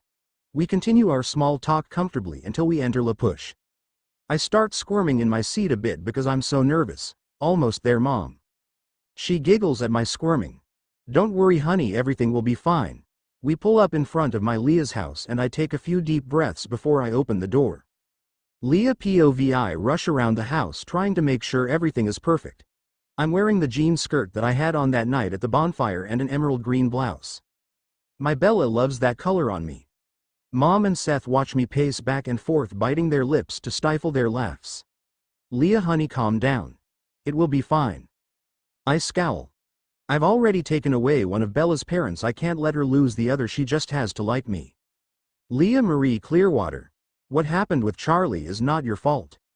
I turn sheepish. She never uses my middle name or that tone unless I'm in trouble. Sorry, Mom, I'm just nervous. She nods knowingly. I hear her truck coming up the road and smooth my skirt, trying to stay calm. The truck stops and the engine goes off. I wait a few seconds and take a few deep breaths, then open the door.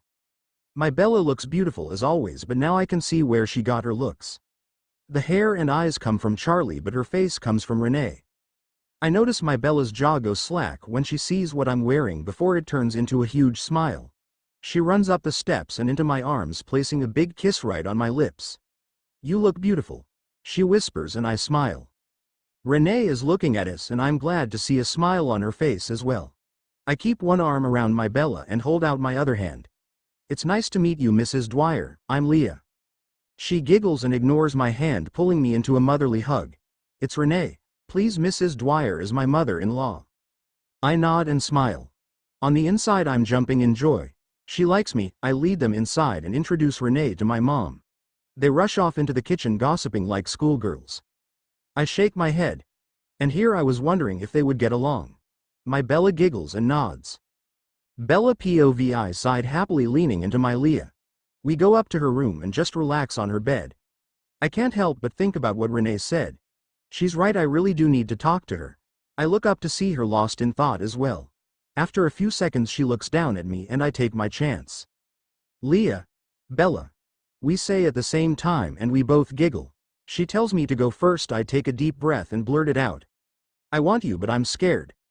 I expect to see annoyance in her eyes, but instead I see compassion and understanding. She nods slowly.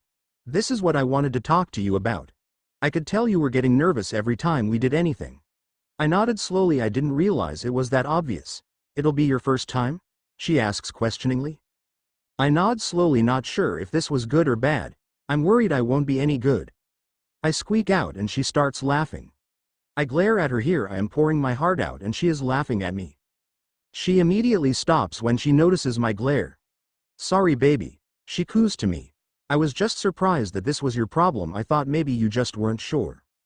I could see the worry on her face. She thought I didn't want her? That's crazy. No baby, I'm sure about you, about us. I reassure her quickly.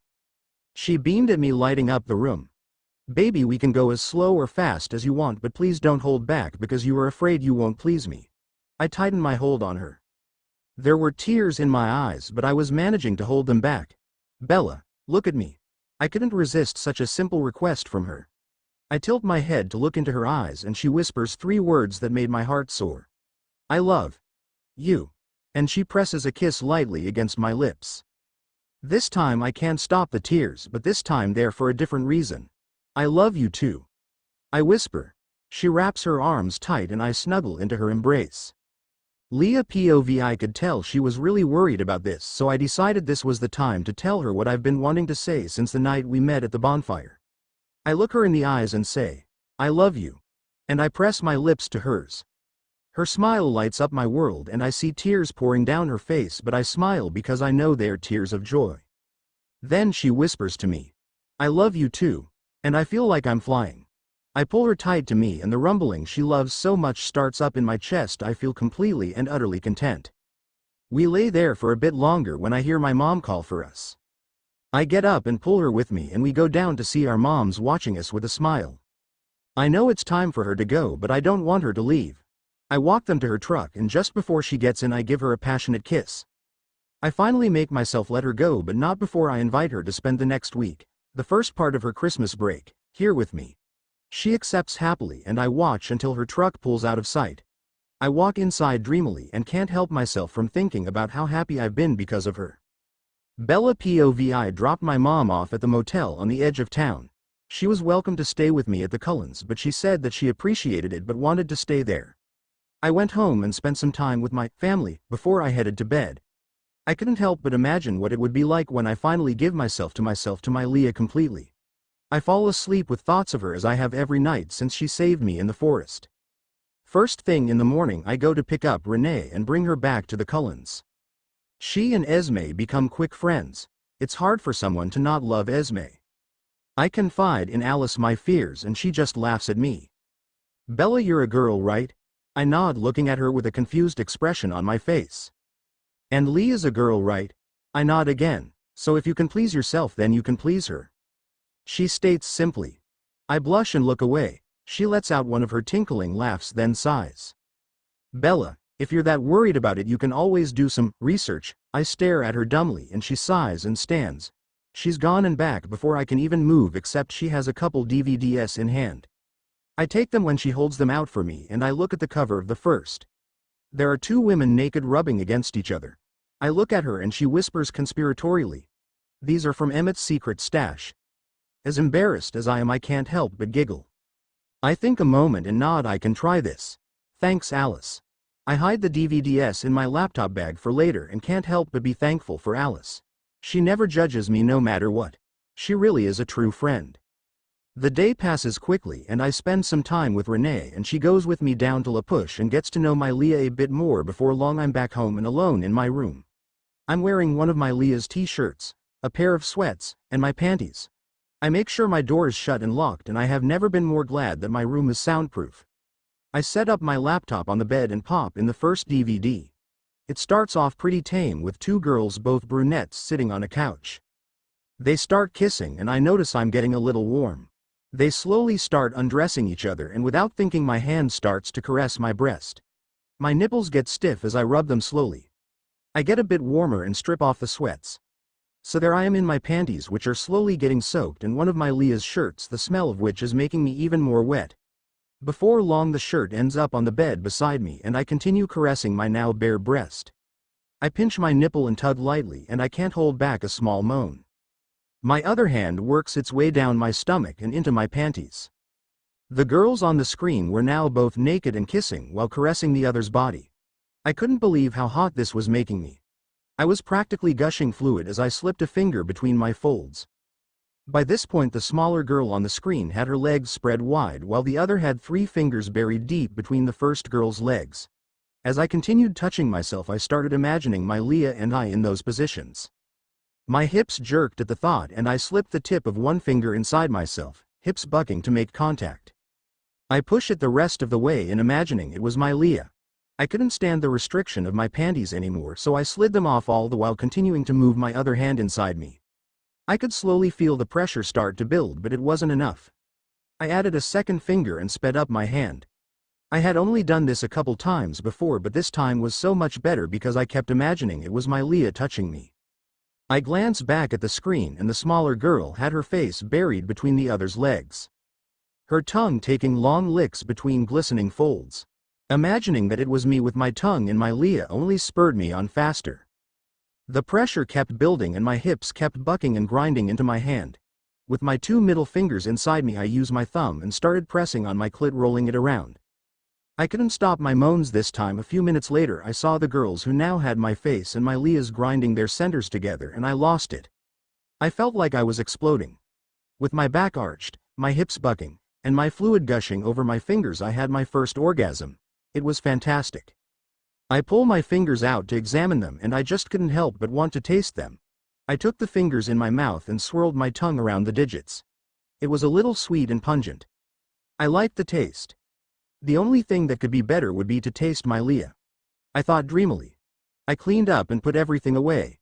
Then I dressed quickly and went to sleep with a smile of contentment on my face. The only thought in my mind was wondering when I could do this with my Leah. Leah POVI crawl out of bed and head sleepily for the shower. It's been great getting to know Renee, but I was kind of glad she was leaving tonight, not to mention my Bella was coming to stay for a whole week. I sigh happily. I don't know what I'm going to do though. I mean, have had to touch myself at least twice a day for a week now. My Bella just makes me so damn horny. I sigh and quickly wash myself. I spend an extra minute on my breasts, but I know I don't have much time, so I can't get myself off before she gets here. I let out a breath. It's going to be a long day. I finish up my shower, then dress and head downstairs. My Bella and Renee are already here talking to Mom. I drag my Bella over to the couch and we cuddle while our moms talk. I tune them out for the most part because they're giggling like schoolgirls, but one word catches my attention. Without thinking, I just blurt out, "Did I just hear the word marriage?" My Bella blushes and Mom's and Renee's faces turn sheepish. "Oh come on, look at you two, it's obvious you are completely in love and will be together forever," Renee gushes. I grin, can't say she's wrong. I wrap my arms tighter around my Bella, who is still blushing. "Besides, Leah, you can't tell me that you haven't thought about marrying that wonderful girl." I scowl at my mom, but when my Bella looks at me I can't help but blush because I had thought about it a lot actually. "Moom," I groan. She just laughs along with Renee and goes back to talking conspiratorially, probably planning our wedding. My Bella looks at me with an expression I can't really read. "Have you thought about it?" I don't want to say anything, but I can't lie to her, so I just nod. She turns bright red. "You?" I question if possible. She blushed even more as she nodded. I grinned. "So Bella, what did you do last night?" She looked away real quick and blushed yet again. I love it when she blushes. "Bella?" She gives me a look that says, "Do I have to?" I just raise an eyebrow in question. You know how I was worried about not knowing what to do when we I nod. I knew about her worries. Well, I did a bit of research, I guess you'd call it. I looked at her questioningly. Research? The blush starts to trail down her neck and I can't help but wonder how far down it goes. I almost didn't catch her next words that she just blurted out. "I watch ed porn." It takes me a minute to process what she said and I laugh. She scowls and I laugh harder. She starts to pull away and I pull her back and nuzzle her neck. Sorry baby, it's just sometimes I forget how shy you are and I can't help but tease. She smiles, but it's not normal, it's filled with a hint of mischief. I can't help but wonder what she's going to do. Bella POV. She thinks that it's funny to tease me, huh? Well, I'll show her. I grin mischievously and glance around to make sure our moms can't see us. I let a hand trail down her cheek, over her breast, and she stifles a moan. I continue down to her crotch and give it a quick squeeze and she bucks her hips. Then I get up calmly and walk away. I hear her chase after me and I run to the kitchen to see Renee and Sue talking away. I was just about to say hi when I'm lifted into the air and she whispers in my ear. You just started a war. The words sent a shiver down my spine. We hear laughing and turn with sheepish expressions. Our moms were standing there watching us. Hi? I blush. They just shake their head and mumble something like, "Young love," and I giggle. I start thinking about what my Leah said and I shiver in anticipation. Did I start something that I really can't finish? I shrug, it'll be fun either way. I decided after last night that I was going to be confident. I know she loves me and will be happy with anything I do. A couple hours pass and Renee has to get to the airport and my Leah offered to drive. Renee told us that she thinks she got through to Charlie, but she wasn't positive. When we arrived, we got out of the car and my Leah offered her hand and I gladly took it, ignoring the strange looks from some of the people. This is the first time we've been together off the reservation, other than outside my school, so we haven't had this experience yet. As long as she kept my hand in hers, I didn't care what the rest of the world thought. We said goodbye to Renee and made our way back to the car. As soon as we got in and turned onto the road, her hand made its way to rest on my thigh. I could feel it slide up slowly and her fingers tapping the inside of my thigh. I started to get wet. Before I had time to think, I reached over and gave her breast a quick squeeze and got a squeal. Her hand stayed right where it was though, and I didn't really mind. I just rested my hand atop hers and grinned happily. She pulled into her drive and we met at the front of the car, her hand finding mine again, and I joined her in what would be my home for the next week. When the evening ends, we make our way to her room. I was a bit surprised that Sue and Harry were letting me stay in here, but I guess since we would be together forever and we couldn't exactly get pregnant alone, they saw no reason to stop us. She tosses her shirt on her bed and heads into the bathroom in her shorts and sports bra to finish changing while I changed in here. I quickly pull on a pair of shorts and after a short deliberation I pull on the shirt she just removed over my bare skin. When she came back, she was wearing a tight tank top that really accentuated her breasts. I could even see her nipples against the fabric and I got wet. Then I notice her very short shorts that showed off her long tan legs. She smiles when she sees my shirt and gets on the bed. I join her and quickly fall into a deep sleep. I always sleep so well in her arms. Leah POV. When I wake up, my Bella was practically on top of me, but that's not what really caught my attention. Her hand, instead of being around my waist like it usually is, was cupping my breast. I giggle to myself and wonder what she will say when she wakes up. What I didn't realize is that my giggling woke her up. When she realizes where her hand was, instead of whipping it away like I thought, she gets a devilish grin on her face and gives my breast a gentle squeeze. I let out a whisper of a moan. She giggles and nuzzles my neck for a moment before latching on and refreshing her mark on my neck. She never lets it fade away completely. She sighs after a moment. We have to get up, huh? I nod sadly. I didn't want to move either. I hopped up and decided to get back at her for teasing me this morning. I'm going to take a shower, want to join me? I ask with a smirk. Her jaw drops and I laugh the entire way into the bathroom. I keep laughing until I realize, how will she get me back for this one? I shrug. I'm sure I'll like it either way. After my shower, I return to my room and wait for her to finish before we head down to Sam and Emily's. When she opens the door, I turn to her to say something, but my jaw falls to the floor before I get the chance. I expected her to walk in fully dressed. No, she was still in a towel. She strutted over to her bag, turning her back to me, and just dropped it. There she was.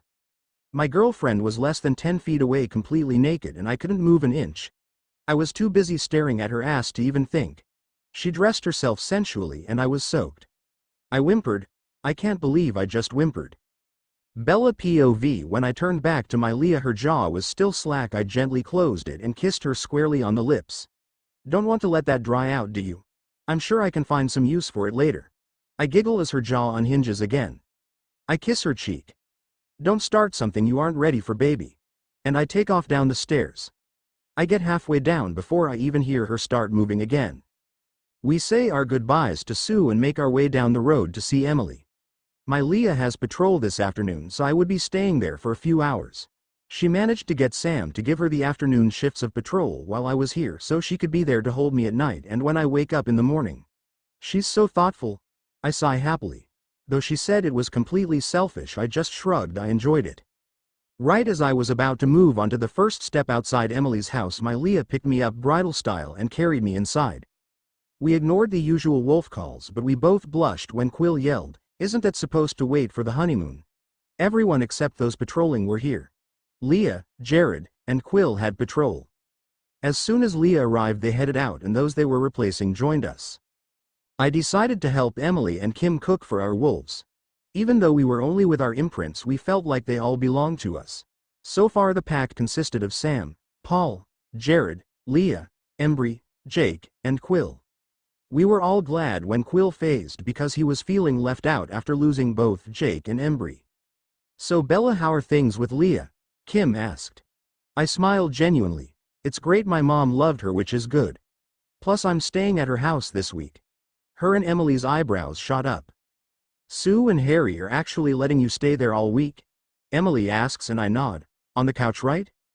I shake my head. "Nope, in her room." Emily's eyes widen even more. "Really? Well, that's a surprise." I shrug and grin, then she eyes me knowingly. "So did you talk about things then?" I should have known my Leah would talk to her about this, but it's still embarrassing. "Yeah, we did, but no, it hasn't happened." Kim looks between us for a moment before it dawns in her. "Oh." She giggles and we can't help but join her. I talk with the girls until our wolves get back. After they eat, my Leah and I head home. It was late, so we went straight to bed. She makes sure to lock our door. Our door? It's her door, right? I shake the thoughts from my head as she comes to lie beside me. I'm wearing the same as last night shorts and one of her shirts. She on the other hand decides to take it up a notch. She wears a t-shirt this time. It reaches the top of her thighs, but she doesn't wear shorts. Just panties. I giggle a bit but can't look away. She smirks like she won something, and I think my competitive nature kicked in. I slid out of the bed and pulled off my shorts, bending over slowly as I pull them down my legs. I hear her suck in a breath. I was wearing tight light blue boy shorts that were mostly covered by her shirt. I slide back into bed, letting her spoon me tonight instead of my head on her shoulder. I just feel like I want to be held. I sigh with contentment and dig my body back into hers. Leah POV, she's going to kill me. I swear it. I decide to tease her a bit by just wearing a pair of panties and a t-shirt to bed. I expect her to get all squirmy, and that's it. No, she stood up and slowly peeled her shorts from her body, then turned on her side for me to spoon against her. Then of all things she could do, she digs her ass deeper into my crotch and I bite back a moan. I snake my arm around her and pull her tight. The shirt riding up leaves my arm resting on her bare stomach. She gasps at my touch but doesn't pull away. I put my mouth next to her ear and whisper, "If I do something you don't like or aren't ready for, please let me know." She nods and I let my hand slowly trace circles on her bare stomach, rising higher and higher each time. Her breathing gets a bit heavier, and when I brush the swell of her breast she gasps. I hold my hand there for a few seconds waiting for her to tell me to stop. To my surprise, she doesn't. I circle her entire left breast with my finger, my palm brushing against her already erect nipple. She moans softly but still doesn't stop me, so I move mine over and do the same to her right breast. I decide this is far enough for the night, but that doesn't stop me from giving her nipple a slight tug, which causes her to jump before I just hold her breast in my hand and we easily fall asleep. In the morning I wake up to her kissing my neck and her hand under my shirt massaging my breast lightly. She gives me a peck on the lips and gives my nipple a tug before sliding off the bed, leaving me panting and my panties soaked again. The day goes much the same as before. I patrol, except it's the early shift today and she stays at Emily's. After patrol we eat lunch and head back to the house. I look for Mom in the kitchen only to find a note on the fridge. Leah and Bella, we decided to go visit a friend in Seattle for the night. Seth is with us. You are on your own for dinner. Don't get in too much trouble, Leah. See you tomorrow. Love, Mom. Looks like we get the house to ourselves tonight. I show her the note and she grins. We decide to watch a movie. She said we should go ahead and get ready for bed before we started and I agreed. So here we are on the couch, both of us wearing panties and one of my t-shirts. I'm laying with my head in her lap and every few minutes she leans down to give me a kiss. After one such kiss her hand ends up resting comfortably on my breast. As her hand starts rubbing it lightly, I start to ignore the movie to concentrate on the feeling. I can smell her arousal, which is inches from my nose now. The movie gets forgotten completely when her hand slips up my shirt and continues rubbing my now bare breast. I let my hand slip up her shirt and do the same. After a couple minutes she stops and gently lifts my head off her lap, telling me to sit up. I was beginning to think we were done, but before I can move she's straddling my waist, kissing me hard and fast. She tugs on the bottom of my shirt, her eyes asking the question she is afraid to voice. I nod and she whips it off, throwing it to the floor. She pulls back a moment to admire my breasts. Her eyes were full of desire. She leaned in and her mouth engulfs my breast, tongue swirling around my hardened nipple. Bella POV. Oh my god. My mind screams. I'm sitting here straddling my Leah with her nipple in my mouth, and god does it taste great. I continue my actions for a few minutes before switching and giving the same attention to the other. Her moans just make me even more wet. I feel her tugging on my hair and I pull back to ask her why when I feel her tug on my shirt. I raise my hands before she can ask again, and she whips it off and tosses it to join the other on the floor. She looked at my breasts for a few seconds before beginning a feast of her own. Her tongue swirls around my nipple and I moan softly. A few minutes pass and she switches to pay the same treatment to my other breast. I get an idea and twist her to the side, laying her on the couch with me on top. She looks at me confused until she feels me press a thigh into her sex and her hips buck against it. I slowly lower myself onto her thigh and start to grind. We continue grinding against the other's thigh with hands roaming breasts while I explore her mouth with my tongue. After quite some time I start to feel the pressure build, and I can tell from her moans that she does too. I love hearing her moan my name, and from the sound of it she enjoys hearing me cry out hers. I finally can't take the pressure anymore and I speed up. She matches my speed, thrusting against me as I grind against her, and we explode together, panting heavily. I collapse on top of her and her arms circle me while we try to catch our breath. Not wanting to be caught like this, we eventually manage to grab our shirts and drag ourselves up the stairs and slide into bed. My head resting against her bare chest, arm across her stomach, and leg resting between hers. Her chest rumbles in contentment and we slowly drift to sleep. Leah POV. Before I fall asleep I let my mind roam over what just happened. We went from kissing and a little touching to grinding to orgasm in less than 24 hours. I grin widely. She's ready, it will be soon. I practically yell at myself. I sigh happily and she snuggles into my bare chest, pressing a quick kiss before her breathing evens out. I follow her quickly into slumber. Leah POV. I wake up early even though I have the day off of patrol. Christmas was just 3 days away and I couldn't wait to give my Bella her present. The past couple days have been so great, I don't want her to ever leave. I wake her up by kissing her breasts before slowly swirling my tongue around her nipple and applying suction. Her breathing changes and I know she is awake, but I still move to the other nipple and repeat my actions. When I pull back she finally opens her eyes. Good morning, baby. She leans up to give me a kiss. Morning, Lee. I look at her tentatively. Any regrets? She nods and my heart stops, but before I can worry she presses a kiss to my lips. Let's see, I regret I waited so long, oh, and I regret that we stopped after one time last night. I giggle and start to move into position when I heard the door. I sigh. Everyone's home. She pouts but gets up to dress. I'm glad Seth isn't a wolf yet, I think, as I enter the living room. The smell of our almost sex still lingers in the air, though the scent is too light for a human to notice. The next couple days pass same as usual, except I had to put up with a lot more hell from the pack when I phased next. Normally no one wants to know what the other wolves get up to with their imprints, but with my Bella and I the boys keep reminding me of it, which causes me to lose track of controlling my thoughts and lets a little more slip. I growl at any comments made about either of our bodies. I'm just glad they don't say anything around my Bella yet. Today is the day of Christmas Eve and Sam put us all on patrol. We would all spread out and go as far out as we could, combing over the woods before heading inside for the evening, as he was letting everyone have tonight and Christmas Day off. I follow the route Sam told me to, and right on the edge of the land I smelled a vampire, but it was a scent I recognized. Alice, I thought to myself. She was standing right on the other side of the border as if waiting for something. That's when I realize it was me that she is waiting for. I quickly phased back and dressed, worried something was wrong. When I met her at the line she just smiled and waved. Hi, Leah. I grinned. I was glad we could get along for my Bella. Hey Alice, did you need something? She shrugs, just checking up on Bella. I hate that I can't see her down here most of the time, but she lets her shoulders drop again. She's great, I'll have her call you tonight, okay? She grins and nods. See you soon, Leah. Oh wait, did you hear anything more from the council about Carlisle's story? I nodded mutely. They're just finishing translating Ephraim Black's journal. I'm sure you'll hear from them right after the holidays. She smiles and waves before blurring back towards her home. I phase back and let my mind run over the event before anyone can ask questions. Then I work on finishing my patrol.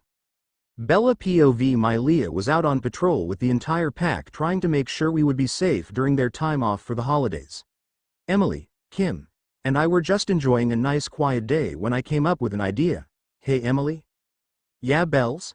I grin at the nickname most of the pack and Cullens call me that these days. Could you take me to Port Angeles? I just thought of something I wanted to do for Leah that she would really like. You might consider it too. They both looked to me with question. I grinned and explained my idea. They thought it was great. We hop in the car and head to Port Angeles. If everything worked out, we would be home just in time to greet our wolves.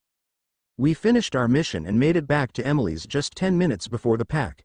We all had a small bandage on our wrist. Our wolves noticed this first thing and rushed to see us. My Leah looked so worried and I couldn't wait to see her face when she realized what I did. Bella, what happened? What's wrong with your wrist? I giggled and she scowled. What's so funny, Bella? You got hurt. She pouts and I shake my head. I didn't get hurt, baby. Look under the cloth. So she did, and her face lit up like a 1,000,000-watt bulb. Merry Christmas, baby, I said happily. I had a miniature version of the pack tattoo on my inner wrist, and right under it was a single word, a name, Leah. I thought she was about to fly away. She was practically bouncing with glee. Then she looked over and noticed the others, then back to me, and I nodded. I thought it was a good idea. They agreed. I shrugged and she smirked. My Bella is always the smart one. I narrowed my eyes playfully. You're Bella, huh? She nodded, not even trying to backtrack. I gave her a faux glare which she ignored. Now why do you think I'm yours? She pressed a kiss against my lips and had to catch me when my knees gave way. That's why, she said proudly. Leah POV. When I saw what she did, I was ecstatic. She put my name on her body to last forever. This makes my present look like nothing, and I pout inwardly. I need to find something that represents her and get one myself. I shrug, not sure what to do yet. We head home to spend the evening with Mom, Dad, and Seth. I let my Bella know about running into Alice today, and she went off to make her call, and Mom pulled me into the kitchen. She eyes me questioningly. Did you? I know what she was asking. If my Bella and I had been together fully, I couldn't help but smile as I blushed and shook my head and held my fingers an inch apart. This close. She giggled along with me. I was a little surprised my mom was being so cool about this. Then again, we were both over 18 and we knew for a fact we would be together for life. I whispered to Mom to ask my Bella about the bandage on her wrist away from Dad and Seth though. She looked at me questioningly and I just smiled, walking into the living room to wait. Bella POV. Had just finished talking to Alice and made my way down the stairs. Just as I was walking past the kitchen, Sue stopped me and asked about my wrist. I couldn't help but giggle. Well, see, I had this idea, and me and the girls went up to Port Angeles this afternoon. She nodded and watched as I pulled away the cloth. She eyed me in surprise. The love I found in her eyes was overwhelming, and we both went into tears as she pulled me in for a close hug. That was how Harry found us a few minutes later. He eyed Sue questioningly and she just held up my wrist. He smiled, which is something that I can't say I've seen before, and nodded in approval. I decided I didn't want to cover it anymore and tossed the cloth away.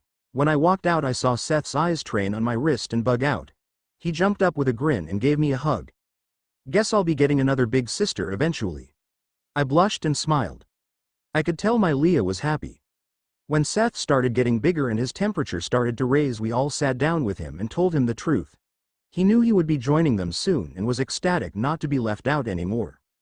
The next day, the entire pack plus imprints and the council had a giant Christmas party in the town meeting hall. I could feel everyone's eyes on my wrist. Many widened in surprise, but no one spoke a word to myself, Emily, or Kim about it. Just before I had to leave to have my Christmas at the Cullens, Billy pulled my Leah and I aside and told me some of the best news I had ever heard. The treaty was restored to the original.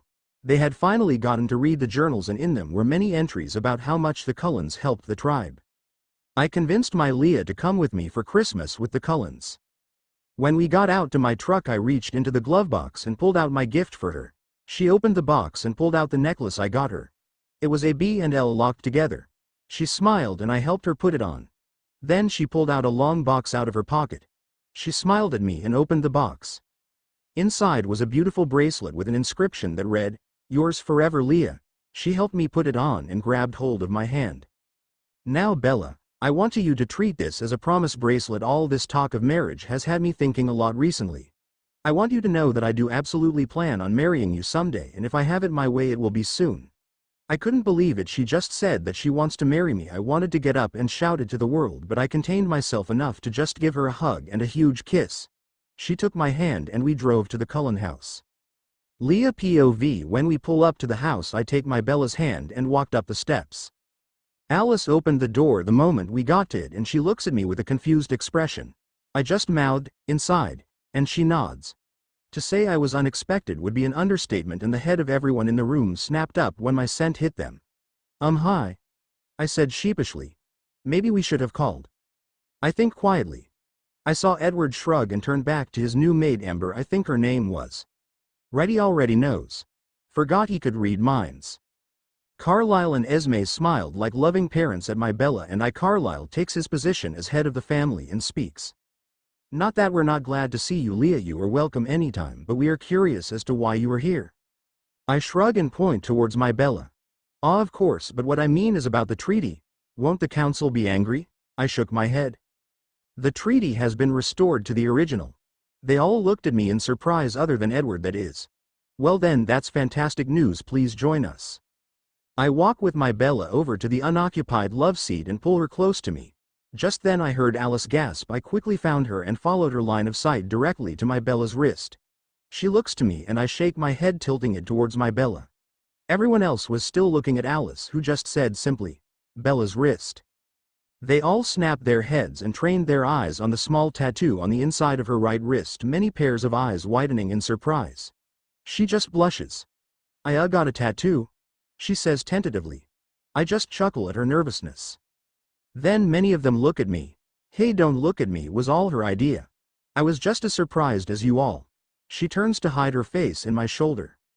Bella POVI was so embarrassed I didn't even consider what anyone else would think. I just knew that my Leah would love it.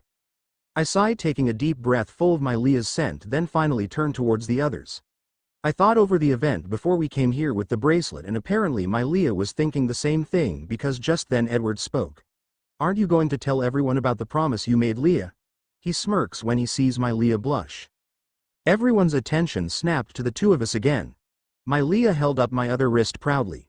"This," she pointed at the bracelet, "is a promise bracelet I gave to Bella to let her know my intentions of marrying her someday. Soon." Esme and Alice light up at that statement. I notice my Leah sticking her tongue out at Edward childishly, and I couldn't help but laugh. Esme and Alice start gushing about a wedding, and I couldn't help but smile and turn to my Leah. "Well, I think Alice might try to eat me if she doesn't get to plan our wedding." Everyone laughed at that except Alice. She pouted.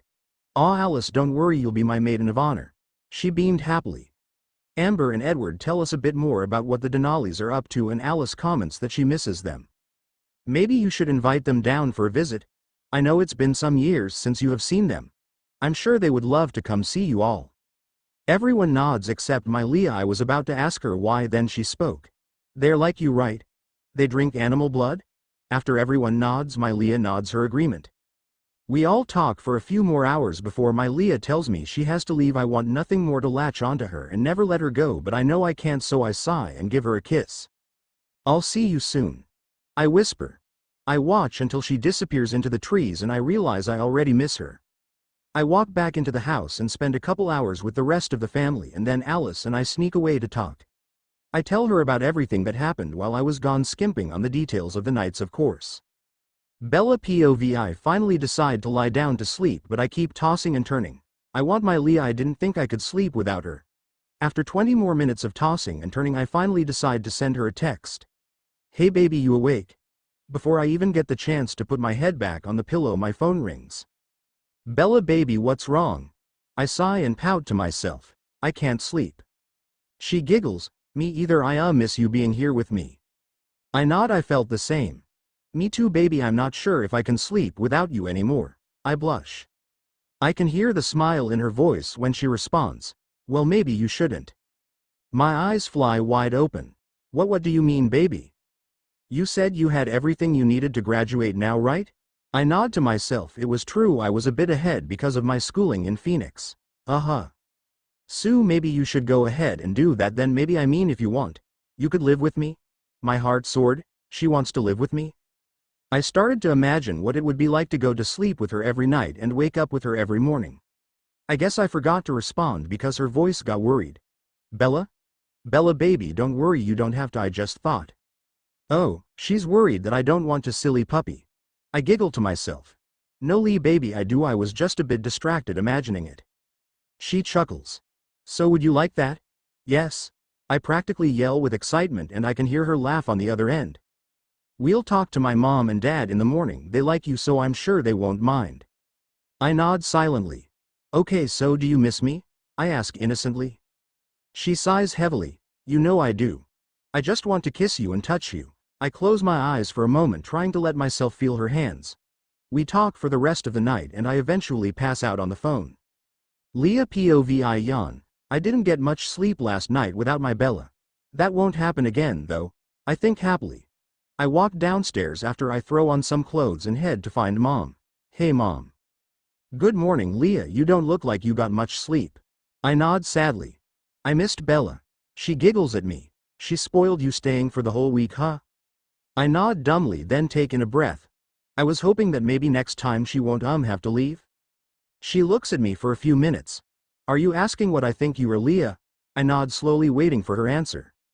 She's quiet for a few minutes. What about school? The reservation is too far for her to drive in the morning. I smile, at least she is considering it. She already has enough credits, she could graduate now. Mom nods slowly. Are you sure you're ready for that? That Bella is ready for that? I nod. Neither of us could sleep last night, we ended up talking until we finally passed out. She sighs. I'll have to talk to your father. A smile fills my face. I jump over and give Mom a hug and a kiss on the cheek. Thanks Mom. I have patrol, see you later. She laughs and I run out of the house. After patrol I head home to grab some lunch before I call my Bella. When I walk in, Mom, Dad, and Seth are waiting for me in the living room. Leah, we need to talk as a family about what you asked this morning. I sigh and nod. I knew this was coming, so I smile and take a seat. Dad speaks first. Leah, I know you imprinted on this girl, but are you sure you are ready to live with her? I nod without hesitation.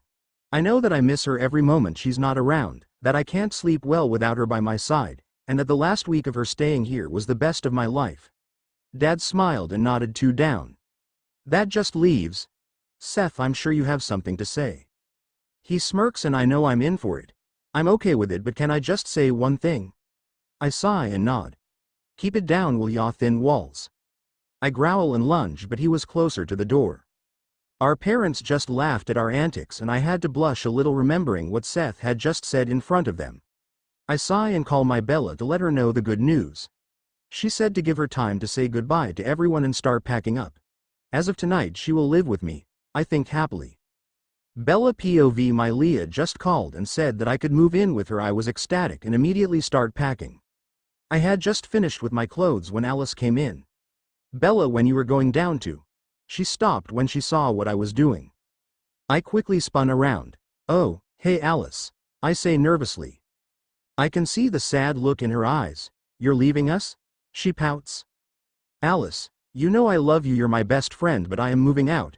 You guys are great, but I couldn't even sleep without her last night, I say with a pout. You'll visit often? I nod. Don't forget you can visit me down there now too. She smiles and nods. She helps me finish getting everything packed and downstairs. We gather the others in the living room and I tell them my news. They are all sad to see my go but understand that I felt the need to be with her. Amber gave me a friendly hug. We had talked a lot and become good friends recently. Edward gave me a quick brotherly hug. Emmett picked me up and swung me in a circle like always. Come back soon, lil sis. I giggle and lean into Rosalie's hug. Jasper does the same as Emmett. He's getting much better at handling my scent. Alice practically pounces me and gives me a kiss on the cheek. Esme and Carlisle gave me hugs as well. I sighed looking around at my family. When my Leah arrives, she helps carry everything to my truck. I wave goodbye to my family as we drive off towards my new home. I was a bit sad to leave them, but I was ecstatic to be going to live with my Leah. When we got there, I got hugs from Sue and Seth. We quickly took everything to the room my Leah and I were now sharing. I only brought a portion of my clothes, which is a good thing. Thanks to Alice, I had enough to fill 3 normal-size closets.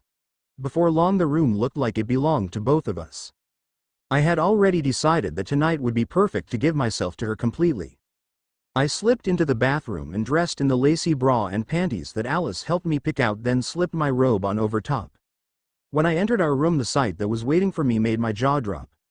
My Leah was wearing a bra and panty set that matched mine. It was lacy and emerald green, my favorite color on her. She positioned herself seductively on her bed. I wanted to give you a welcome home present. I giggle.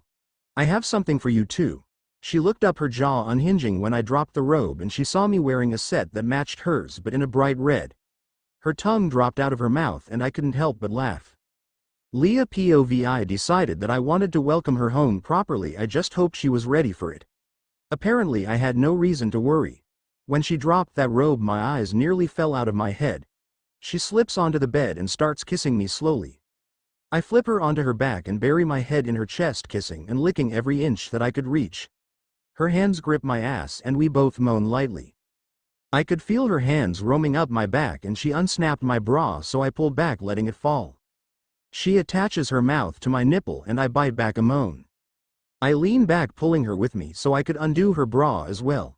She finally unlatched from my nipple while I removed her bra. I kissed her lips, exploring her mouth with my tongue. I lay kisses down her neck and onto her breast before I swirl my tongue around a nipple. She whispers a moan and rolls us over. She was on top again, kissing my breast and slowly moving up to my lips. While doing this, her hand trailed down and rubbed along my inner thigh just inches from my center. My hips bucked. Her fingers pressed my panties against my folds and rubbed softly. Bella, I moan. My moan got even louder when my Bella began to refresh her mark on my neck. Oh my God, I can't believe how good this feels. I bite my lip, trying to keep quiet. I let my hands trail down her back and under her panties, grabbing her bare ass. I could feel her lips pressing against mine softly and her hand stopped rubbing my sex. I groaned with displeasure until I felt her hand slip into the waistband of my panties and trail over the perfectly smooth skin to my folds. I knew I was wet, but when my Bella slipped a finger into my folds, I'm pretty sure I just flooded. She rubbed me softly at first, but slowly increasing the pressure. She pulled her hand away for a moment to slide my panties off my body. She leans back to admire my sex and I could see the hunger in her eyes. Bella, I whimper. She giggles and nods, moving her hand back into place with fingers rubbing me. The pressure was building but not quick enough. I finally resorted to begging. Please, I say softly. Please what, baby? She asks innocently. Inside, please. I breathe out between pants. As if she was waiting for those words, she slid 2 fingers into me slowly and my hips bucked into her hand. She started moving her fingers inside me, slowly leaning down to kiss my lips hungrily. Harder, faster. I begged and she obliged. I could feel the pressure building and she stifled my moan with her mouth. More. I whisper and she filled me with a 3rd finger. I grind into her hand. Then my inner walls start clenching. Her fingers and her thumb found my clit, rubbing it hard. I exploded, biting my lip to try to stay quiet, but I don't think it worked well. She continued moving her fingers inside me as I rode out my orgasm. I finally collapsed and she slowly withdrew her fingers as I whimpered at the loss. I opened my eyes to the most erotic thing I've ever seen in my life. My Bella took her fingers, which were glistening with my fluid, into her mouth slowly. She moaned at the taste and I sighed with contentment. She leaned down to kiss me softly, her tongue swirling around mine, and I could taste myself on her. It was amazing. I couldn't wait to taste her. Bella POV. Wow, I whisper internally. I couldn't believe I finally did it. Not only that, but I could tell my Leah really enjoyed it. I did too. My Leah tasted wonderful. It wasn't quite like my own fluid. It was more an earthy and musky flavor and less sweet. I moaned at the taste in my mouth. I leaned down to kiss her and I could tell she enjoyed tasting herself from me too. After a few sensual kisses and a bit of time to recover, she flipped me over onto my back. The first thing she did was remove my panties and admire my sex. I managed to not blush when I saw the hungry look in her eyes. I was a bit nervous, no one had touched me other than myself, but when I looked into her eyes that were full of love, my worries melted away. She engulfed my breast and swirled her tongue around the hardened nub. I moaned softly as she kisses her way to my neck. Before I realized what she was doing, she latched on, sucking hard, putting her own mark on me. This only made me even more wet. She moved her mouth to mine and kissed me with a fiery passion. Her hands slowly descended down my body, giving a quick tug at my nipple before moving on. They quickly reached my mound, passing through the thin line of hair that I had left there. I felt a single finger slip between my folds and I couldn't control my hips, bucking into her hand. The finger trailed up and down my slit a few times before a second joined it. I knew she was getting ready and I tried to control my breathing, which was quickly turning into pants. "Leah," I moaned softly. She looks me in the eyes, asking if I'm ready. I nod slowly and feel the tip of a finger enter me. I gasp at the sensation and moan lightly. She presses the finger further until it hits the barrier of my virginity. "Bella, are you sure? I mean, we can wait?" I shake my head. "I want this, I want you." She nods. "It's going to hurt." I can see she doesn't want to cause me pain. I nod that I know. I take a deep breath and she breaks through. I cry out softly in pain and she whispers lovingly in my ear. "Shush baby, it's okay, you'll be okay." The pain starts to ebb slowly, but not before she tries to stop. "Baby, that's enough for now, we can continue later." She starts to pull out and I grab her wrist to stop her. "Don't you dare." I glare at her. She nods slowly, waiting for me to tell her what to do. The pain is nearly gone and I nod for her to continue. She starts slow and I moan with pleasure. She thrusts in me slowly. "More," I beg. She obliges, adding a second finger. I bite my lip to stifle another moan. "Faster, harder." I breathe to her. She begins thrusting into me, stretching my walls. I can feel the pressure build. "Lee baby, so good." I pant at her. She covers my mouth with hers just in time to stop my loud moan when she pinches my clit with two of her fingers. She rolls it between them and I start bucking my hips. I knew I was going to come soon. "Harder baby." Her thrusts make me start sliding up the bed, so I press my hands against the headboard. "Oh baby, I'm so close." The pressure gets to be too much and when she swipes my clit again, I explode. I bite her shoulder, hard, to stifle my moan. This action causes her to moan also. As my body collapses to the sheets, I watch her as she seductively places her fingers covered in my juices into her mouth. I see her tongue swirl around them and I can't wait. I grab her neck and pull her to me. I press my lips against hers hard, shoving my tongue into her mouth. I can taste myself on her tongue and I moan before I collapse back to the bed. "Wow." I breathe. She nods slowly, then lowers herself down beside me, pulling my body on top of hers. I fall asleep with a sated smile on my face. Leah POV. I wake up to sunlight streaming across my face. I feel a weight on my side and quickly realize it's my Bella, my very naked Bella. She lives here now. I sigh happily, then take in a deep breath and the smell of sex fills my nostrils. Images of last night rush through my mind and I can't help but smile widely. My Bella gave herself to me completely last night and I was her first. That is the most precious gift I could ever imagine. I'm glad I have the day off patrol because I really didn't want to leave my Bella sleeping. I wanted to be there for her this morning. I wonder for a moment at the silence in the house before I realize that it's empty besides us. Seth was probably out with friends as he had been all during his break from school. Dad had a council meeting and today is the day Mom does all her shopping. I yawn and start to stretch when I realize we probably both need a shower. I grin wickedly. No one else is home, nor will be for a couple hours. I lean down and kiss my Bella softly before move my lips to her ear. "Bella baby, wake up." She begins to stir lightly, then tightens her grip on me. "Bella, it's time to wake up." I hear a soft groan. "Do I have to?" she asks with a husky voice. "Well, I guess not. I just figured since no one was home you'd like to join me for a nice warm bath." I say nonchalantly, "And if I don't care?" At this her eyes snap open and I giggle. "I mean, if you don't want to join a very naked me in the tub, I guess I can go on my own." She shakes her head and presses a kiss to the top of my bare breast. Then she blushes lightly and I can tell she just remembered last night but doesn't say anything. "Bella baby, are you okay? I mean, I'm sore." She cuts me off before I can finish. Don't you ever apologize for making love to me, she says sternly, and I nod dumbly. Last night was the best night of my life. She finishes, making my heart soar. I slide out from under her, telling her I'm going to get the bath ready.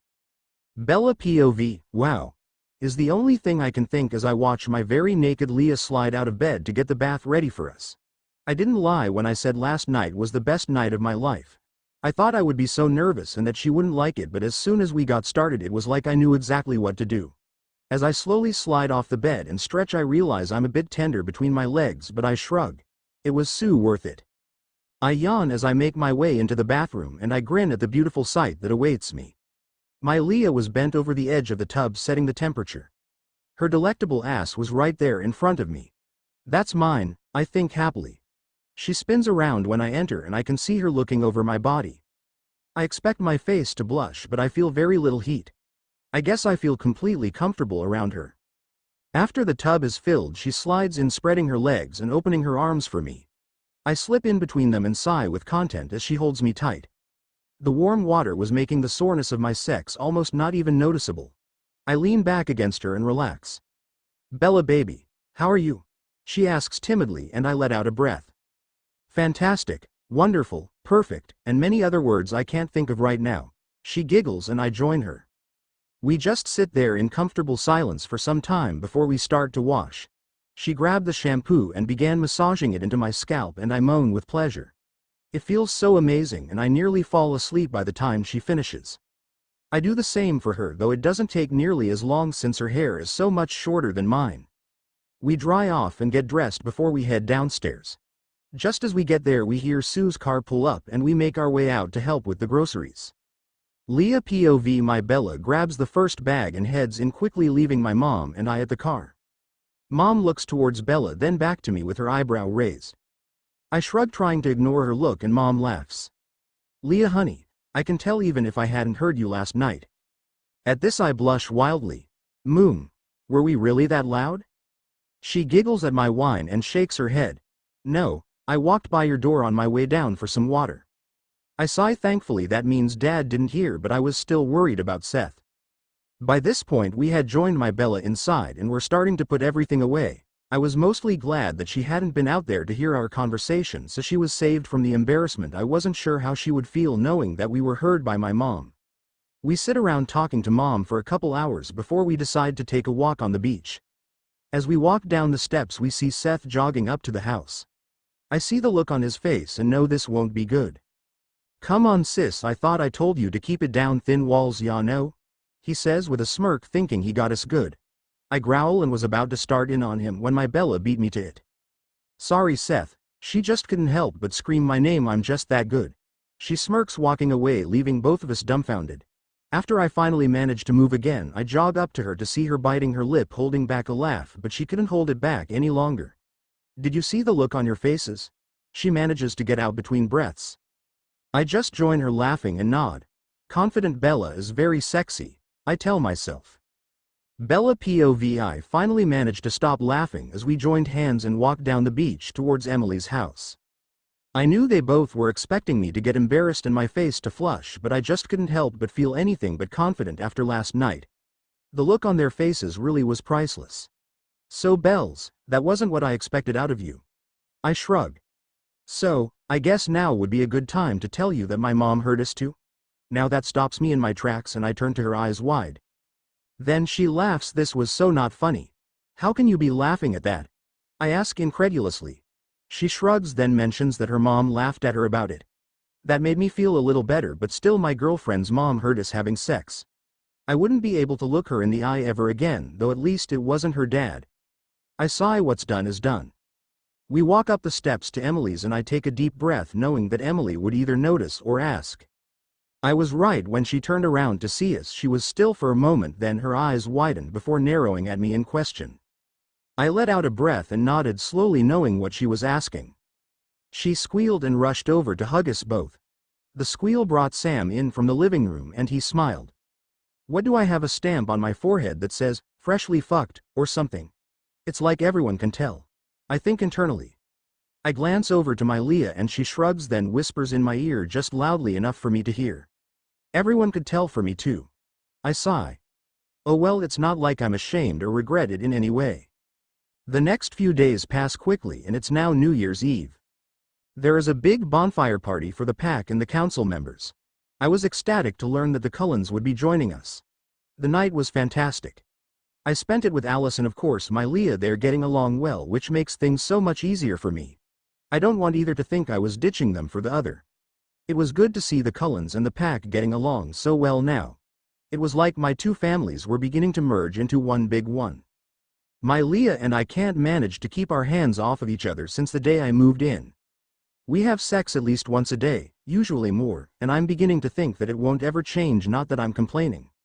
We just finished and I'm lying here happily with my Leah wrapped around me thinking about tomorrow. It's the first day of the new semester and I have to go straighten out everything about my early graduation. At least my Leah will be coming with me. Leah POV. I am just lying here looking at my beautiful Bella. She looks so much like an angel that I didn't want to wake her up, but I knew that we needed to get up to the school in Forks. I kissed the mark on her neck, remembering how I refreshed it last night. We haven't let the marks on the other fade since we placed them. I guess it's our way of telling everyone that we're taken until we get rings anyway. Which I can't wait to do. I will be so happy when I marry this woman. After a few tries I finally managed to get my Bella up and out of bed, which took many promises of sex later. Ever since we first had sex she hasn't wanted to stop, not that I wanted her to. I am just glad I have extra stamina, otherwise I probably wouldn't be able to keep up with her. I think to myself. We pull up to the school at what my Bella says would be their class's lunchtime. We make our way inside and find out the person we need to talk to is in a meeting, so I tell my Bella we should go and find her friends. She nods and leads me to the cafeteria where we see the Cullens over to one side and we make our way there. We talk for a few minutes before we hear someone calling my Bella's name. We push through the crowd and take a seat where I notice some blonde guy practically glaring at me. That must be Mike. I muse to myself. My Bella has told me all about how this Mike guy is practically obsessed with her. I send a glare back and he quickly looks away while I chuckle to myself. Hey guys, I want you to meet Leah, my girlfriend. She says it with confidence and it makes me glad to know she's not even a little ashamed about being with me. She points around the table naming everyone. There was Mike, Jessica, Lauren, Tyler, Eric, and Angela. I remembered Angela from the bonfire and I give her a smile. We talked to everyone for a few minutes and I could see that most of them had a problem with my Bella and I being together. Eric didn't seem to mind and Angela was happy for us. I remembered my Bella telling me that she liked girls too, so as long as Angela wasn't after my Bella, which she wasn't, I was happy to have her around. We finished our business at the school, though it did take a couple of hours. By the time we finished everyone was getting out of class, so we decided to follow the Cullens home so my Bella could spend some time with them. They were all happy to see us and they mentioned that their cousins from Alaska would be visiting in a couple days. After a few hours we said our goodbyes and headed back home for bed. Bella POV. Today is the day that the Denali coven will be here. My Leah and I got up and took a quick shower. Well, it would have been quick if she didn't look so damn sexy when she was naked. So after our long shower we got dressed and made our way to the Cullens. We sat and chatted for a while before I noticed everyone stand. It appears there are 2 more vampires than we expected, Carlisle says with interest. Amber speaks up while nodding. I forgot to mention both Irina and Tanya have found mates. The Cullens all smile. I knew Edward was relieved to find this out, having had to deal with Tanya's unwanted attention for a long time.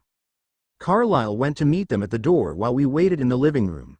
First to come through the door was a dark-haired man. He was probably about 6 feet tall with dark brown hair up to his collar. He of course had the golden eyes of an animal drinker and his pale skin had a light olive tone. He looked to be young, maybe early 20s. I knew him to be Eliezer. Right behind him was a woman I knew was Carmen because I'd been told the other 3 were blonde. She had long black hair with a hint of olive tone to her chalky complexion. She looked about the same age as Eliezer and her eyes were an amber color. Next was the first of the blondes. She stood just an inch or so taller than me. She had straight hair that went a few inches past her shoulders. Her eyes matched those of the others but held a hint of mischief. She didn't come in with anyone beside her, so I assumed that this was Kate, the only one who was not mated. I was right. Next came a woman who was even shorter than I. Her hair was pale blonde, almost silver. It hung straight as a ruler to her chin and was parted evenly down the center. Her eyes were slightly darker than the others. She was introduced as Irina. Next to her was a man with the darkest skin I had yet to see on a vampire. He must have been African American as human. His eyes matched those of Irina, and he had dreadlocks that hung to his shoulders and an easy smile exposing a flash of gleaming white teeth. His name was Laurent. Finally came the last sister, who stood at about the same height as I did. She had long and curly strawberry blonde hair. She was probably the most beautiful out of all four women. Her eyes seemed a bit off though. I could almost swear I saw a hint of red around the iris, but I shrugged it off. Alice told me that this was Tanya. As I looked to her side I stiffen, and my Leah, who was looking at me, turns to see what had caused my reaction. She growls and everyone freezes. Beside Tanya was him. The man that tried to kill me my first night in Forks. Leah POV. When I noticed my Bella tense, I quickly look up to see what caused her reaction. It was that bastard that tried to kill her. The one that I had to save her from on her first night in Forks. I let out a loud growl and I saw everyone freeze. Carlisle was the first to recover. Bella, Leah, what is it? My Bella's arm slowly rose and pointed at the man, who now had a snarl on his face. Her whole body was shaking and I pull her behind me. That is the bastard that tried to kill my Bella on her first night in Forks. At my words there were blurs of movement. When I managed to focus again, in front of my Bella and I now stood Alice, Jasper, Rosalie, Emmett, and Edward. I noticed Amber hadn't moved and had a confused look on her face. She hadn't heard the story about what happened. As long as she didn't try to help him, I didn't care. I looked back across the room to see the bastard, Tanya, Irina, and Laurent, all crouching ready to attack. Kate stood off to the side with Eleazar and Carmen, none of them choosing either side, much like Amber. I stood there behind the Cullens, Carlisle and Esme, the only thing between the two groups, who were tense and ready to fight. I could feel my Bella grabbing my hand, so I pull her to me and hold her tight, not taking my eyes off them. Carlisle tried to reason with everyone, but neither side was backing down. I was looking up and down their line when my eyes met those of the bastard. "You were that wolf, weren't you? That bitch who stopped me from getting my meal," he spat at me. Damn right I was. I spat right back. He started to lunge but was pulled back by Tanya. "We're outnumbered." She hisses and he relaxes slightly but didn't pull out of his crouch. Then Tanya glances at my Bella, then at the Cullens. "What are you doing with a human anyway? They're good for nothing but sex and food," she hisses at them. Everyone looked at her in shock. She was supposed to drink animals, not humans. I glance at Eleazar, Carmen, Kate, and Amber to see them with disgust on their face, and I smirk. Good. They quickly joined our side along with Esme and Carlisle. The four looked at each other, then turned and ran, but I had the feeling they would be back and it wouldn't be good. Bella POVI was still frozen in fear. He was back, he wanted to kill me, and now he wants my Leah. This wasn't good. My Leah led me over to the couch and pulled me tight into her lap. I turned my head into her shoulder and couldn't stop the tears. I could hear Carlisle calling the council to warn them, and the others spoke amongst themselves. I sat in my Leah's lap with my head buried into her shoulder for a few more minutes before I finally turned around, still not leaving her lap. After a few hours I knew we needed to go home, so I turned to my Leah and our eyes met. She nodded and we made our way off the couch to head home. The next few weeks were tense for everyone, and Alice, being Alice, decided we needed to have a party. I guess it was her way of trying to get everyone to relax. She decided it would be for my early graduation and invited most of the pack and most of Forks' graduating class. After much fighting against Alice and my Leah, I finally consented to wear a dress, but only on the condition that my Leah wore one too. She grimaced but agreed, and I was annoyed. I had been hoping that would make her take my side, although the thought of my Leah in a dress was very appealing. So here I was standing in Alice's room wearing a deep blue dress that went to just above my knees. Alice was gushing about how great I looked while I was doing nothing but imagining how my Leah would look in a dress. "Alice, wah." She cuts me off. "Not going to happen, Bella. I promised her that I wouldn't tell you what her dress looks like." I pout and she laughs that tinkling laugh of hers. I went downstairs to talk to Kate, Carmen, Eleazar, and the Cullens while I waited for my Leah to arrive. I was talking to Kate, whom I had become good friends with, when I heard it, the most beautiful sound in the world, my Leah's voice. I spun around and my jaw dropped. She was wearing an emerald green dress that went to mid-thigh. Picture Bella's birthday dress from New Moon, just shorter. She looked stunning, and from her reaction she apparently thought the same about me. Leah POV. Got to the Cullen house where my Bella was waiting for me. I smoothed my dress before I walked into the living room. Yes, I am wearing a dress because it was the only way to get my Bella to wear one. As soon as I saw her I knew it was worth it. I swear my eyes were going to pop out of my head. She turned and saw me and her jaw dropped. I blushed lightly, glad that she liked it. I was again thankful that I had Emily to help with the girly stuff. I walked up to her, over-exaggerating the swaying of my hips, and pressed a kiss to her lips. What was meant to be a quick peck turned into a passionate kiss, which probably would have continued if it weren't for the throats clearing in the room. We both turned to them with sheepish expressions. The party picked up quick and I even managed to convince my Bella to dance a few songs with me. The slow dancing was great, but having her grind up against me was even better.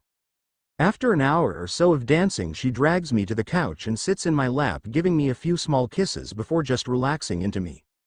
I sigh happily and hold her close. I was glad to see that only a handful of people were giving us disgusted looks and not one actually said anything to us. Maybe Forks isn't as close-minded as I thought. The party winds down and the next morning I decide to wake my Bella up for a few minutes, play time. The few minutes I planned quickly turns into 40 and I had to jog outside to the forest to start patrol. I sigh as I strip and tie the clothes to my leg before I phase and begin patrol. Hey Leah, Quill and Embry say as soon as I join the pack. Mind. Hey guys, anything new? They give the mental impression of shaking their heads. Just the few trails we found a couple weeks ago. I think they were trying to find a way around us. I nod in agreement. Though I am curious as to why they haven't been around. I mean, there has been many times that my Bella and I have been alone and nothing has happened. I growl inwardly. I just wish they would stop playing around and come after us already. I'm tired of waiting. I shake the thoughts from my head and continue patrol, wondering what my Bella is up to. Bella POV. My Leah is on patrol this afternoon, so I decided to spend some time with Alice and Kate. So Bells, how is Leah? Kate asks. She's great. Patrol this afternoon. We keep wondering when the others are going to come after us. She nods in understanding. We talk for a few more hours and after promising to go shopping with them soon, I made the drive back to the res. My Leah was already in the shower when I go there, so I slipped in the door, glad that I could get there from our bedroom. I silently strip down and slip into the shower behind her. She turns into my arms and presses a passionate kiss to my lips. I missed you, Bells. I nod knowingly. I missed to you, Lee. I glance at her neck and notice my mark was fading. Can't let that happen. I grin wickedly and latch on, sucking her neck hard, making her moan. Right as I pull away, she does the same to me. It makes me so damn wet when she does that.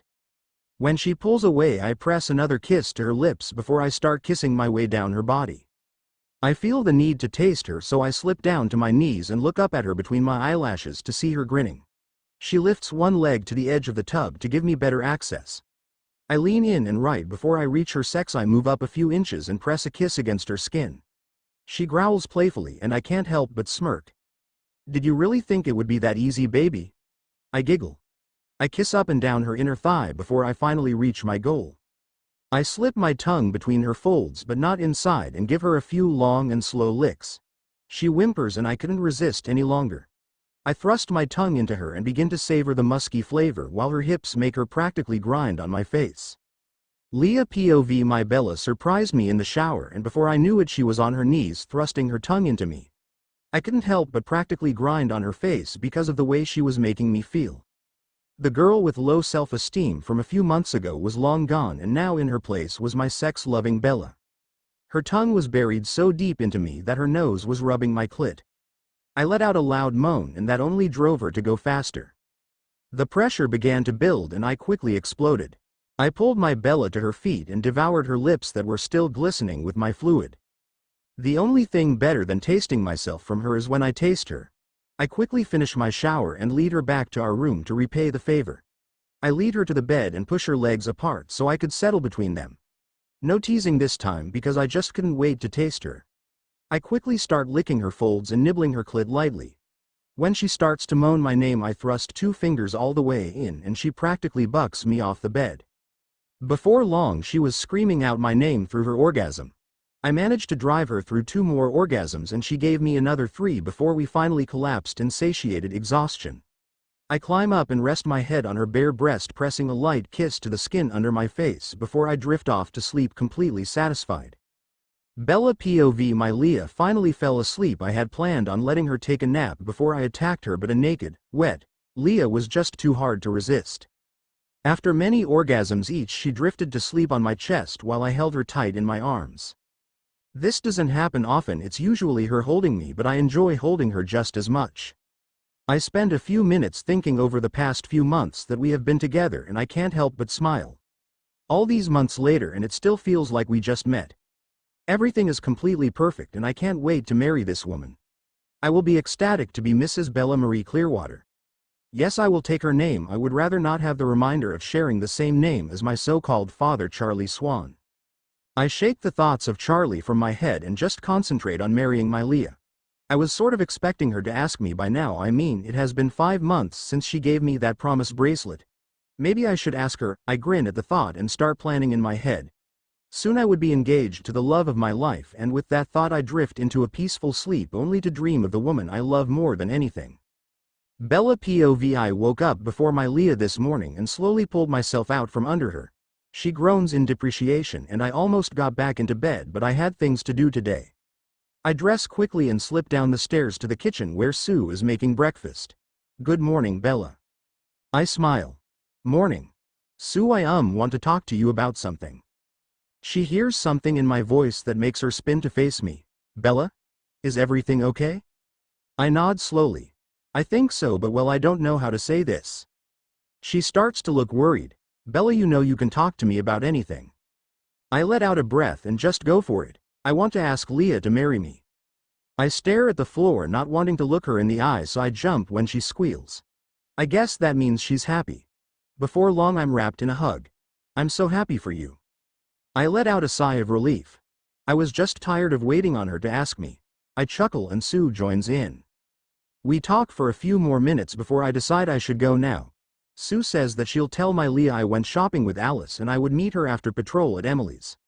I pull out my phone and dial Alice. As always, she picks up on the first ring. Hello, Bella. She calls out in that bell-like tone. Alice, I need help picking out a ring. 10 minutes later, I'm getting into the car where I find not only Alice but also Rosalie and Kate waiting for me. We speed off to complete phase 1 of my plan. Leah POV. I woke up in bed alone, so I figure my Bella is down talking to Mom. I dress and trudge down the stairs to see Mom there alone. Morning, Mom. Where's Bella? I see the corners of her lips pull up for just a moment, and I can't help but wonder what's going on.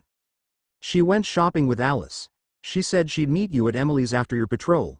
I nod and start jogging towards Emily's. I walk in the door to see most of the pack eating breakfast.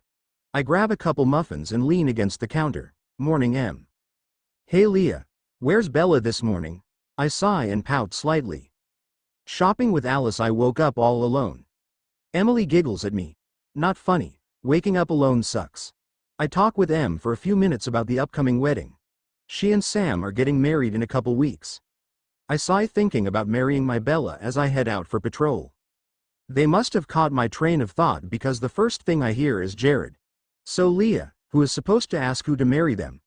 I start to retort with something sarcastic when I realize that it's actually a good question. I don't know. Everyone phased chuckles at that. That's when I start wondering, maybe she's waiting for me to ask. Are we ready for that? Does she even want to marry me? I mean, she said she did, but I ignore all the chuckles from the other pack members and continue my thoughts as I patrol. Bella POV. When Alice and the girls finally drop me off at Emily's, I start to get really nervous. I slowly make my way inside and I let out a breath of relief when I saw that Emily was the only person there. Apparently she heard me and noticed the look on my face. Bells? Something wrong? I shake my head slowly. Not wrong, no, not wrong, just. I couldn't get out the words, so I just pull out the box and open it. Inside was a beautiful yet simple ring that I was planning on giving to my Leah. Emily was ecstatic and wrapped me in a big hug. I'm so happy for you too. Bella, while you're here, I wanted to ask if you would like to be a bridesmaid at my wedding? I gasp. Are you sure, Em? I mean? She interrupts before I can finish telling me that I'm like a sister to her, and I grin. So when are you going to ask her? I sigh and brush my hand through my hair. I have no clue. I had a couple ideas, but I just don't know. She giggles, probably at the look on my face. I hear our wolves coming in, so I quickly grab the box and shove it back into my pocket. I stand up as my Leah walks over to me and I let her wrap me in her arms. I breathe in her scent and hold her tight. Hey baby. She smiles. I missed you this morning. Before I can respond, Emily interrupts to tell my Leah that I was going to be a bridesmaid. She, being the maiden of honor, would be standing right next to me. The thought of my Leah standing next to me that close to the altar made me think of the ring in my pocket. I looked up at my Leah to see a pensive look on her face.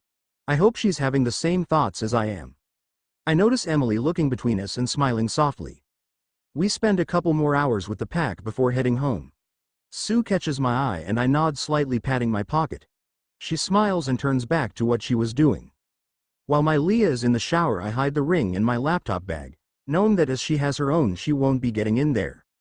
Leah POV. While I was taking my shower, I couldn't help but imagine marrying my Bella. What Jared asked kept running through my mind. Is she going to ask me? Or is she waiting on me to ask her? I sigh and shake my head before finishing up my shower and walking back into the room to find my Bella already asleep. It's still early, so I go down to talk to Mom, since she's usually pretty good at helping me get my head straight. Mom. She looks over the back of the chair and smiles at me, motioning towards the couch. I make my way over to sit down and let out a breath. I want to ask Bella to marry me. A funny look crosses her face before she schools her features, then smiles brightly. That's great, I smile and nod. Except I don't know how to do this. She giggles, probably at the look on my face. We talk for another hour or so and she gives me a few ideas, at least to start with. Eventually we go to bed and I snuggle up with my Bella and drift to sleep. I wake up early and head down to Emily's house. I was glad I had the day off patrol and that my Bella was spending the day with Alice. When I walked into Emily's, it was almost like she was expecting me. Hey Leah, she said. Hey Em. I reply before continuing. I need some help, I kinda need to go shopping. I notice her smile widen a bit. Shopping for what? She has an odd tone in her voice, like she already knows. I sigh. A ring. Then she squeals and bounces over to hug me. I'm so happy for you too. She begins chattering away about weddings while she drags me to the car. What am I getting myself into? Bella POV. I woke up to an empty bed and pouted slightly. I check my phone and see a text from my Leah saying that she was going shopping with Emily but asking me to a real date tonight. I smile happily and text back that I agreed before heading to the shower. 20 minutes later I was on the way to the Cullens' house to hang out with Alice. When I pull up, Alice was of course on the porch waiting for me with a smug look on her face. The one she always gets when she knows something you don't, which with her gift is very often. I don't even try to get it out of her because I know she won't tell me. Hi Alice. Hi Bella. She chirps happily and I shake my head in amusement while I follow her inside.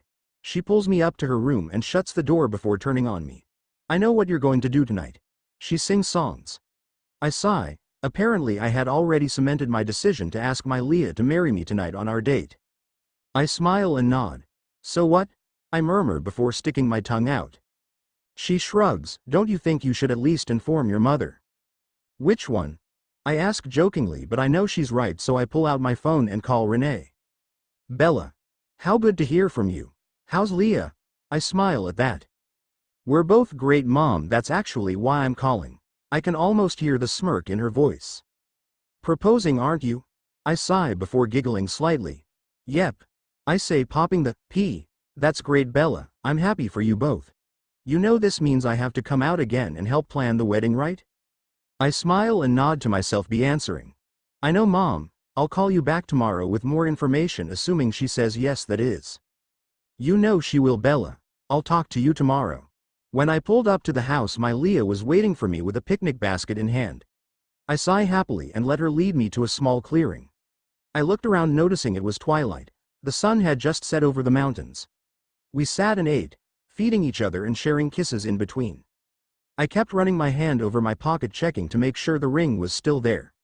Finally I couldn't handle it anymore, so I slipped the ring from my pocket and turned to my Leah. Leah POV. We had been sitting here for almost an hour before I finally couldn't take it anymore. The entire time we've been here I keep running my hand over my pocket to make sure the ring is still there. I finally give up and slip it from my pocket and turn to my Bella. Only to see she has done the same thing. There we both are holding open ring boxes, about to speak, only to notice the other. After a few seconds I can't hold it in anymore and start to chuckle. She quickly joins and we crack up. It takes a few minutes before we finally gain control again and I take the plunge. Isabella Marie Swan, will you do me the honor of becoming my wife? She smiles brightly. Only if you will do me the same honor. I grin and we slip the rings on each other's finger. I look up to see the lust in her eyes matches that which I feel. We quickly clean up and run back to the house, slamming our door before locking it and ripping off the other's clothes and jumping into bed. Bella POVI wake up blissfully happy and completely sated for now. I slip off the bed and out of the room after dressing. I walk into the kitchen to see Sue with a knowing smile on her face and her eyes glued to my hand.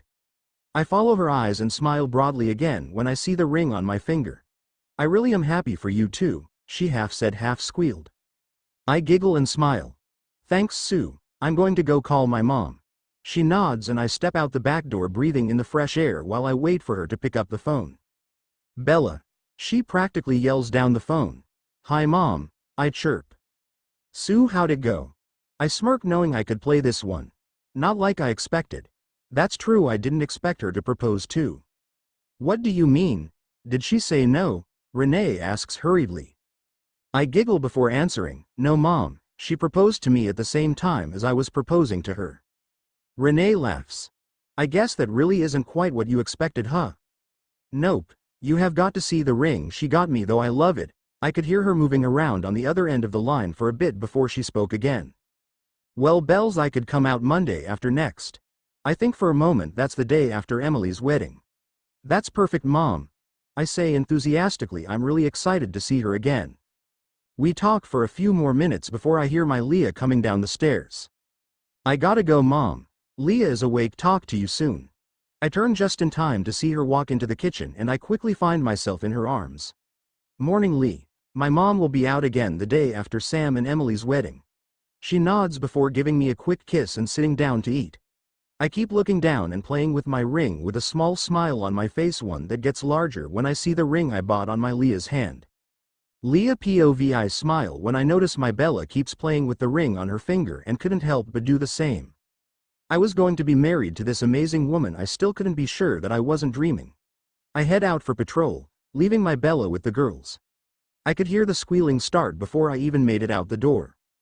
As soon as I phase 1 start my rounds and ask if I had missed anything. It was Quill who had information for me. There is something to the northwest. I could catch a hint of the leeches, but it's smothered in something else. It smells almost like us but more feral. I nod my thanks and head that direction. I have one of the better noses of the pack, not to mention I am the quickest. I try following the trail but it goes straight out to the ocean. The next couple weeks flew by and we went to Sam and Emily's wedding.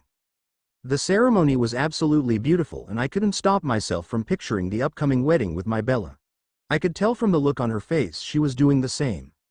After the wedding we spent some time with everyone before heading home shortly after Sam and Emily left for their short honeymoon. My Bella and I had a very passionate night from the high emotions of the wedding before drifting to sleep in each other's arms. Bella POVI yawn hugely while I stretch. My Leah looked so cute that I didn't want to wake her up, but I knew I would have to if she wanted to come with me to pick up Renee from the airport. So I decide to wake her up nicely. I start kissing her chest and neck, refreshing the mark that I still didn't understand the reason for, before finally planting a sweet kiss on her lips. She kept her eyes closed but was smiling softly. Good morning, beautiful, she whispers and I blush lightly. Morning, time to get up. She groans but slides out of bed and my eyes follow her naked body as she grabs a robe and tosses me mine. We both slip into the bathroom and take a quick shower with only minimal touching before grabbing a quick breakfast and heading to pick up Renee.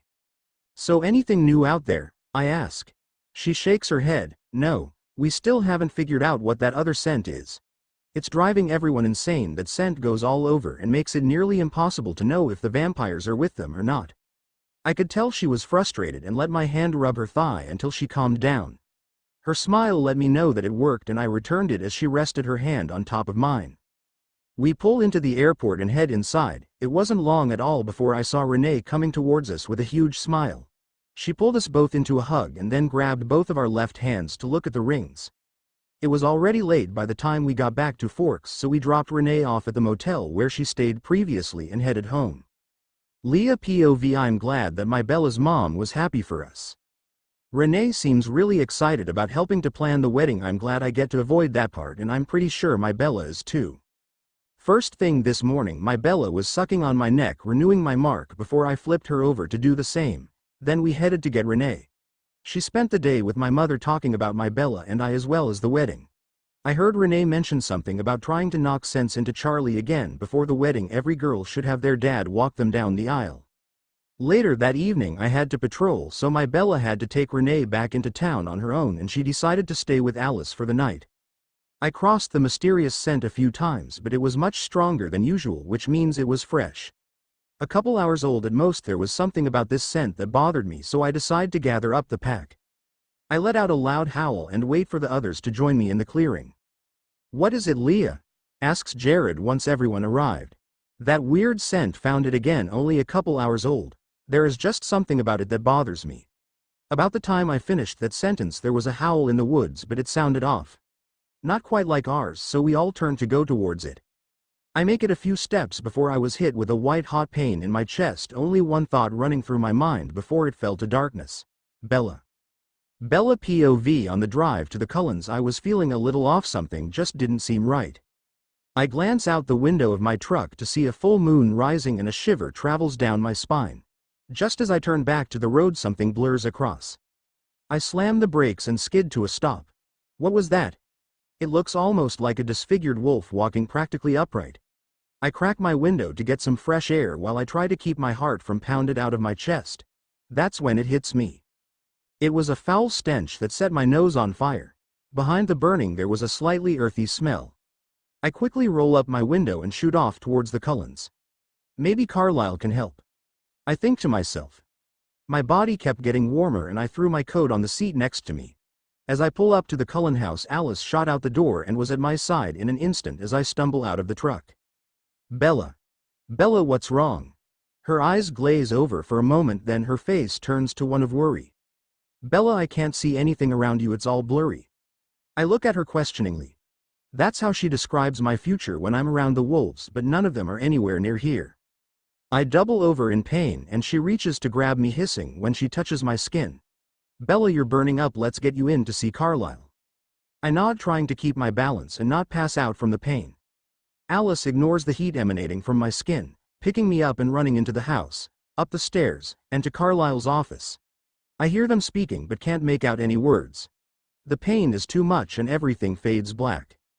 Leah POV. When my eyes open again, I realize I'm home in my bed. I still feel the pain in my chest, but it's not throbbing anymore. Something is wrong with my Bella.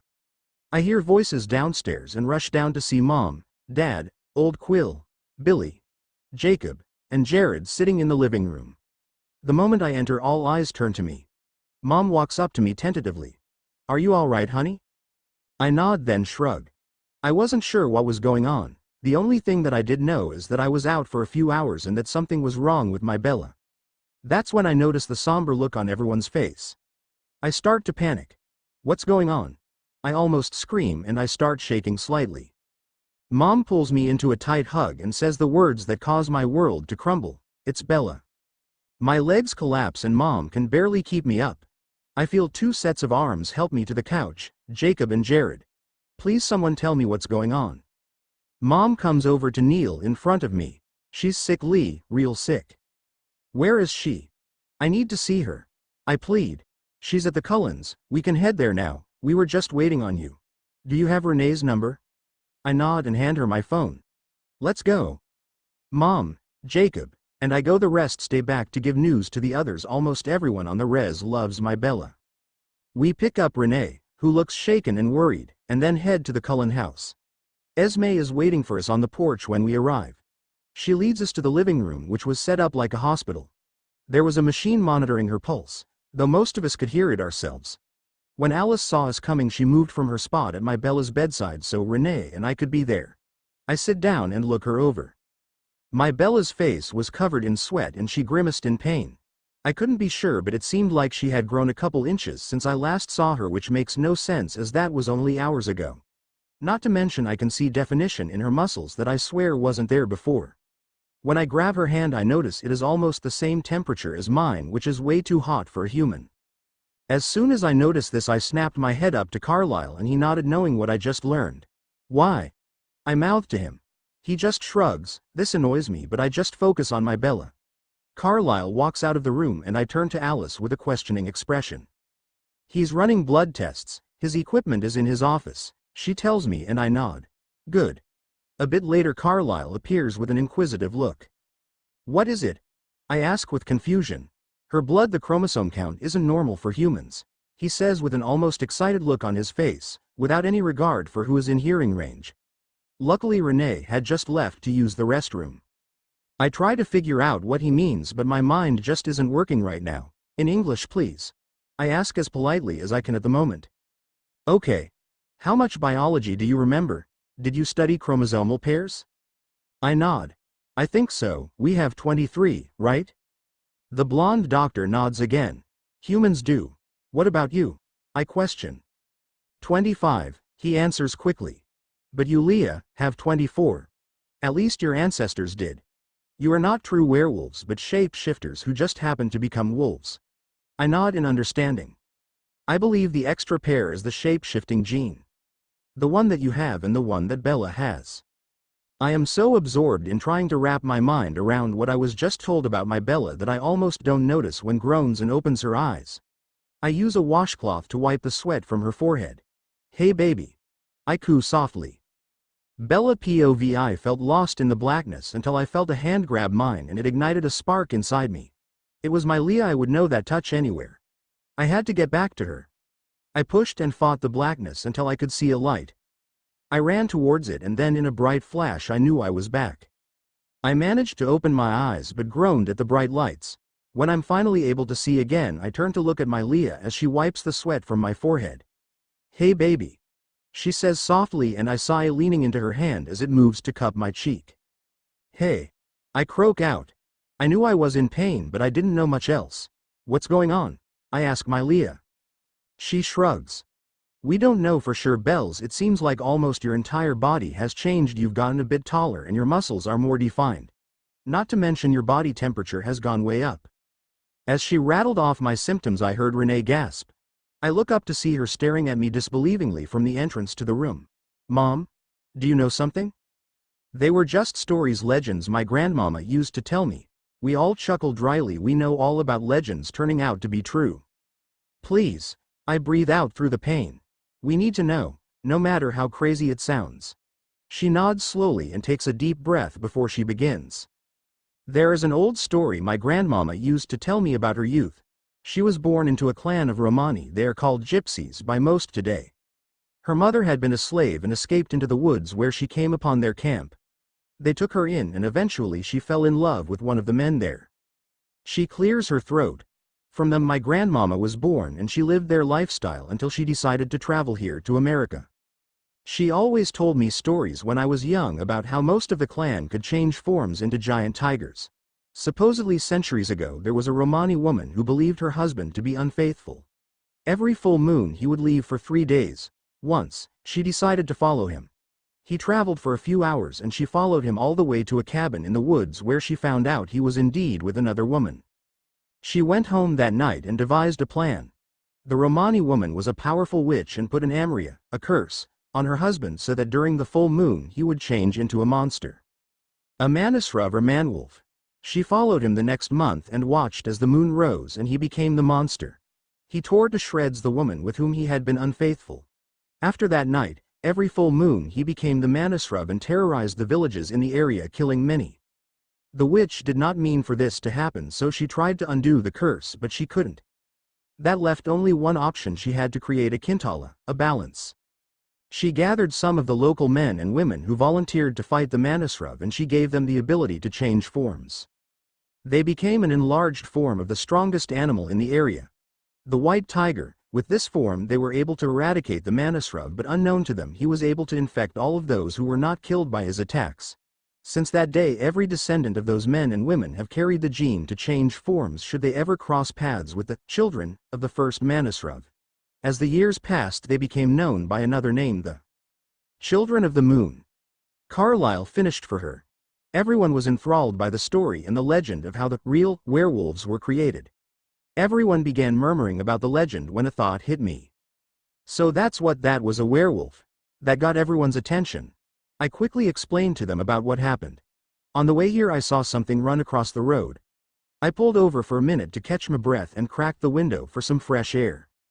I smelt something weird in the air that was almost painful to my nose, and I started feeling really warm, so I got here as quickly as I could.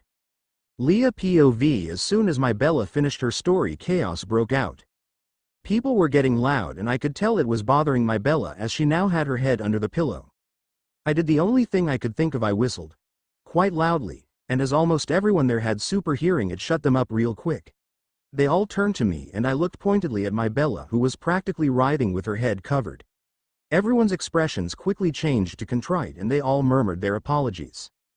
I began running my fingers through my Bella's hair and she relaxed until she fell asleep. I kissed her forehead and just sat watching her. A few minutes later I felt someone's presence and I quickly realized it was Renee. "Hi, Renee," I whisper. "Why is everyone so calm about what's happening to Bella?" I sigh. "Because many of us down at La Push are like her, except we become giant wolves." She chuckles dryly. "I guess that explains the joke about legends, huh?" I nod slowly and let out a yawn. "Yeah, our change is triggered by vampires," I say without thinking. I didn't even realize what I said until I could hear Renee practically choking. "Ops could have broken that to you a bit better, eh? Vampires, werewolves, shapeshifters, all real." She nods slowly and I can tell she's trying to take this all in. I sigh watching my Bella, her face still grimacing in pain now and then. Apparently she burns out the morphine so fast that it isn't doing much good. Renee clears her throat and I turn to her again. "So you turn into a giant wolf that hunts vampires?" I nod. "Do you get a lot of them here?" I shrug. "Not too many, but there is a family of good vampires that live here. They drink animal blood instead of human." I notice Alice look up at that and give her a questioning glance. She nods, giving me permission to tell Renee. "You're in their house, actually." I chuckle as she whips her head around to look at the Cullens. I sigh and lean my head forward on the edge of the bed. Renee pats my shoulder and whispers, "Get some sleep, you look like you could use it." I smile softly and murmur my thanks before sleep overtakes me. Bella POV. I wake up to the normal feeling of my Leah wrapped around me. It wasn't until I opened my eyes that I realized this wasn't a normal morning. Instead of being in our bed, we were in the Cullens' living room and I was hooked up to a multitude of machinery. It only took me a moment to remember the previous day. I start looking around the house to see what everyone was up to. I could see Carlisle, Sam, Emily, and Sue off in a corner talking. Spread throughout the room is Renee, Kate, and the rest of the Cullens. I shift around a bit, which wakes up my Leah as well as drawing attention to us. Carlisle walks over when he notices me moving. "How are you feeling, Bella?" he asks compassionately. I think for a moment, taking stock of how I'm feeling. "Okay, I guess. A little weird though." Carlisle nods as if he expected that answer. "It appears that you are going through the same things the wolves do, but at a much more rapid pace. I expect within the next 24 hours or so. Your temperature is already much higher than usual."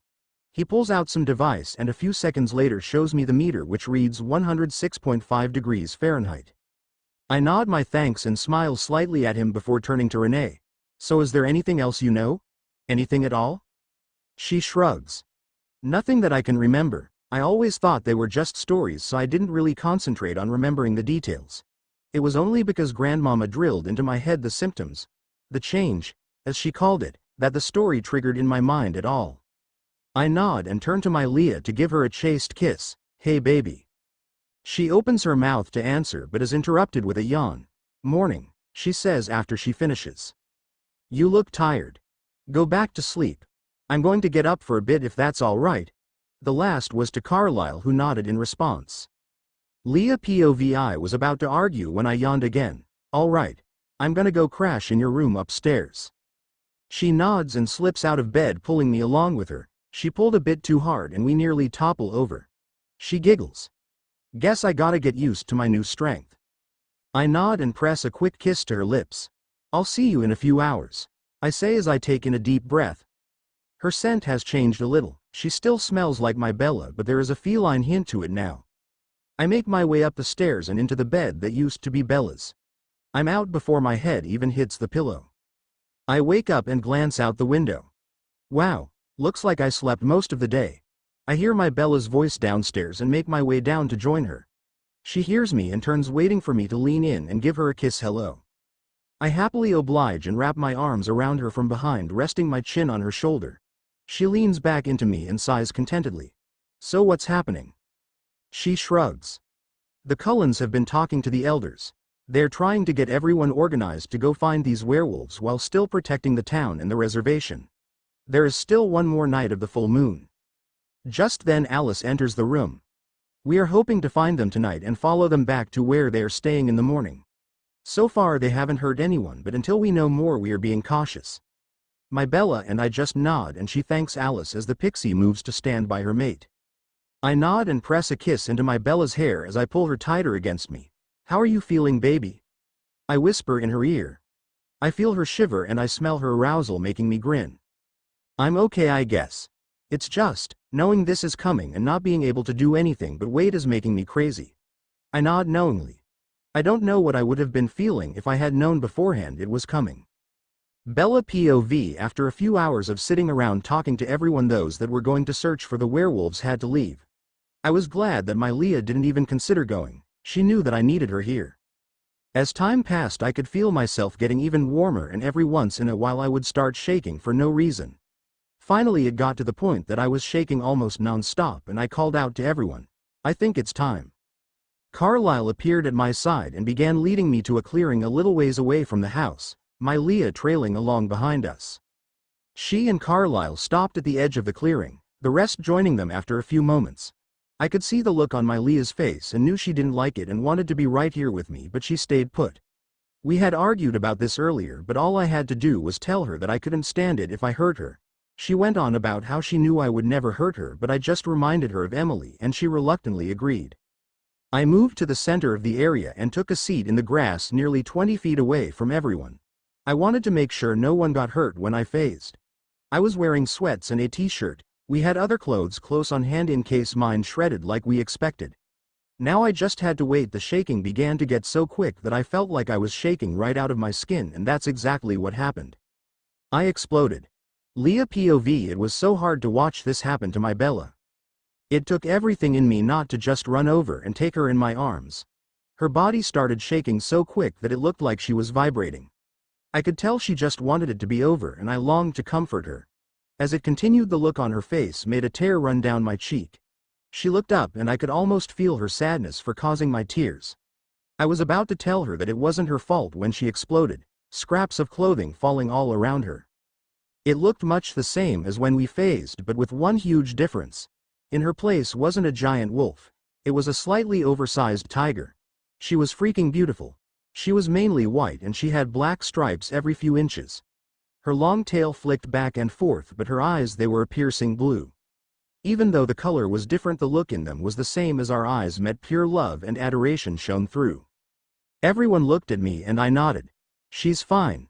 I turned back to my Bella and noticed she was holding up a paw, looking at it and swatting the air. I couldn't help but giggle. Bella, I called.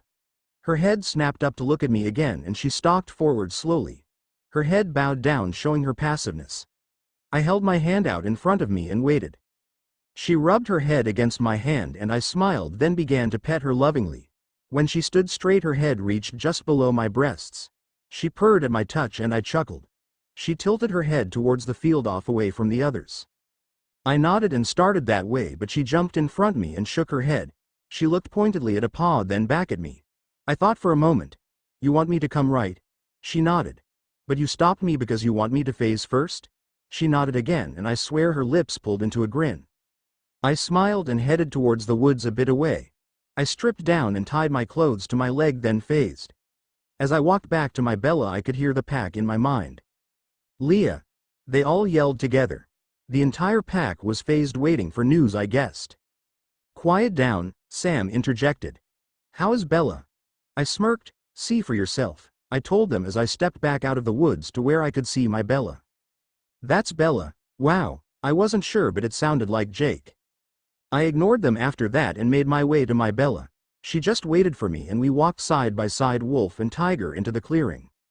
Bella POVI was worried what would happen when my tiger met her wolf. I thought instinct would flare up, but thankfully none did. It was like they knew they were mates and didn't mind the difference in species. We walked side by side into the clearing, and as soon as we passed the trees I pushed my head into her side playfully. When she turned to me I pounced away, turning to her, flicking my tail playfully. She understood what I was wanting and started to chase me, and I took off. The feeling of the wind in my fur was amazing. So this is why she loves running so much. She started falling behind and I giggled internally. She was the quickest in her pack and I was outpacing her easily. I turn around and she stops. I crouch down and crawl slowly as if I'm stalking prey, and in a way I was. She just stared at me, waiting to see what I would do. When I got a few feet from her I pounced on her side, pushing her to the ground. Half my body laying over hers, I looked into her eyes and I could see the glee in them. We ran back and forth, playing for a while longer, then she lay down on the grass. I pillowed my head on her stomach and let out a snort of happiness. She leaned her head towards me and gave me a long lick across the face, and I scowled, growling slightly, and she gave me a wolfy grin. I used my paw and rubbed the fur back into place. I nudged her with my head and she got up to follow me back to the Cullens. She stopped on the edge of the woods to phase back and dress. I went around the side of the house to do the same. We met back up at the back door and turned to each other with a smile. "I'm faster," I teased, and she nodded in agreement. "I think the boys are scared now. I heard them talking about seeing who was better until you outran me so easily," she said with an evil grin. I giggled. "Who all saw?" "Everyone." I was surprised. She nodded. "Apparently everyone figured I'd phase, so they all waited to see what would happen." I shrugged. "I was hoping I would be able to hear you, but I had nothing but silence." She nodded. "Maybe you have to be a member of the tribe to be a part of the pack?" I shrugged. "That's too bad. I was hoping to be able to share that with you." She nodded in agreement and we walked silently back to join the others. When we arrived they were all looking at me expectantly. "So how was it, Bells?" Alice asked in her bell-like voice. It was at that point that I noticed my hearing was very much improved. It was amazing. That's really the only word to describe it. The feeling of knowing how strong you are and being able to move so quickly is like nothing I have ever experienced before. This got nods of agreement from all the supernatural beings present. "So, did you find anything?" I asked Alice, who was part of the search for the werewolves. She nodded. "We found what looks like a camp not far from where the werewolves were."